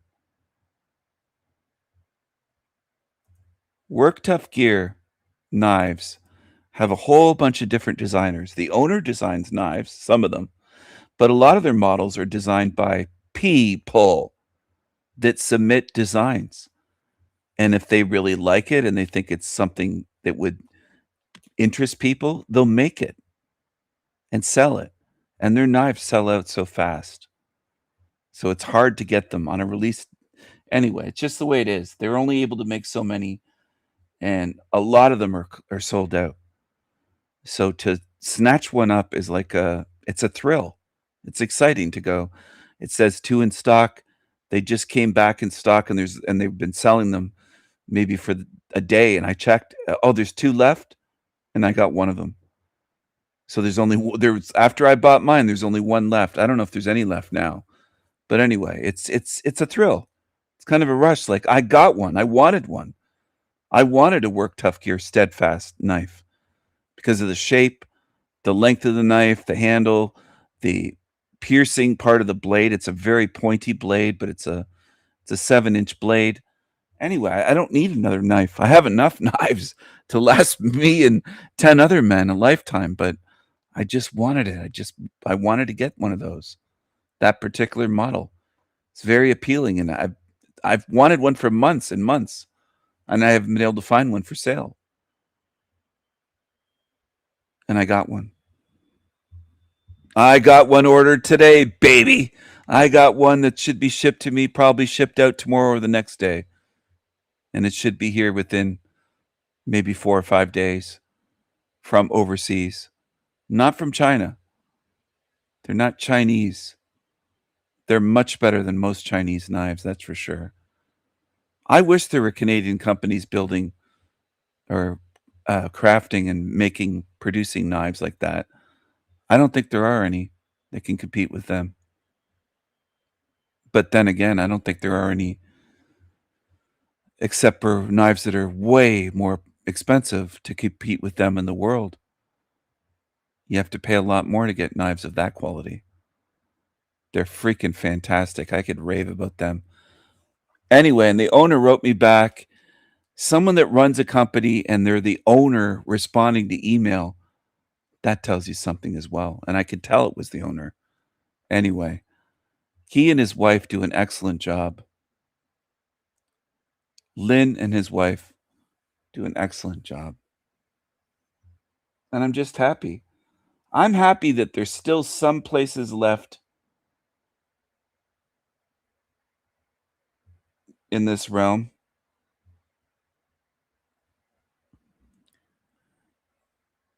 that are good, that are high quality, run by beings that aren't scammers and demons and just trying to milk every penny out of you, and they're honest. Like it's I don't even know how to describe the feeling. It's so rare though these days. It really is. Now, I'm not saying there's none left, but it's rare. It's becoming more rare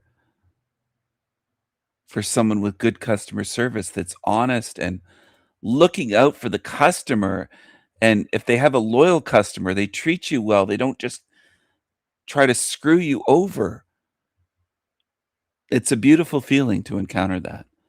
And when I encounter that, I don't care if you're white, Asian, Hispanic, but I do wish that there were Canadian companies that way. And there's hardly anything, it seems, left in this country where people are building high quality and treat their customers well and are honest and all that sort of stuff, have integrity. It's just becoming so rare. And it does bother me because it shouldn't be this way. So when I encounter a company that is doing it right, I've got to applaud them and talk about them.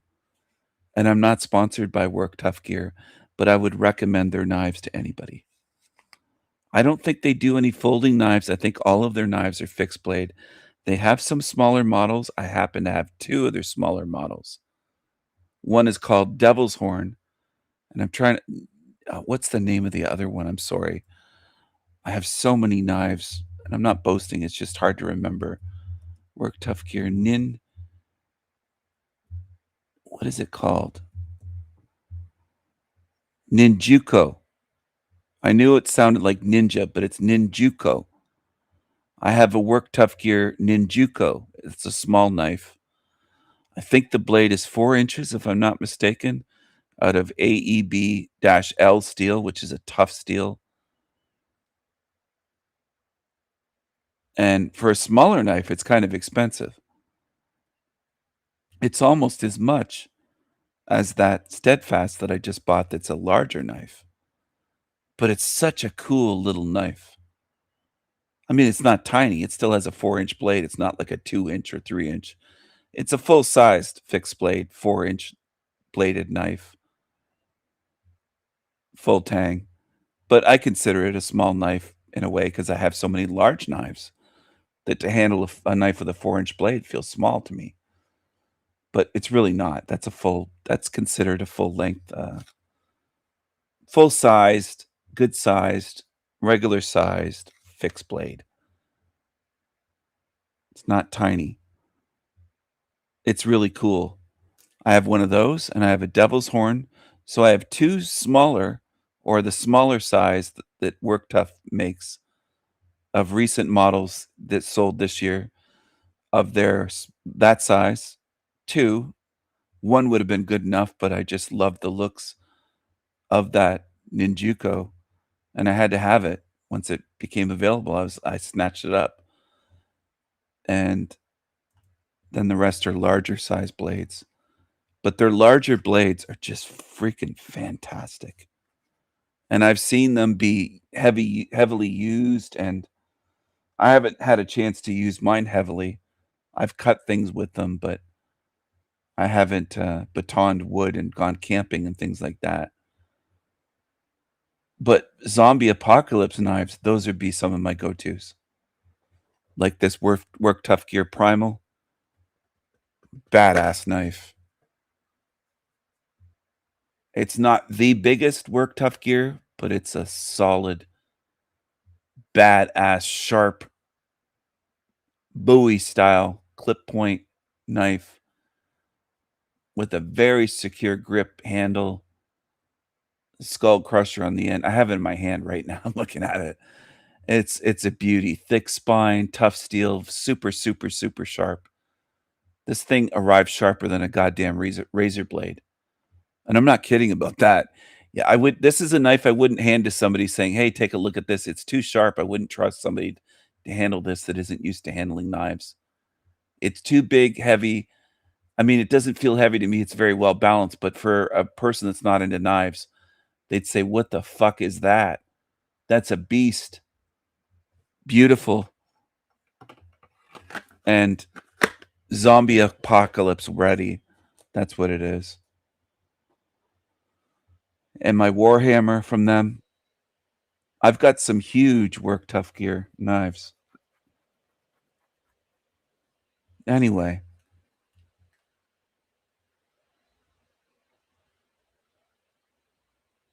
Where did I get the Mayhem knife? I think I got that from a Canadian military surplus online store.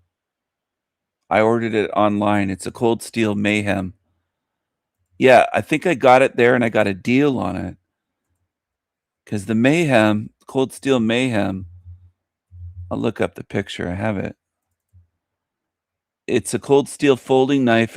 They call it a modified cleaver blade. Here it is. It's wicked sharp as well. That's one of my largest folding knives. I have that, and I have 2 Espada extra large, which are the longest folding knives that I have, and some of the biggest folding pocket knives in the world that you can get. And this one, though, this one's so sharp, I cut myself on this one by accident. When I was oiling it, when I first got it, it's so sharp, I just touched it, and I got a cut right away. And a fairly sizable cut that I had to use something to stop the bleeding. I had to use one of those, what do they call them? The gauze that has the special treatment in it that stops bleeding. It's not just regular gauze. But yeah, I nicked myself on that one and bled quite a bit. One of my fingers. And I just nicked it when I first got it. Because I was oiling it. The pivot. You got to be very careful with these knives. This is so sharp. And it's such a badass knife, the Mayhem. So yeah, you can find them online at a Canadian Army surplus place. I think there's a store in just a second. I'll look it up. Maybe I'll email it to you if I remember exactly where I got it. But I bought it in Canada. And they have them in the States as well. Of course, Cold Steel's run. The company was owned by an American.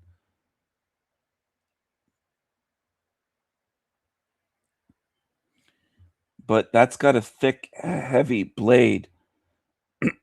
Heavy and sharp.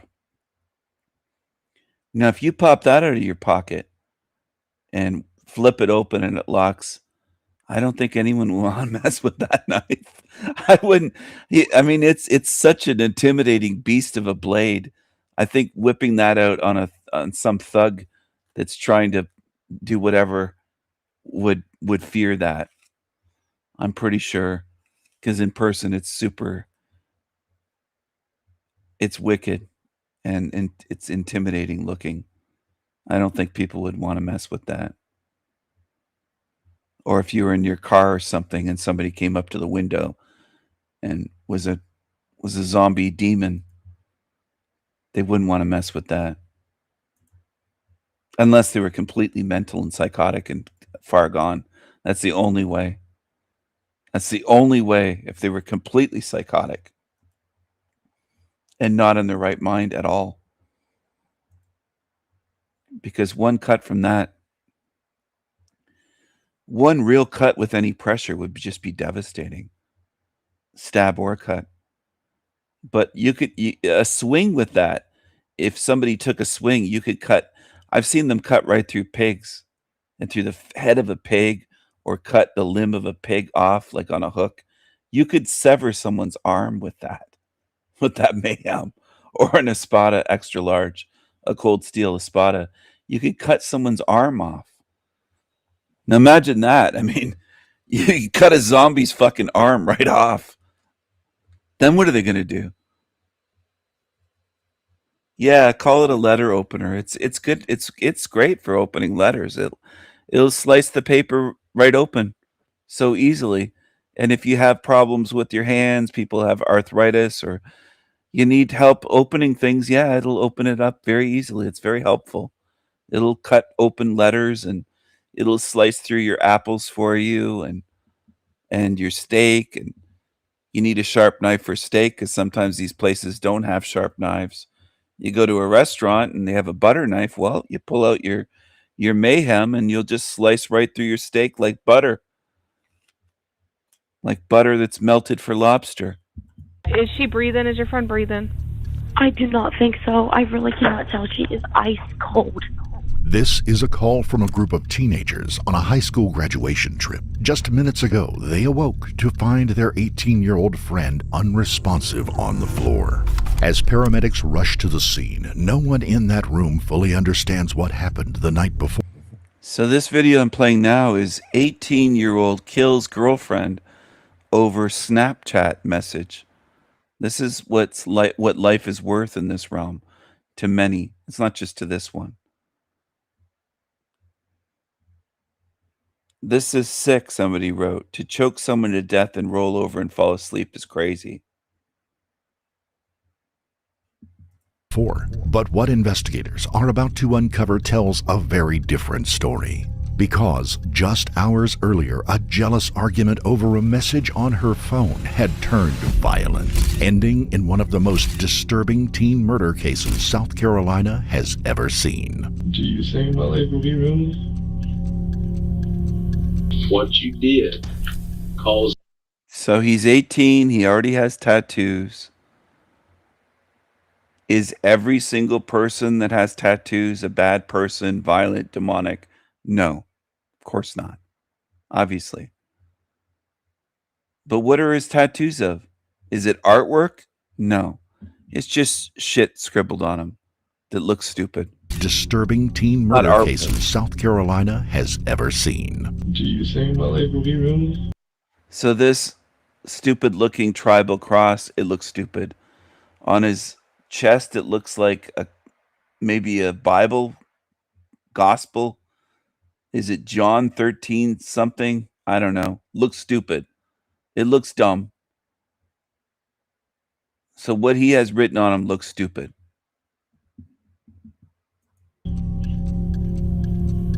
What you did caused the death of somebody. God, Natalie. I'm supposed to see you one more time. Who the fuck would believe this? Natalie, I just want to see you one more time. Yeah, right. You killed her. I don't believe your shit, demon.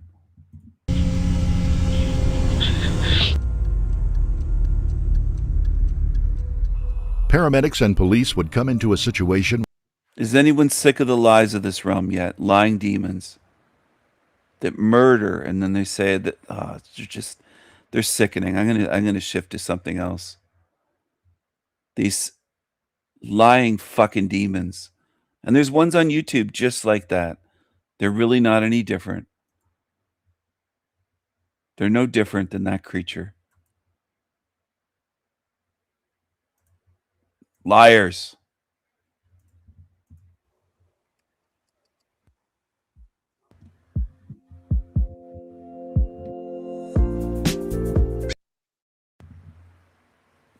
This tiny bird's intelligence.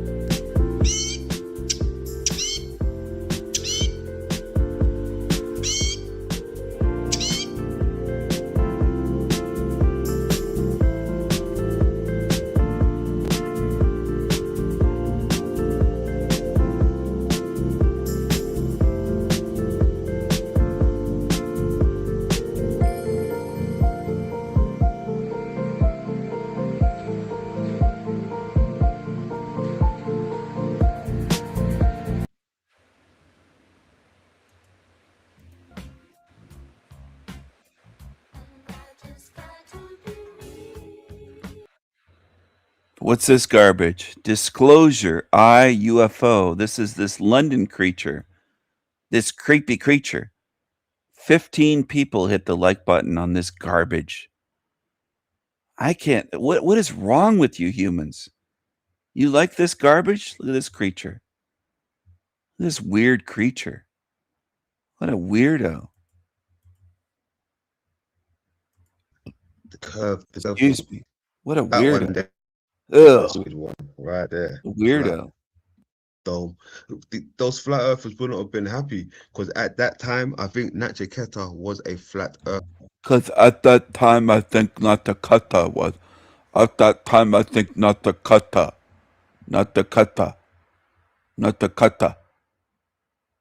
Sounds like he has fucking marbles in his mouth. What's wrong with you, Tigger?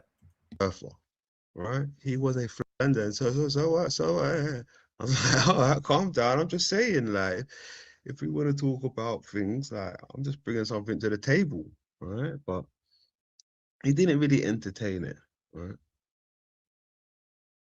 So that just goes to show, even if NASA did come out and said, hey, we got it wrong, you know, the world's flat, dome. Those flat earthers wouldn't have been happy because at that time, I think Nachiketa was a flat earther, right? He was a flat earther when I had that conversation with him. Rising Earth was nowhere on the agenda. I don't know where that came into play.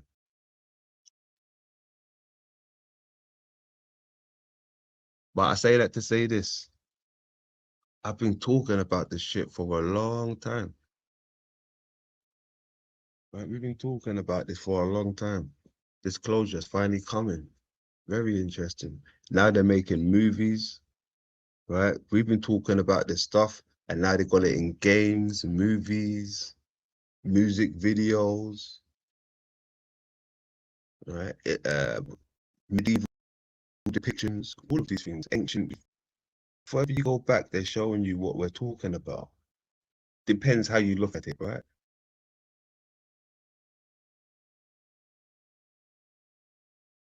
So, for the most part, it all seems to lead back to the eye, right? The UFO, the lens is what I'm trying to say, right?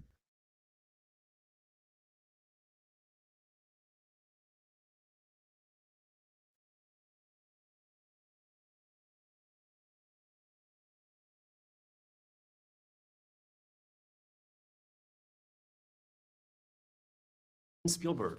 Kevin McCarthy, it's good to see you again. Wow, good to see you again. This is actually the 10th time. Yes, it is. Warhorse was the first time I think I met you. 2011. Yeah. I want to shout out Christy Krieger, who's absolutely incredible. Who was all. So you got Steven, right? Mr. Steven Spielberg. And I mean, from the jump, I mean, let's take a look at his logo, right? Disclosure Day. Right? Disclosure Day. Disclosure Day. Look at the logo for this, man. Look at the logo for this. I thought this was about UFOs and shit. I thought this shit was about UFO, my friends. I thought they were talking about this type of shit, like UFOs and shit, no? I really thought they were talking about UFOs, but they've got like eyes for their UFOs and shit.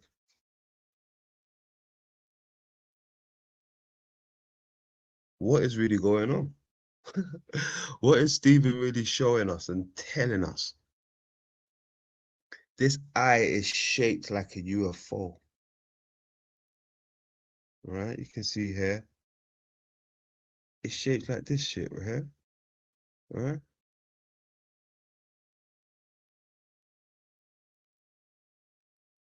Disclosure Day. Everything seems to be falling in London's direction. I'm liking this hand. Hey, who dealt this hand? Whose chips are these? I don't even gamble. What am I doing here? CC in the building. What's happening, twin? Big up to the chat room. Grand old chat room. Yes, Lord. We in the house. Salutes. Disclosure Day. Where's the UFO? Steven. Steven, where's the UFO?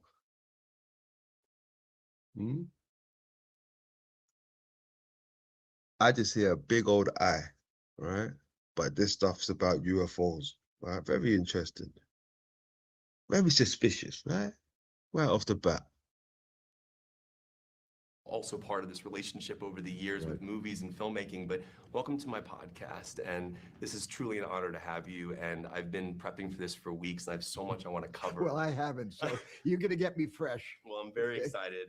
And I just an honor. And one of my favorite times I ever spoke to you was we were in the White House. You just got the Presidential Medal of Freedom from President Obama. Right. And I Can anybody go into the White House, or do you have to be of importance, or what? Like, what to do with the White House? Can anybody? He doesn't understand how fame and celebrity work. He doesn't understand how these puppets work. They're part of the club. He has no idea. He's not even a baby truther, this London McDouchebag. He doesn't understand anything. Just a clueless Tigga. And people watch this shit.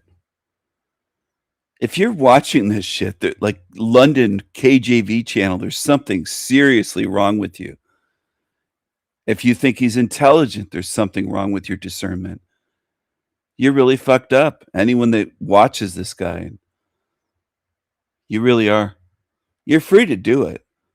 I want you to know that. But I don't want you around. I don't want people around me that can't even see through this. You've got real issues. Make a really good soup. I can't help but look at this lens, this UFO back here. It's just there. Like, what am I supposed to look at? Well, I mean, look. You can listen to this Tigga making Tigga sounds. That's what he does. Ah. And people aren't bothered by it. He just makes Tigga sounds. He believes that he's saying something profound, but he says nothing. Just ah. This lens, I love to look for the eye. I don't know what the eye means. I think we're on an eyeball Earth. Ah. And you dummies, watch this, some of you. Some of you that tune into my channel like this creature. And you somehow convince yourself that it's smart and not low IQ. You must be so fucking dumb. They're going to say it's a reach, but I see it in everything. It's in everything. Right? It's just there, like staring right at me. It's just there, like, it's just there, staring right at me. It must mean that we live on top of an eyeball. It couldn't possibly mean something else. Must mean we live on an eyeball. They're gonna say it's a reach, London, but it's just there, like disclosure, UFOs.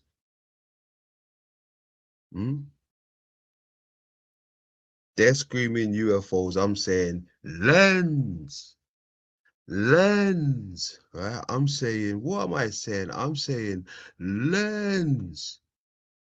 All the while they're screaming UFO, I'm saying lens from the top of my voice.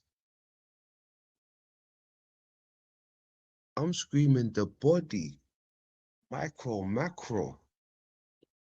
They're still having debates about flat and round and shit.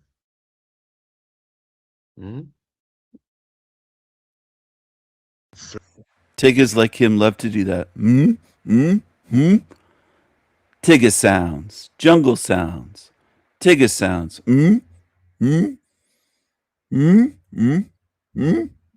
I'm screaming the body, micro, macro. They're still having debates about flat and round and shit.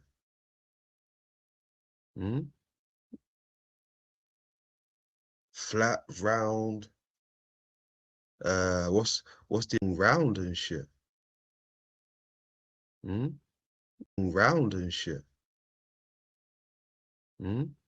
Round and shit.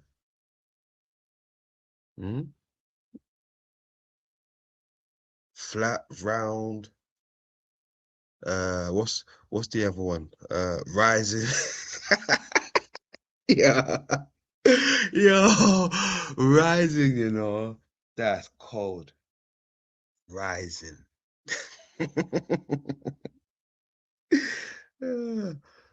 Rising Earth. What's hold on, there's another one. Simulation Earth. It's all there. I'm just keeping it simple. I'm saying, hey, look in the mirror. I'm simple. I'm keeping it simple. I'll cackle. He cackles away. How do some of you watch this shit? What's wrong with you? I'm talking to the man in the mirror. Look in the mirror. Micro to macro. All right. They're screaming UFO. I'm screaming lens. They're screaming UFO. I'm screaming lens. The man in the mirror. The man in the mirror. Look in the mirror. Micro to macro. He can't even sing one line. Terrible. All right. They're screaming UFO. I'm screaming lens. All right. Micro to macro. All right. They're screaming UFO. I'm screaming lens. Right? Lens. UFO lens. Micro, macro.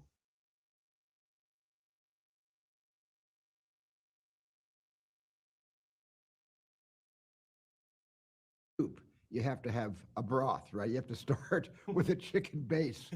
And I think in a way it comes in the broth of upbringing and just listening and being aware of all the things that some people find corny, like the golden rule, but I was brought up that way. So I haven't really, when I make a movie, I don't separate empathy from characterization or the plot. If I select a book that I want to turn into a film, I'm sure the book has all kinds of opportunities to be able to, give those feelings out to audiences without my being really aware of it. But Disclosure Day, empathy was a conscious part of the plot, of the story, of the characters. It's so interesting. I even look at Sugarland Express, by the way. I'm rooting for Goldie to get her son back. Yeah. Even though Yeah. they're breaking the law. And I think that there's something beautiful about the way we go along these journeys with these characters who are flawed in certain ways. Yeah, movies do a really good job in being able to. I said they're screaming rocket ship. I'm screaming atomic submarine. Hey, come on. If you're gonna talk the submarine, you're gonna have to include the Snell. Right? Gonna have to include the Snell, the lens. Shouts out to Chris, Radiation Matter. Shouts out to Chris. If you're gonna include the submarine, gotta include the lens. Gotta include the lens. Do you like his sounds? His repetition, gotta include the lens. Gotta include the lens. Is this the level that you humans are at? Grunts, groans, repetition of a simpleton. Some of you will say, I didn't notice he was so simple until you pointed it out, Stephen. Are you walking around in a fucking trance? What's wrong with most of you people? You can't notice this? What's wrong with you? Hey, come on. If you're gonna talk the submarine, you're gonna have to include the Snell. Right? Gonna have to include the Snell, the lens. Shouts out to Chris, Radiation Matter. What's wrong with most of you people? You're following simpletons. You're following zombies and tiggas. Ask Steven Spielberg what happened to Heather O'Rourke from the Poltergeist movie.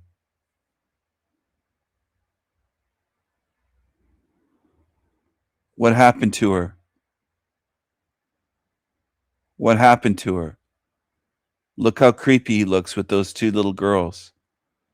That's Heather O'Rourke on the left and Drew Barrymore on the right. Look at the creep in the center. Spielberg. Figure it out. Start figuring out what Hollywood is. Again, that's baby truth or basic level, but most people haven't even done that work yet in this realm. Most are too lazy. They'll just turn on a movie and say, oh, I love movies. You're watching creeps, monsters. Matter. Shouts out to Chris. If you're gonna include the submarine, gotta include the lens. Submarine.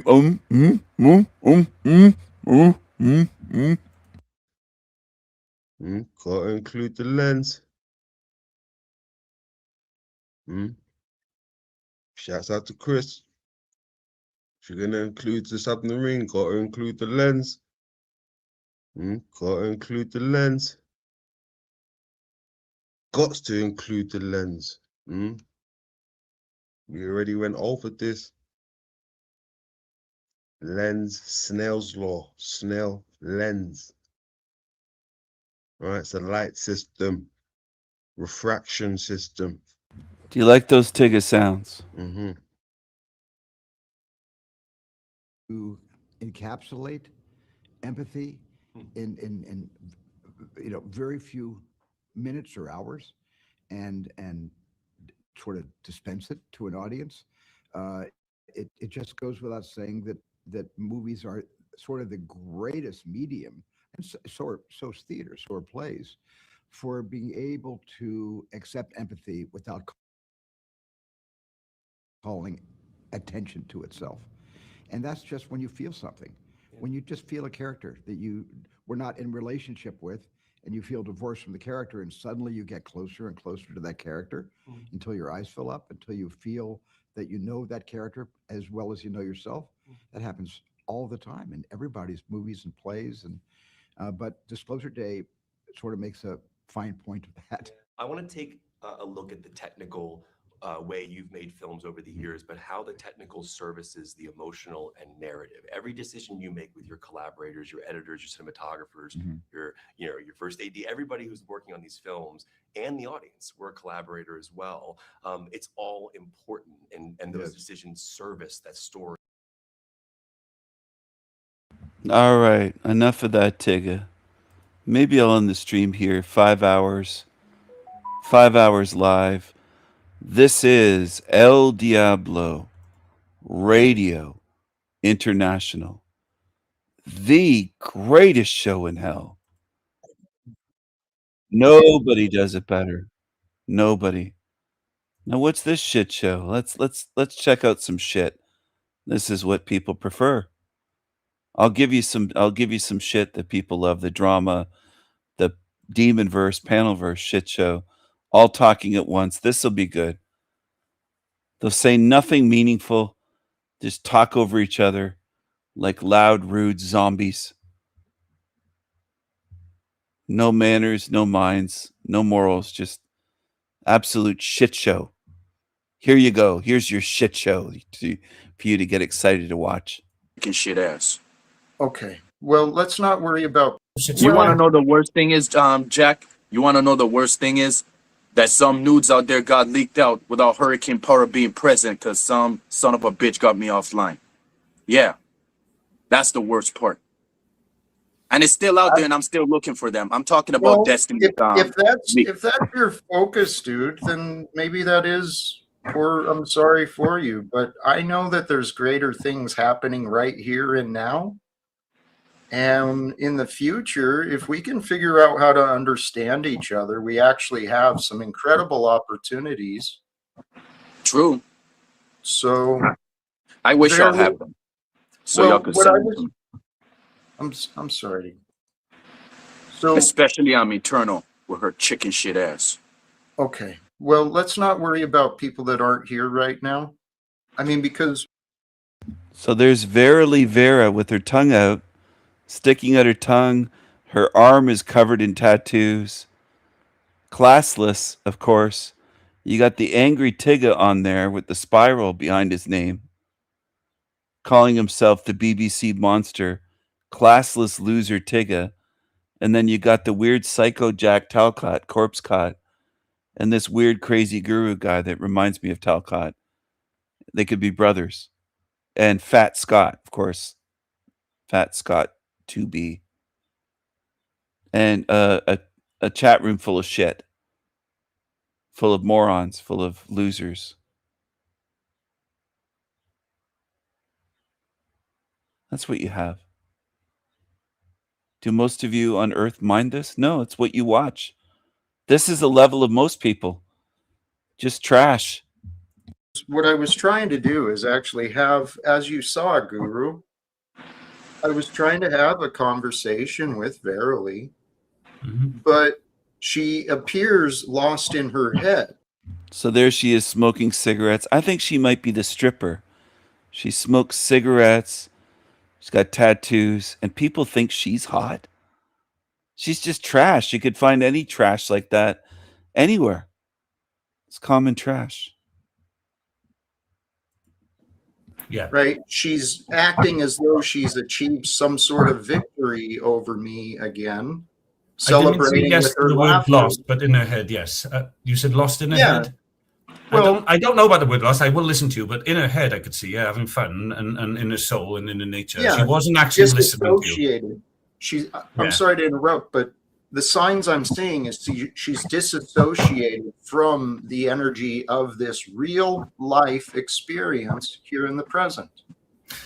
I think I can agree with you. She wasn't in the present spirit of the room, but she did seem to be in her own presence. She seems to be having a great time. So she's mocking, making faces. Nah, I don't disrespect her for not liking Talcott, but she's very immature and childish and very manly. I don't see anything feminine about her at all. It looks like a guy. I don't fully understand. Maybe Is that a guy? What is that? as I said, there might be Okay, nature that but- I don't get. Right. So she's entertaining herself, and there's no point in her being here. Do you I don't see agree that? with. Yeah, I can see how. Well, for me, there's a point, but I can see how, on your perspective, you can't connect with her because she's not willing to reach you. Like sometimes I Right. get. So why should I? Please help me reason from my position. What would be the purpose of me continuing to have her here, given she's been disrespectful to me, Ask her what she wants. insulting towards me? Ask her what she wants. I thought Exactly. I did. No, I did, and she made the claim she was here to check me. Yeah, If I, but now she's listening to why you asking that question. So now she's That's what you heard, silly. Verily, why are you here, please? I think you're reading the chat too much, Jack. That doesn't answer my question. You're here to do. Why don't you tell me why I'm here? Maybe I spoke it in the chat. I typed it out. I don't care. I wasn't wrote the message focused on out. the chat. Verily, that's you. Okay, Maybe so the chat can help me. Do you Maybe know the why chat can help me and tell you what the message here is. So there they go, side by side, finger over the lips, sign of silence. That is the Freemasonic sign of silence. Am I claiming that these two are Freemasons? No, I don't know that. But I know they're doing the sign of silence from Freemasonry. Both beside each other doing the same thing. Isn't that interesting? I think it is. You probably don't. Most people just want drama and shit. Until your grave, and then you'll be wondering why you're back here. Yeah, The message is about love, yeah. like No. he always preaches. Nope. No. Why is it Then not? what is it? Why is it not what he Oh said? God, I can't spell it out for you. Well, I spelled it out for you, but you still don't freaking get it. Don't you get it? Don't you get it? I'm Yeah, gonna I mute do. now. No, Verily, can I ask you a question? I got a good question, I think. I think it's a good question, I hope. Verily, are you here to be listened to, or are you here to listen to others? I'm here to spread the message. So to be listened to then. Okay. Can I ask Verily what her message is? Do you mind that, Jack? Because I've never met her before. I Verily, what is- already explained. I wrote it in the chat. Maybe the chat can help. No, I would. That wouldn't help me. I've metacognitive IQ. Only you explaining to me would help me. I wouldn't be able to do that anyway. It's just a rare form of autism. I do apologize. If it pisses you off and you don't want to tell me, I don't mind, because I don't want to get involved in this. But I generally am interested in what this message is. Or is it just? We're in an age of misinformation, and you have to find it yourself. That is what I am trying to tell you, but I am being subtle. I'm being coy. I'm being dissolute. Do you know what the word dissolute means? Somebody look that up for me. No, Verily, I can tell you something. No, yeah. If that's what you're here for, millions of people beat you to it, babe. That message has been delivered over and over and over and over. You're just repeating a dead man's tale. Have you got a new message at all? That'd be great. So you're telling me that I'm speaking in tongues that you don't understand me? No, I'm saying your message has been That's repeated. very interesting, isn't it? No, because that's not what I said. Listen, do you speak the Bible? Do you speak why are you being Latin or Arabic or Aramaic or Sanskrit? Artikeha Mahavariam Chandraditya Vimardanam Singika Garba Samota. Told you she's not feminine. She's mouthy, loud, just everything that turns off any high quality man would not want to be in a room with her. Just gross. Tom. I can go. Ready. Jack, ready. Please stop. Please stop. Where did she go? Stop. Damn. It's funny how angry he gets. He doesn't want me on his show, but he gets angry with all the other guests. Interesting. He doesn't want to bring me on his show. I tried to get on there yesterday. He said he didn't want to bring me on. Doesn't want to talk to me. But here he is getting angered by everybody on his show. Hilarious. Oh, and it's not hilarious that most people need to be told that. Because without me saying it, people don't seem to notice and say it on their own. I just found the definition of the word dissolute, but she gone. Never mind. So, Jack, how you feeling right now? Well, this is documented and recorded. This is human behavior being demonstrated publicly. This is not healthy, guys. We can do better. Verily left, and I'm not sad. God is back. She's welcome to return, but this is just... Why is she here? Because God gave her the idea and she thought she should join, but she clearly showed up with the wrong intentions. I don't know that. I do. I'm honest about her behavior and what I heard and witnessed. I don't think a behavior has anything to do with That's how intent. women are, Jack. No, You gotta let's understand not- female nature. Let's not generalize. That's how some people are. And here, OTW is waiting for a little bit. Welcome to you, my friend. How are you today, brother? Doing good. Mic check. You sound good. Sorry, I forgot. Melanie, thank you for your continuing support and contributions. Jack, as Hello, your Melanie. supporter, can we de-wrench Alyssa? She's only been here a week. Why does she even have a wrench? Because I appreciate her. I do. And I appreciate Carl. And I hope we can all Just Carl find Fellman, ways that to right? get along. Crazy guru. Carl. Sorry. I'm sorry. OTW. Yeah. Sorry, were you running with ideas or stuff? Well, I mean, there was a lot of action, like a few moments just before I came on. I was like, wow, it's like, how does this energy end up becoming so present? Like, how does it manifest itself in a way where all of a sudden everybody loses it? It's like, I was just fine. I was like you were saying, Jack, I was observing the human condition, and I was wondering, it's like, why is it always like this? Like what could have possibly have gone wrong for that to have happened here today, right? I mean, even you there, that crazy guru dude, seemed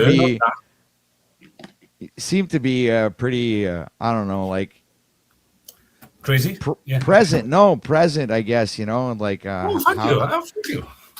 Yeah, Jack, see, he gets me. Present I am, right? I'm joking. All right, Yoda. I feel giddy. Sorry. I like compliments. They make me feel narcissistically superior than it, but no, I don't. They make me feel great. Actually, Thank let's point that out. right? Generally, many of us in today's world have become resistant to accepting compliments. We deny ourselves from actually receiving the full goodness that life brings forth. And there's many reasons why we do that to ourselves, but we sure don't have to do that to each other. We don't have to be trying to beat each other down or cause chaos to spread. OTW, I called it a long time ago, that energy, right? That's wants to fight and it get people caught up in it. Yeah. It's the agents of chaos. All of us have that potentiality within us. Archons, yes, me. Well, it's funny. I'm going to quote something I heard on a television show where in a world of chaos, it's actually kind of like a job to keep the chaos, off of your front porch, metaphorically speaking, right? It's even like it's a 7-day-a-week job, right? It's Yeah. It can be. I do appreciate the humor, and it's just landing in me. That's why I'm a little slow on that joke, and I'm getting it now because I get it. I haven't worked a job in a long time. I thought, what's he talking about? And then we met then. So, when it can be. I do appreciate the humor, and it's just landing in me. That's why I'm a little slow on that joke, and I'm getting it now because I get it. I haven't worked a job in a long time. I thought, what's he talking about? And then we met then. So, when he was talking about being present, do you see that there's one present or more than one present? I'm interested in what people think of this question because, I always thought there was the present moment, then there's presence, and then there's the present, which is all. There's no future past. It's just the dualistic extreme ends of the present. So it's the more of an ontological thing. You have the center, the core, and everything, and then the poles of it, like Earth, are the past and future thing. Yep. Have I lost anyone? Tism Babble. I think people love the Tism Babble. That's what I'm going to nickname it. Tism Babble. I think people love that. It's worse than word salad. Tism Babble. And I think a lot of you love it. I think a lot of you get wrapped up in nonsense. You don't want what makes sense. You don't want what's true. Most humans just want to listen to shit. You really do, because you do it every day. Millions of you all over YouTube watch shit. You listen to shit day in, day out. You learn nothing. It has no meaning. It isn't spiritually helpful or meaningful. You love shit. You're lovers of shit. Sorry, I get a little metaphysical. Sorry. No, present. To allow the mind to settle into the present of being. That's a practice that, that's what meditation kind of helps you develop, this practice of just being present. Be present with the thoughts, be present with the feeling, be present with the moment, yet you choose what moves you, right? If you move. That's kind of the idea. Developing self-mastery is developing self-control. You can't control anything you don't pay attention to. So the whole idea of mindfulness is pay attention to you. The whole idea of mindfulness is giggle and get stoned every day. Just giggle about nothing. People will love it. And that was the message of Yeshua, Jesus as well. Pay attention to what's true. Interrogate the thoughts within. Remove yourself of the corruption of the sinful ideas. Stand strong against your own temptations. because something I want to talk to Congress about, and it seems obvious for the world. To lie is to betray the truth. To betray the truth is to be inauthentic. To be inauthentic is to be pretend. Right? So we've got a world filled with people who are living in pretend. They're pretending to be good, pretending to be honest.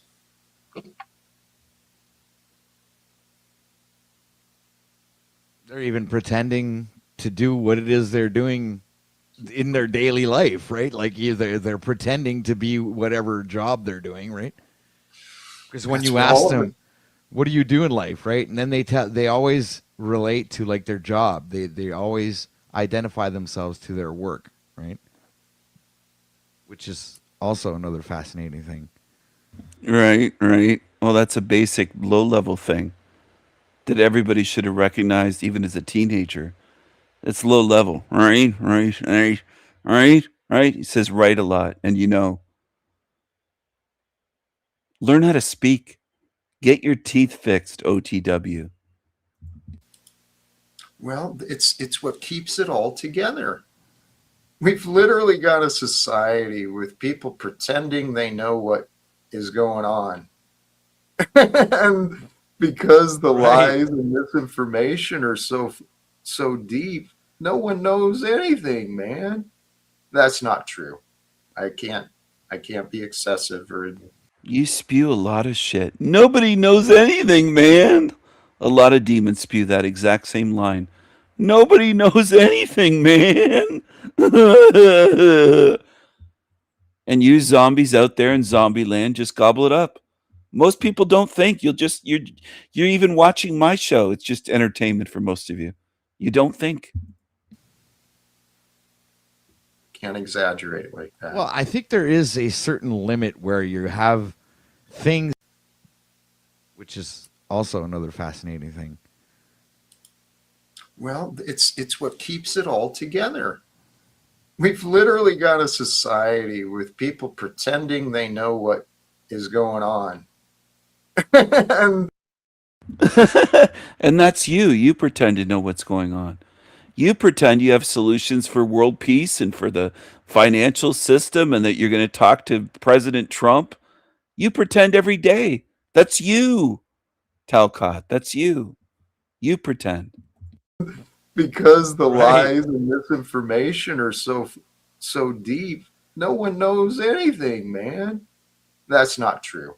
I can't be excessive or can't exaggerate like that. Well, I think there is a certain limit where you have things that you're sure you can know, right? It's like it's undeniable, it's repeatable, it's Here comes more babbling from a fucking creature that needs to get his grill fixed. His mouth is rotten. How about you focus on that, OTW, Patrick? Your mouth is rotten. Your mouth is rotten.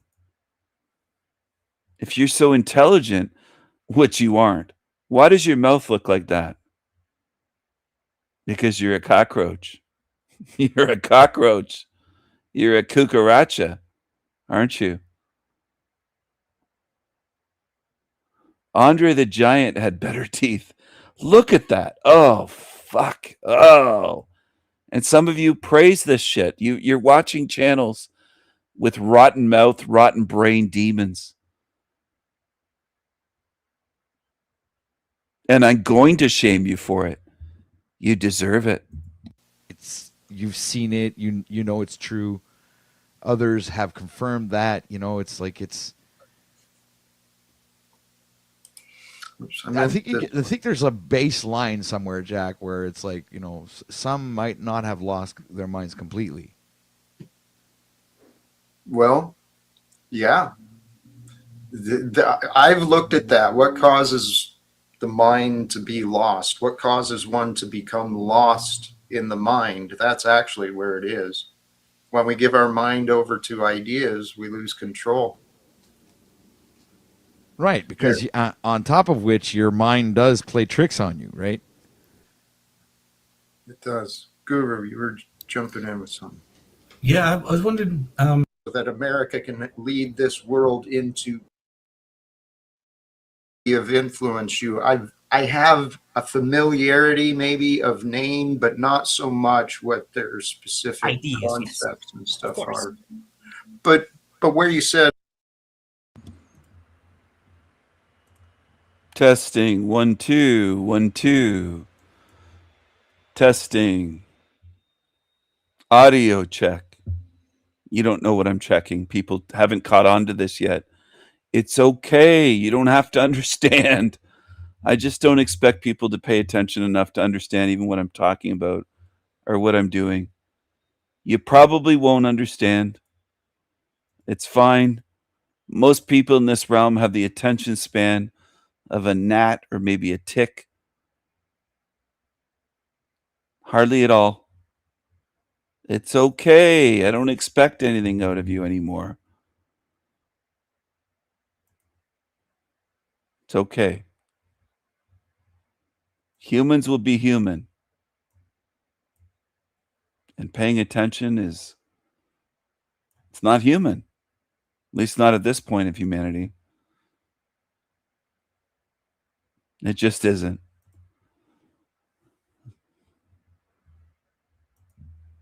A lot, and I look at the state of the world in history, I'm like, and future, I'm like, I just They identify you as love. I can, yeah. And actually, where my mind went was identify yourself as here and now, right? And just be with Presence, the here and now. Yeah. Because there is a perfection. You went through this path of yours, and now my mind, it'll come back, I'm sure. But regarding your path, there's a perfection to the order and the unfolding of time and ourselves. You broke away from religion. The question I wanted to ask. I understood you presenting ideas of others, but where do you land? Maybe you answered that and I missed it. Where do I land? I land leaning towards their view, such as, I guess viewing that like there's no way to defeat the idea of original sin. I think that idea is real, no matter what it is. Yeah. Sorry to interrupt. Okay. But what if the idea of sin might not be real? Ooh, I could not follow that. No, I do think there are things that are like dumb, sinful. Yeah, I do think that I wholly think that. Otherwise, you don't have any standards, in my opinion. If you don't think there's nothing worthy of, like, I guess, like either like reform or just straight out, rejection, because do you agree with the idea of once a sinner, always a sinner? I've heard people talk about that idea. That wholly depends on the person, but unfortunately, the way that I deal with individuals and how I see addicts, and how I see in my city, I see like druggies on the street always, even now, and like I used to be in a similar situation, and like they're not getting any better, and some of them might even be faking it for money, which makes them even worse to me and my eyes, because you're exploiting things and you're not even poor. It just leads to me to believe that, like, I'm like, why are you here? What are you doing? Can you see, this is actually in line with the thought I was considering earlier. It's part of our ways of healing. Each of us does have the capacity to sit with opposing truths. We can sit with things that are in absolute contradiction with one another. With most obvious, yes, there is cruelty and evil and suffering in the world, right? But there's also beauty and goodness and growth. And a more direct, a question also I had for you. What is the difference between a sin and a mistake? A sin and a mistake, to me, the difference with a sin is something that's so egregious that, like, that the person cannot recover from. A mistake is like, I forgot like my keys. No, I think there's a big difference. You know, a sin is something that's like both ethically and even metaphysically, ontologically, just like brutal. So tied to intention or awareness? Intention and also awareness, because I don't think there is I don't think there is not an excuse to be ignorant anymore, because we literally have like small phones. We literally have computers in our pockets. I get that. There's a case to be made. Guru, please, if you've still got that thought. Yeah, I've got 2 thoughts. Mistake is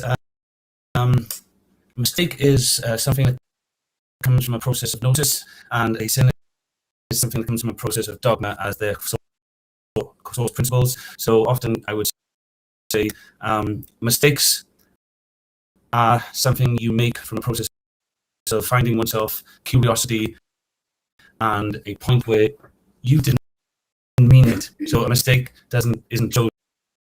However, sin is something that's chosen even in blindness, which I believe most people do take a sense. Because for me, a mistake is a process of incorrectly doing something and learning from it, whereas a sin is a subjective internal narrative created from a subjective loop. Yeah. From a dogmatic presupposition. That's where I did want you to go. That idea of I hadn't heard this before, Guru, but this idea of a sin being a subjective inner narrative that comes from a dogma. What do you think, Fatima? Well, I think everything will lead to dogma eventually. The human heuristic and structure of thought will lead to order and hierarchy. So you're obviously going to have a dogma, because even people who say, "Oh, I am not dogmatic," they're kind of lying to you, in my opinion. Like even the most ironic of philosophers still have their pearls in place. You know, I truly do believe that, and like they do, because there are things that are fundamental to them. You know, such as avoiding despair and sin and false. Fatima, could I say, I can be dogmatic, but I choose not to whenever I notice it. Yeah, but you will eventually, and I think that's like I think that's most people's baseline if they have any form of like in. Can you present it without presenting from a dogmatic presupposition yourself? No, but that's the point. That's our No, baseline. it's the illusion, isn't it? If you're coming from a dogmatic presupposition, how are you trusting what you're saying is true? How do you trust what you're saying is true, that it's not? I don't trust what I'm saying is true. I trust what I'm saying is coherent. Well, come on, man. Don't do this, Guru. Guru always plays with me like this. I'm going to stop now and let Jack come back to it, because but here's the thing: like coherence and truth, like those mean the same thing to me. Like if you're coherent, you can see a truth, you know, clarity, you know, like to me, if you're coherent and thus can see the truth, you can see that there are sins, certain actions, certain humans, certain ways of life, certain types of people. Sorry to interrupt, but back to your idea. I mean, what if it turns out a choice to sin was a mistake based upon, right, not a limited awareness or other conditions? I can think of several, but what I think that's only a half truth, but I still do think that, like, because if that was the case, then like a career criminal would have reformed, but they're not. They are called career criminals. Like, well, I'm sorry to interrupt, because I know we are discussing these facts, and the facts are based upon the society and the reality we've got. We have had a society that enables career criminals. Yeah. Hell, we vote for a lot of them. Yeah, absolutely. Right? So, what if? Okay, let me just jump to the point. I kind of got your position. I think I got your idea of how the world is created and run to a lesser degree. But I believe that behind all the flaws, behind all the darkness, behind all the suffering in the world we see, there's infinite potential. That's what life is. Well, yeah, but no, I would say that life is both finite and infinite. It only becomes infinite after you die. Like no, like I think that the majority of people are unfortunately like just not infinite minded. They're not. Well, they're misled, so yes. Yeah, but sometimes I do think that they also deliberately choose to mislead. I do think they do that. No, because like during the Iraq War, 70% of Americans supported it. I don't think they were. I don't think they were misled. They know war. People know what war is. War is not pretty. No. Everyone should know what a war is. They lived through World War II and I and Vietnam War. Sure. I think that if you were ignorant about war, if you're naive about war, I don't think you should have any say in life, in my honest opinion, Well, unfortunately, though, propaganda and conditioning has proven to be very good. You could not have war if children were not conditioned to follow orders and become obedient. Yeah, but how do you explain people like me and other people who broke out of it, Like, how do you explain? Actually, I'm glad that's actually a perfect question, because those of us who broke out of it, who awakened beyond the bars and the chains, we have the best chance to change this. I believe that's why God awakened us, why God created us, why God brought us together, and maybe why we joined together today. Yeah, well, God brought us together. Only some people, not, of course, the wicked and the sinners and the one who like blaspheme him. Whichever God you follow, who knows? But yeah, you will have a strict standard. There's some religions out there that are very authoritarian. Not to say that that's bad. I actually like that though. No, I actually like those faiths. Yeah, I do. No, I do. Sure. I support faiths that are very, very very, very dogmatic, disciplined forms of life. Yes, they strict. They touch every form of like life, from etiquette to prayer, to culture, to music, even to restrictions. Yes. Fatima, is it your claim that it's impossible to create a non-dogmatic religion? I'm not disagreeing. I just want to know if that's your position. Is it possible to create a non-dogmatic religion? No, it's not, because you already are dogmatic if you're calling it a religion, are you not? There's going to be creeds, doctrines, forms of prayer. Like even Buddhism is strict in certain sects, like Theravada Buddhism. Like those monks can only eat one time a day, shave their heads and their eyebrows. Inside Taoism, even you have to go to drink the valley of the. I'll let Jack speak, but I'll say challenge accepted. Yeah. Okay. Well, good job. I'm actually. I think I'm wrapping. I'm feeling the energies. It's time to start wrapping up. We got Stephen in the back. Not bringing you up, Stephen. Thank you for joining, but yeah. Any parting thoughts or maybe ideas? Finding trust in the midst of uncertainty, or positive thoughts to go with? Thank you.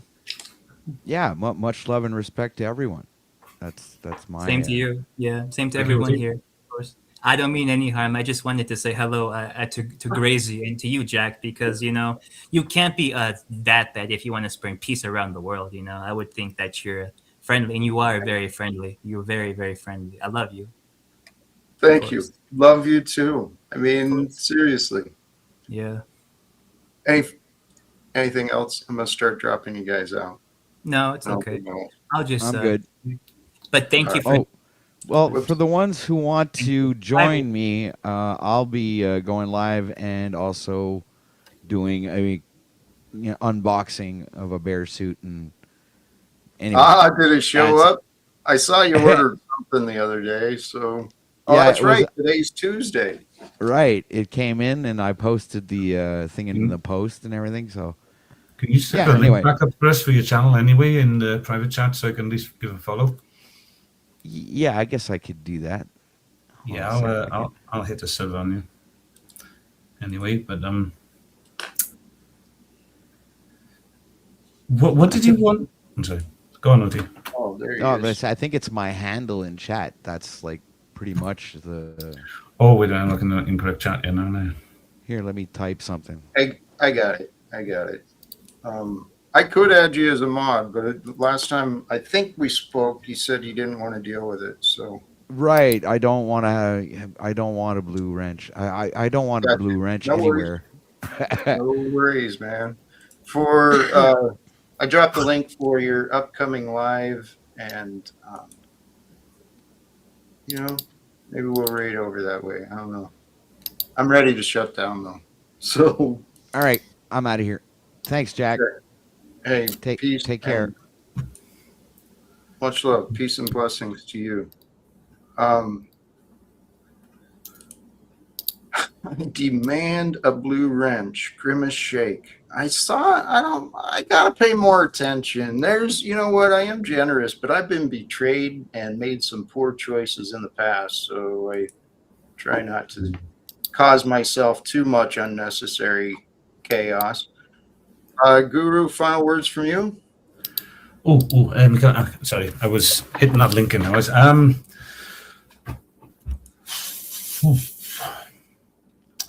so it's hard on his finals. I've always got so much to say, I believe, but maybe that's it. Maybe I think it was you and Jack mentioned meditation. So I'm going to go completely off script because why not?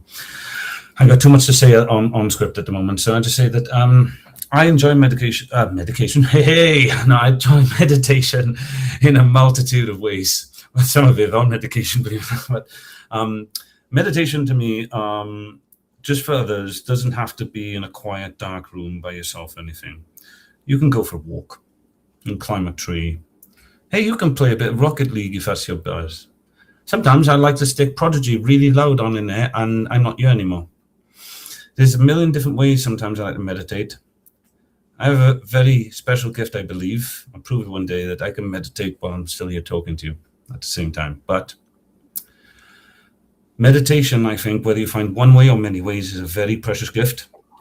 And if people don't know how to achieve it and they want to know more about it, reach out to me in any way you can and I'll help you in the many ways I do it. So one of them might work for you. But meditation has a relationship with the truth and love. And if you don't, that your meditation won't be as strong as others. So I recommend the greatest form of meditation is to listen to individuals like Jack that is going to be able to share with you the necessary ingredients that you need prior to meditation, which is a form of trust, love, and acceptance in your heart to things greater than you and possibilities greater than you. Well, yeah, amen. Thank you, everybody, for listening. Get to show that appreciation as well. Hey, much love to you. Sincerely, brothers and sisters, all who joined the panel today, joined the chat, whether live or later, sincerely, thank you. Just the reminders where we started, and we'll wrap up in the end. In the background, peace is available. It's found behind the resistance, behind the conflicts. Peace is available.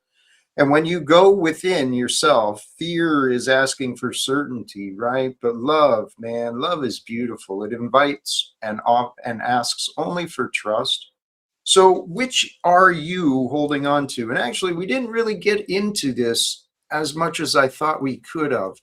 But this question of where are you holding on to? Are you holding on to certainty and fear, predicting a horrible outcome, a painful idea, or are you open to greater? Are you with love in your efforts, in your intentions? And where is your line between trust and certainty? How much does it require for you to gain certainty? You certainly don't find certainty without trust. I mean, you can find certainty in your disbelief. You can find certainty in your doubts and your fears. But brothers and sisters, I want you to find certainty and gnosis, knowing of love, right? I want you to experience love to the levels and the depths and the powers that maybe you've never even dreamed of. I believe it's available. I'm going to wrap it up here. Brothers and sisters, I think I got to set up to raid over to OTW. Why not? If you head that way, share some love and support. And till next time, choose love, peace for everyone, everyone. Walk with faith and live without fear. Thank you again. God bless.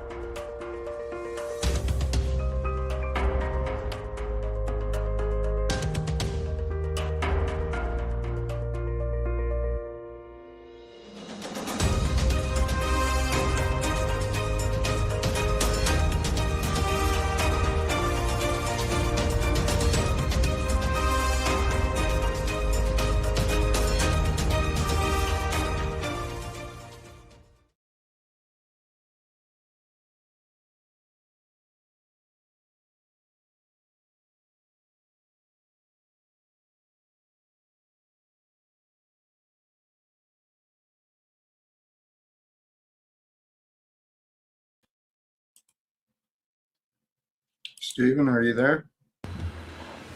Hello. Yeah, I'm here. I haven't brought you up, but You sure haven't. You bring up everyone else onto the show, which is interesting. I know, isn't it? Everyone else. It is fascinating. It is. And, People that and threaten I've- you, yell at you, talk over, enrage you. You have some real deep fear of me, I think, Jack. Not fear, you're mistaken. I think it's fear. It's not love. You don't treat people with love. You talk about love, but you don't treat people with love. Well, let's discuss that. That's your claim. That's but what I see. I suggest your claim is overlooking many different aspects. How so? How do you love people? With honesty. You're not honest. And I've been absolutely honest with you, Stephen. No, you lie about all the reasons why you don't want me on the show. Tell you what, I will give you one thing that I may have. No, I was honest because to a great degree, Stephen, I have simply tolerated you. Really? Yes, in the greater time of our experience, you haven't given me a lot of reasons to enjoy you. And as a matter of fact, away from me, you give me plenty of reasons to push you away. So the fact that you don't see, I've tried talking to you. I don't see it that way. I think you'd rather tolerate people shitting on you, whether it's Paul the Slave or JG or Illumitami. It's a whole list. Why would you want to think that's what I want? Because it happens almost every day. Right. It's a pattern. Right. Yeah. And I don't need you adding to that. I don't add right? to that. I don't treat you that way.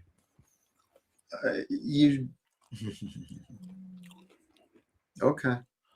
I've never made a threat of violence against you. I've never done a lot of things that you tolerate on here day by day. It's interesting. So what?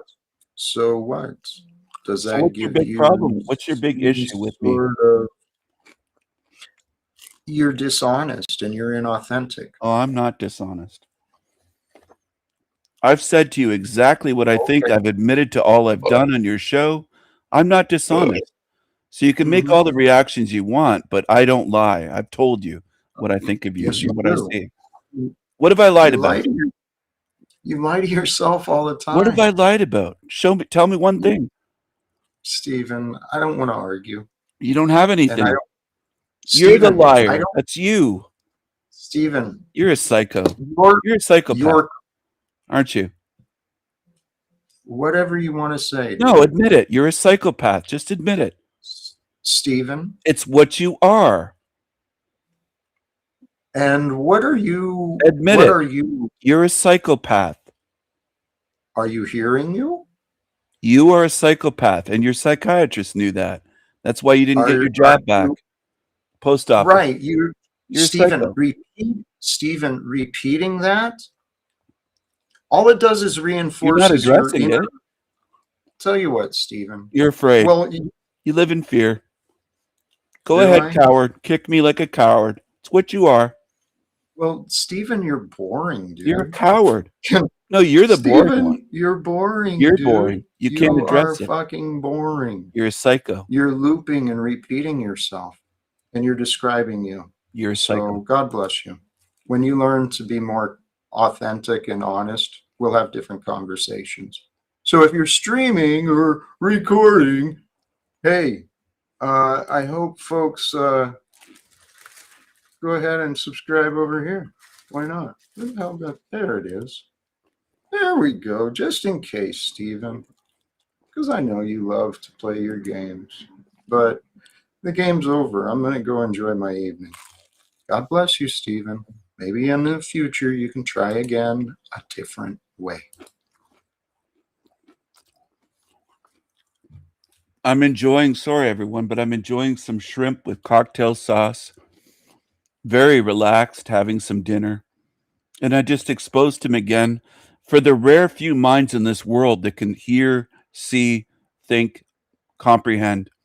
It's few of you, because very few of you say anything. So you show that you can't even see through Jack Talcott, a lot of you, unfortunately, on Earth. A Jack Talcott can fool most of you. It's incredible.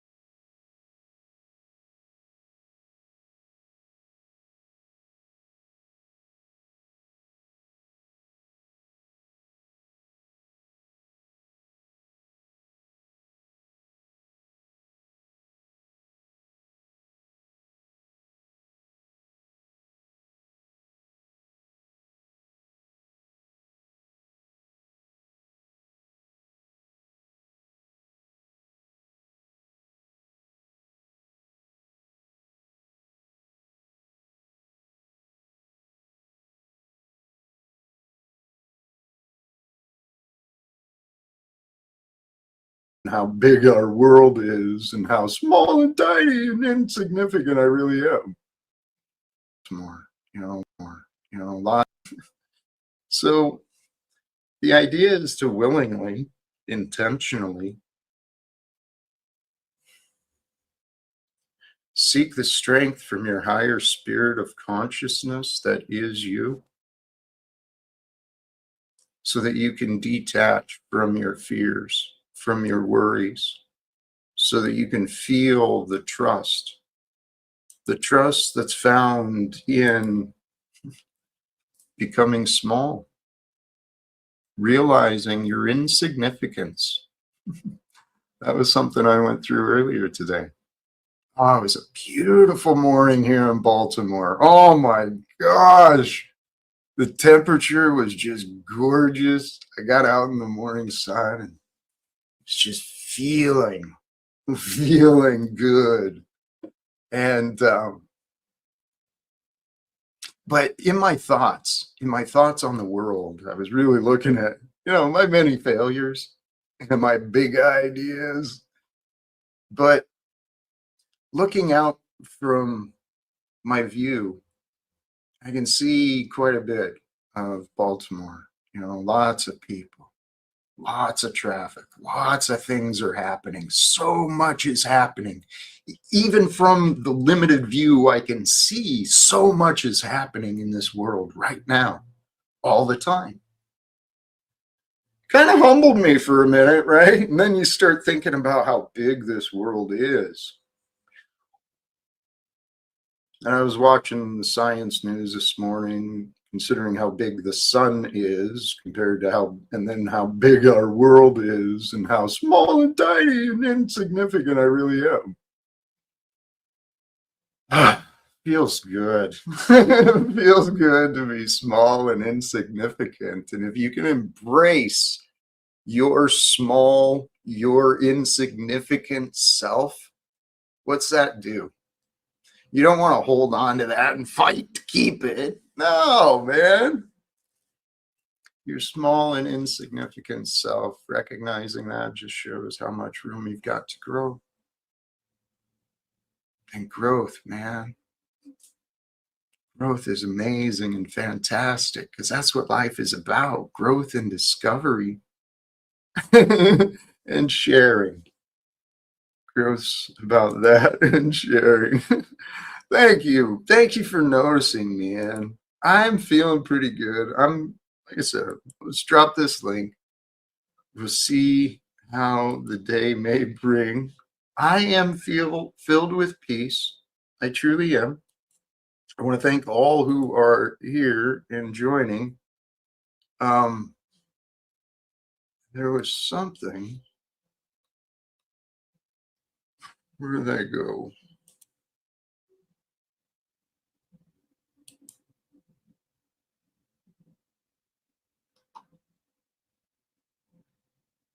Sorry, I was checking out that link, and I'm not sure what that was for.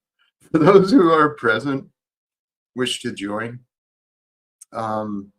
especially if you want to explore these ideas of how do you find trust in the midst of uncertainty.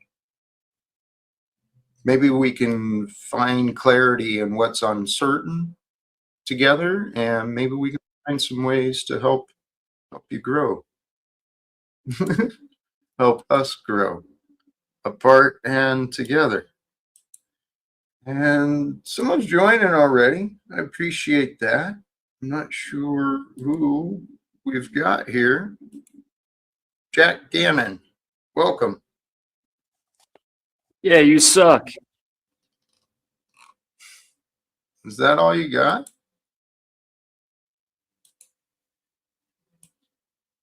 Why do you have such a bad attitude? Do you know? JG, seriously. I know a big part of it's an act, but you don't have to do that.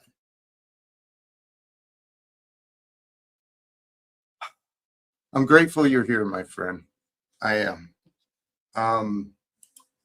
because everything is coming together perfectly.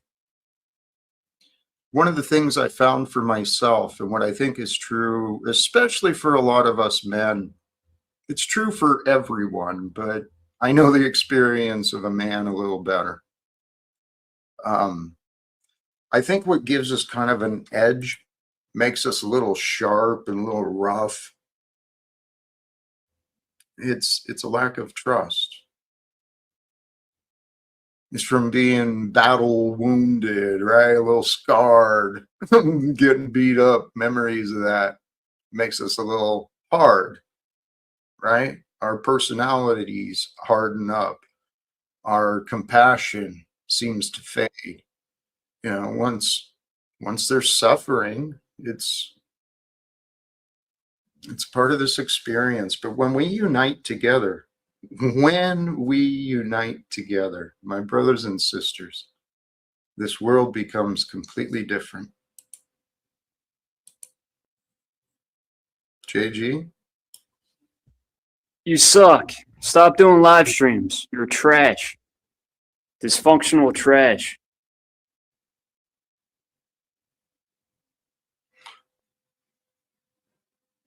I'm not sure why I should accept that.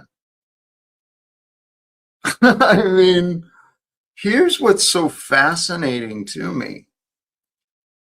Oh, and actually, hey, Guru, my brother, I know I saw you in the chat. You are welcome to join me. What was this thought I wanted to hash out with you? There was a couple of thoughts I wanted to hash out with you. Or I hope to hash out.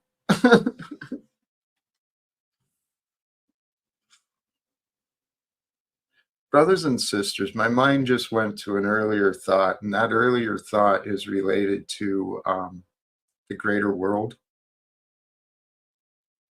What's happening with Israel right now, in the US, and Iran, and Lebanon, and Gaza, of course.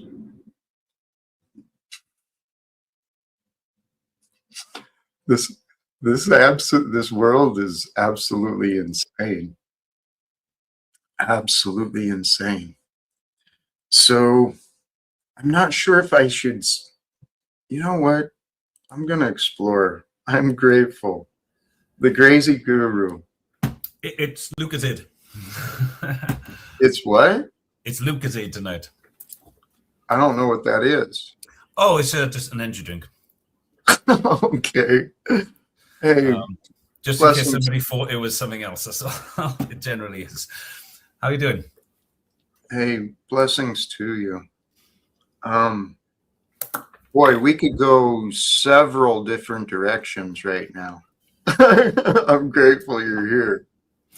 Me too. I've been having great fun all day. It's been raining on and off. We got to go to the park with our son. But in general, we've all been just slumming in the house today, doing things, and I've been catching up on a lot of things and promises I made last night, I suppose, for OE, and have had been great fun with that. Really good fun with that.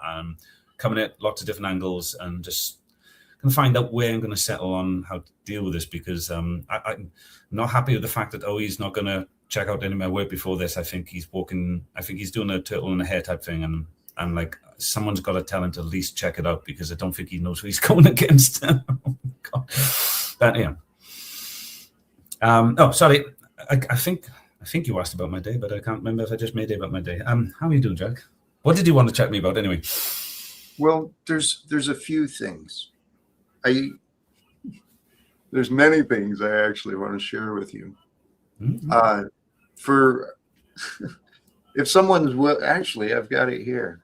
Your articles. I've been reading some of your articles. I've not made it through them. Yay! Someone's been reading them. Yeah. No, I'm not. Oh, wait a minute. Oh my goodness! Listen, I need a new top on. I came on you straight away, Jack. I was sweat stains on me. Okay, I gotta get. It's okay. I was just gonna be in the chat. I wasn't expected to come on, but okay, yeah. No, no questions. I'm excited. Well, I also sent you a message, and I don't know if you've seen that yet. I probably haven't. What was it on X?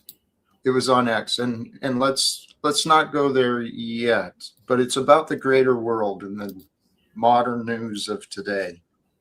But this other topic, I'd actually welcome your views and how you might kind of break this down. You want me to get a chance to look at it tomorrow and do something cool and see what we come up with?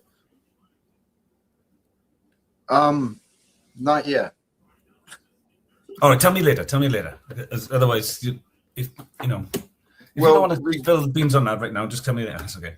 Well, regarding today's topic, finding trust in the midst of uncertainty, how would you kind of break that down, and what first comes to your thoughts? If I say this next sentence, only because I'm not sure what the question you're asking me is, but if I say this, tell me, does it change the question at all, or can you help me understand what you're asking me? See, I trust everything, but I'm not certain about everything. When I say I trust everything, I mean I trust, like, some people, they go, oh, I trust you, or I don't trust you. I don't do that kind of thing with me. That's strange. It doesn't make sense. I just say, like, I trust you to do this. Like, I tell my son, well, but if you do this, I'm only going to trust that you're always going to lie to me, or you're always going to try to trick me. I trust either negatively or positively. I know people go, well, that's just non-trusting or trusting. I know the language is too messy for me. I trust everything, but how I trust it is relational to that relationship I have with that thing that I'm trusting. So trust is like it's much like love to me. It's not something that's never there. It's just something that has a relationship to something, whether it's got to work on it or not. But obviously, certainty. I'm not really certain of anything, to be honest. I like coherence and cognition, rather than certainty. I'm not really fond of certainty. It's like exactness. It doesn't feel right. It's like, that doesn't feel like life to me. That feels like rigid and cold. So is there a way you could ask that question a bit differently if I haven't already answered it at all? No, I think you may have. The only what stood out to me as perhaps a different view is the trust not so much in the other. I mean, that is part of the equation for sure, but just being with trust. And I think you do show that through curiosity and not really fixating on a certainty. That's cool. I didn't see that. That's what I heard from you. I didn't see that link. It's obvious. When things are obvious, I just assume them sometimes, like most other people. But I didn't see that link. Thanks for pointing that out. That I actually think that's a really relevant thing. See, I don't think you can get your pure, innocent curiosity back without being able to trust everything, but changing your relationship with that word trust to say, I'm not going to say I don't trust you. I'm going to say, I just trust you're going to be a twat. and then you're still trusting, right? You're trusting the truth rather than trusting your truth. Does that make sense? I think it does, but I need another view. Well, yes, and what if it's just a trust in the experience? Yes, but of course, I made it subjective of you, didn't I? But of course, yes, the experience, as you might say, the experience you're having, but that experience is still could be someone, something, some phenomena, some force, and you have to have trust in all these different aspects, surely, which is like love and God and everything like that. And then you go, all right, that's why you've changed it, because I felt it earned a higher place, not to be called something you don't have, but something you always have. But in what relationship do you have it, like love? So I can understand how people in a story, I shouldn't say how people think I'm talking down on them, people who live within a narrative form matrix and connotations, it doesn't work that way. They need to have, I don't trust or I do trust. And then to me, it's almost like saying, I don't want God right now. I don't want love right now. Now I do want God, or now like it's selective. Now, I'm not trying to mock people. I haven't even fully mapped that. That's something, because you've just brought on this mapping in my head right now. And I'm like, I'd like that. That's why I'm going to be working on that tomorrow. That's what I'm going to be doing, Jack. But yeah, no, I like that. Did I answer your question at least? I think so. Okay, cool. Admittedly, I allowed my mind to drift a little bit, but I do the same, Jack. It's okay. I know. Hey, JG, because of your comment, that's why you were kicked. We've got to. If he's talking to me, my wife doesn't cheat on me. I don't own her body or mind. She can sleep with any man she wants, talk to any man she wants. I only own her heart. The only thing I ask my wife is, you don't lie to me. You can lie to anyone else if you choose. You don't do it to me. That's what you do when you cheat on me. And to today, I've never known my wife to cheat on me in the fullest sense. She's made mistakes and apologized and asked if she could repent from them. And I've said, of course, babe, because they were technically lies to me that she didn't realize she's keeping through a shadow self that I understand. So long as, like, in the same form, I suppose Jack has a bit of patience for me, it's because I will apologize at some form or never if for my transgressions, asking for repentance. And I think that's a very great form of love for someone from my position. So before I shut up, yes, my wife can't cheat on me. I don't know if Jack owns his wife and somehow she can cheat on him, but no, it's impossible for my wife to cheat on me because I don't see it that way. I don't do ownership over people's bodies and autonomy and stuff. I don't understand that, so I just don't do it. To me, it's weird. But I understand everybody else does that in the system. I'm not saying your system's, well, I am, but I'm just saying I don't want to fight you on the fact that you guys all get married and you own each other and you can't. Like, my wife's not no, I shouldn't use derogatory terms. I'm trying to use your words. My wife's not someone who sells her body or floozies about or anything like that. But if there was ever a point she wanted an experience beyond my bed, she would just let me know, and I'd be like, yeah, sure. Like, for example, if she wanted to see what the loving of a big, tall, I'm going to use words. We don't have to continue.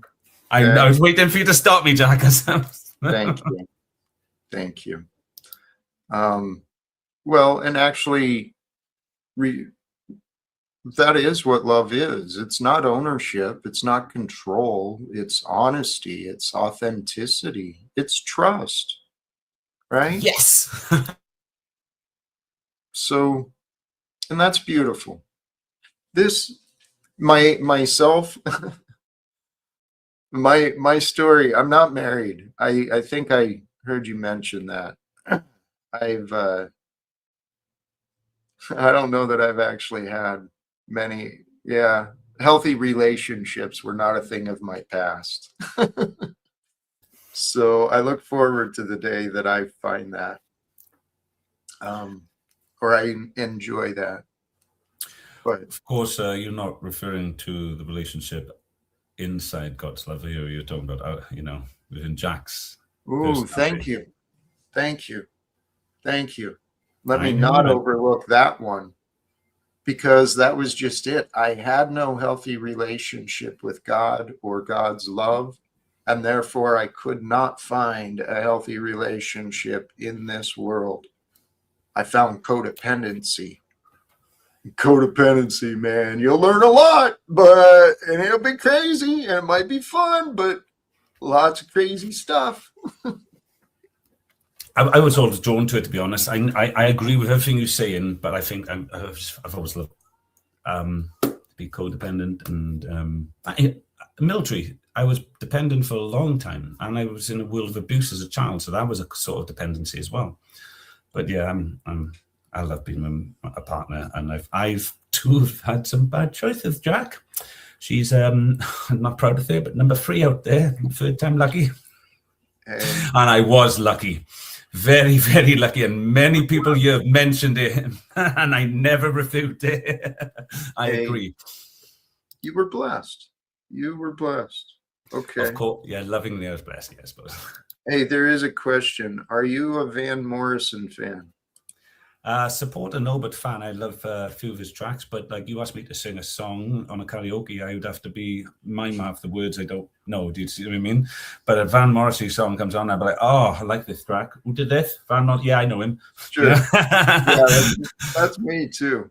Hey, wait, let me address. We've got a guest. He's returned in the back. He's showing up today a little bit. What is the right word? Let me ask. JG, what is the right word? How are you showing up today?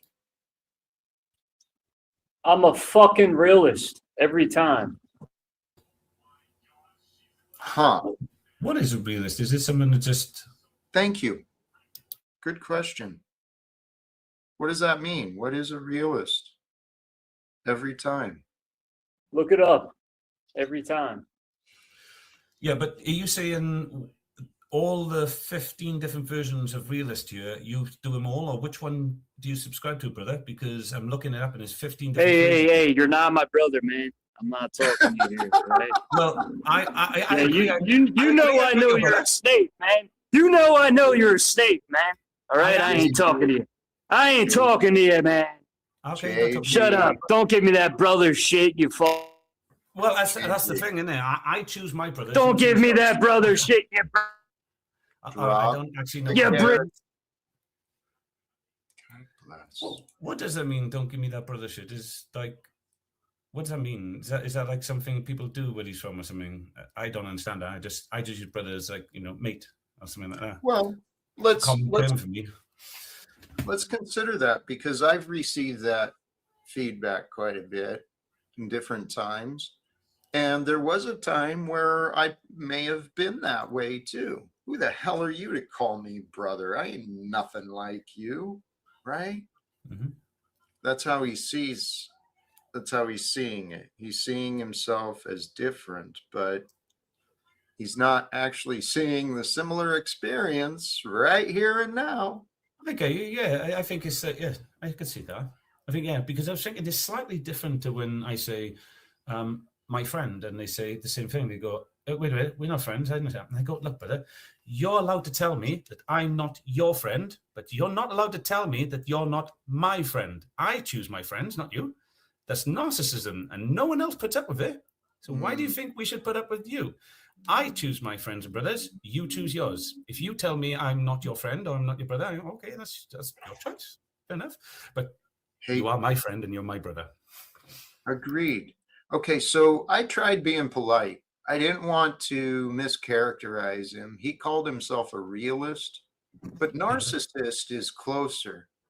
His arrogance and rudeness is really shining today for some reason. His voice didn't actually seem like he's in pain in the moment, although obviously his attitude sounds like that if it's real at all, because he says he's a realist. I guess he's being real. However, he did seem like he had a playful tone. Like he's not here really because he's in pain right now, but he's here probably because he's probably in a little bit of a happier mood. But like because he's deeply in pain, he hasn't come here to solve anything. He's come to release or just play. Maybe that's what it sounds like to me from this tone and everything. But I don't know. He didn't give me enough to give on. I'm just assuming based on what we heard so far. Well, Guru, let me offer this. You're writing on the warmth and drawing the insects to the warmth. This is what we're finding today, right? I think I might be the guy just fanning you, Jack. That's all. And getting expanding it. Getting smoke in somebody's faces, but making the fire go brighter for others. So, you know, it's a yin-yang situation. You're always running a dodgy dice roll, getting me on you, Jack. Here, actually, please, let me engage a little bit with this. Somewhat I agree. Narcissists can be very manipulative, right? Mm-hmm. JG, I disagree he's being 100% 100 authentic. No, he's playing a character. And he's showing up, like you said, you recognized he's not being real. He's not being real. He's not being what he said he was. Could we ask, Jack, quickly, as you finish that, can we ask which, would she like to continue that? Well, you can come to the panel, obviously, as you can invite her, but even in the comments, could she tell us why she feels he's 100% authentic? I would love to know what she thinks about him is 100% authentic. Like, what is the feeling behind this statement?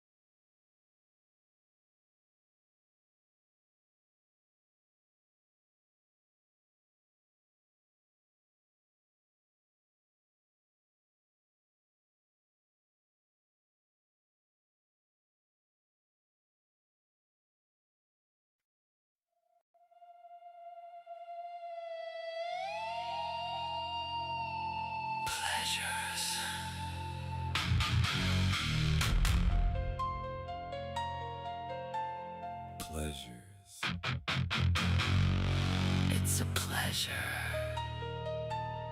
It's my pleasure.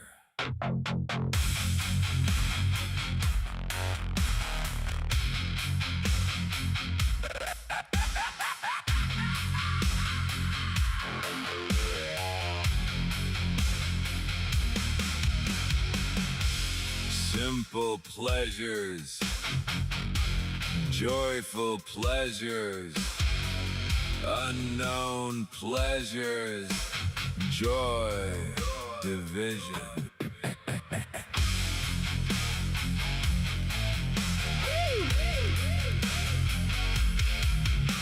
Pleasures of the flesh, Pleasures of the flesh.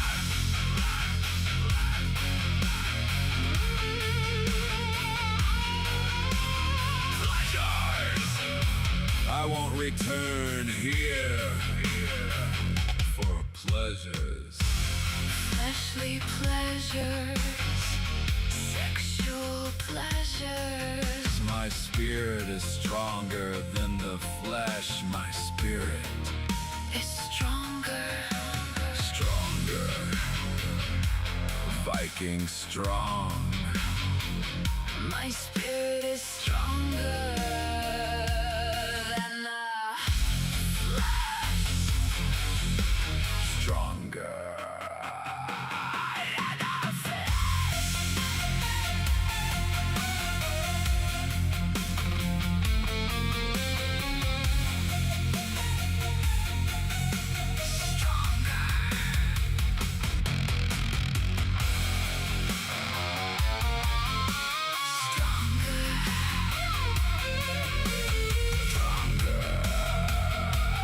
than the Matrix.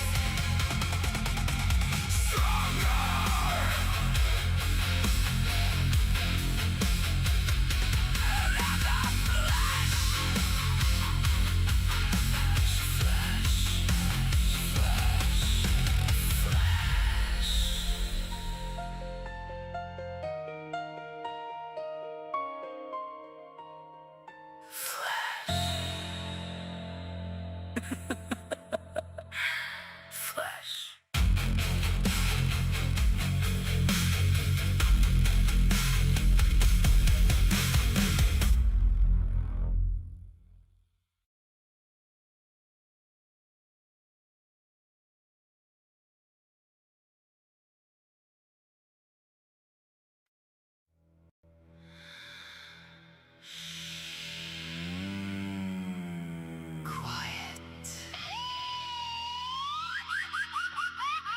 Quiet.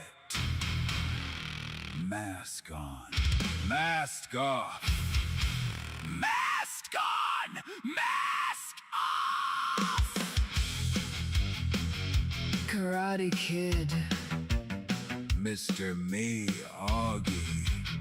No smoking. Jello and starch for lunch. Morgue is in the basement. Thanks a bunch. Lelouch Farm. Prisons for patients. Human experiments. Deep sleep. Psychic driving. CIA overseas. You see? Alphabet agencies. Black projects. Healthcare. Universities.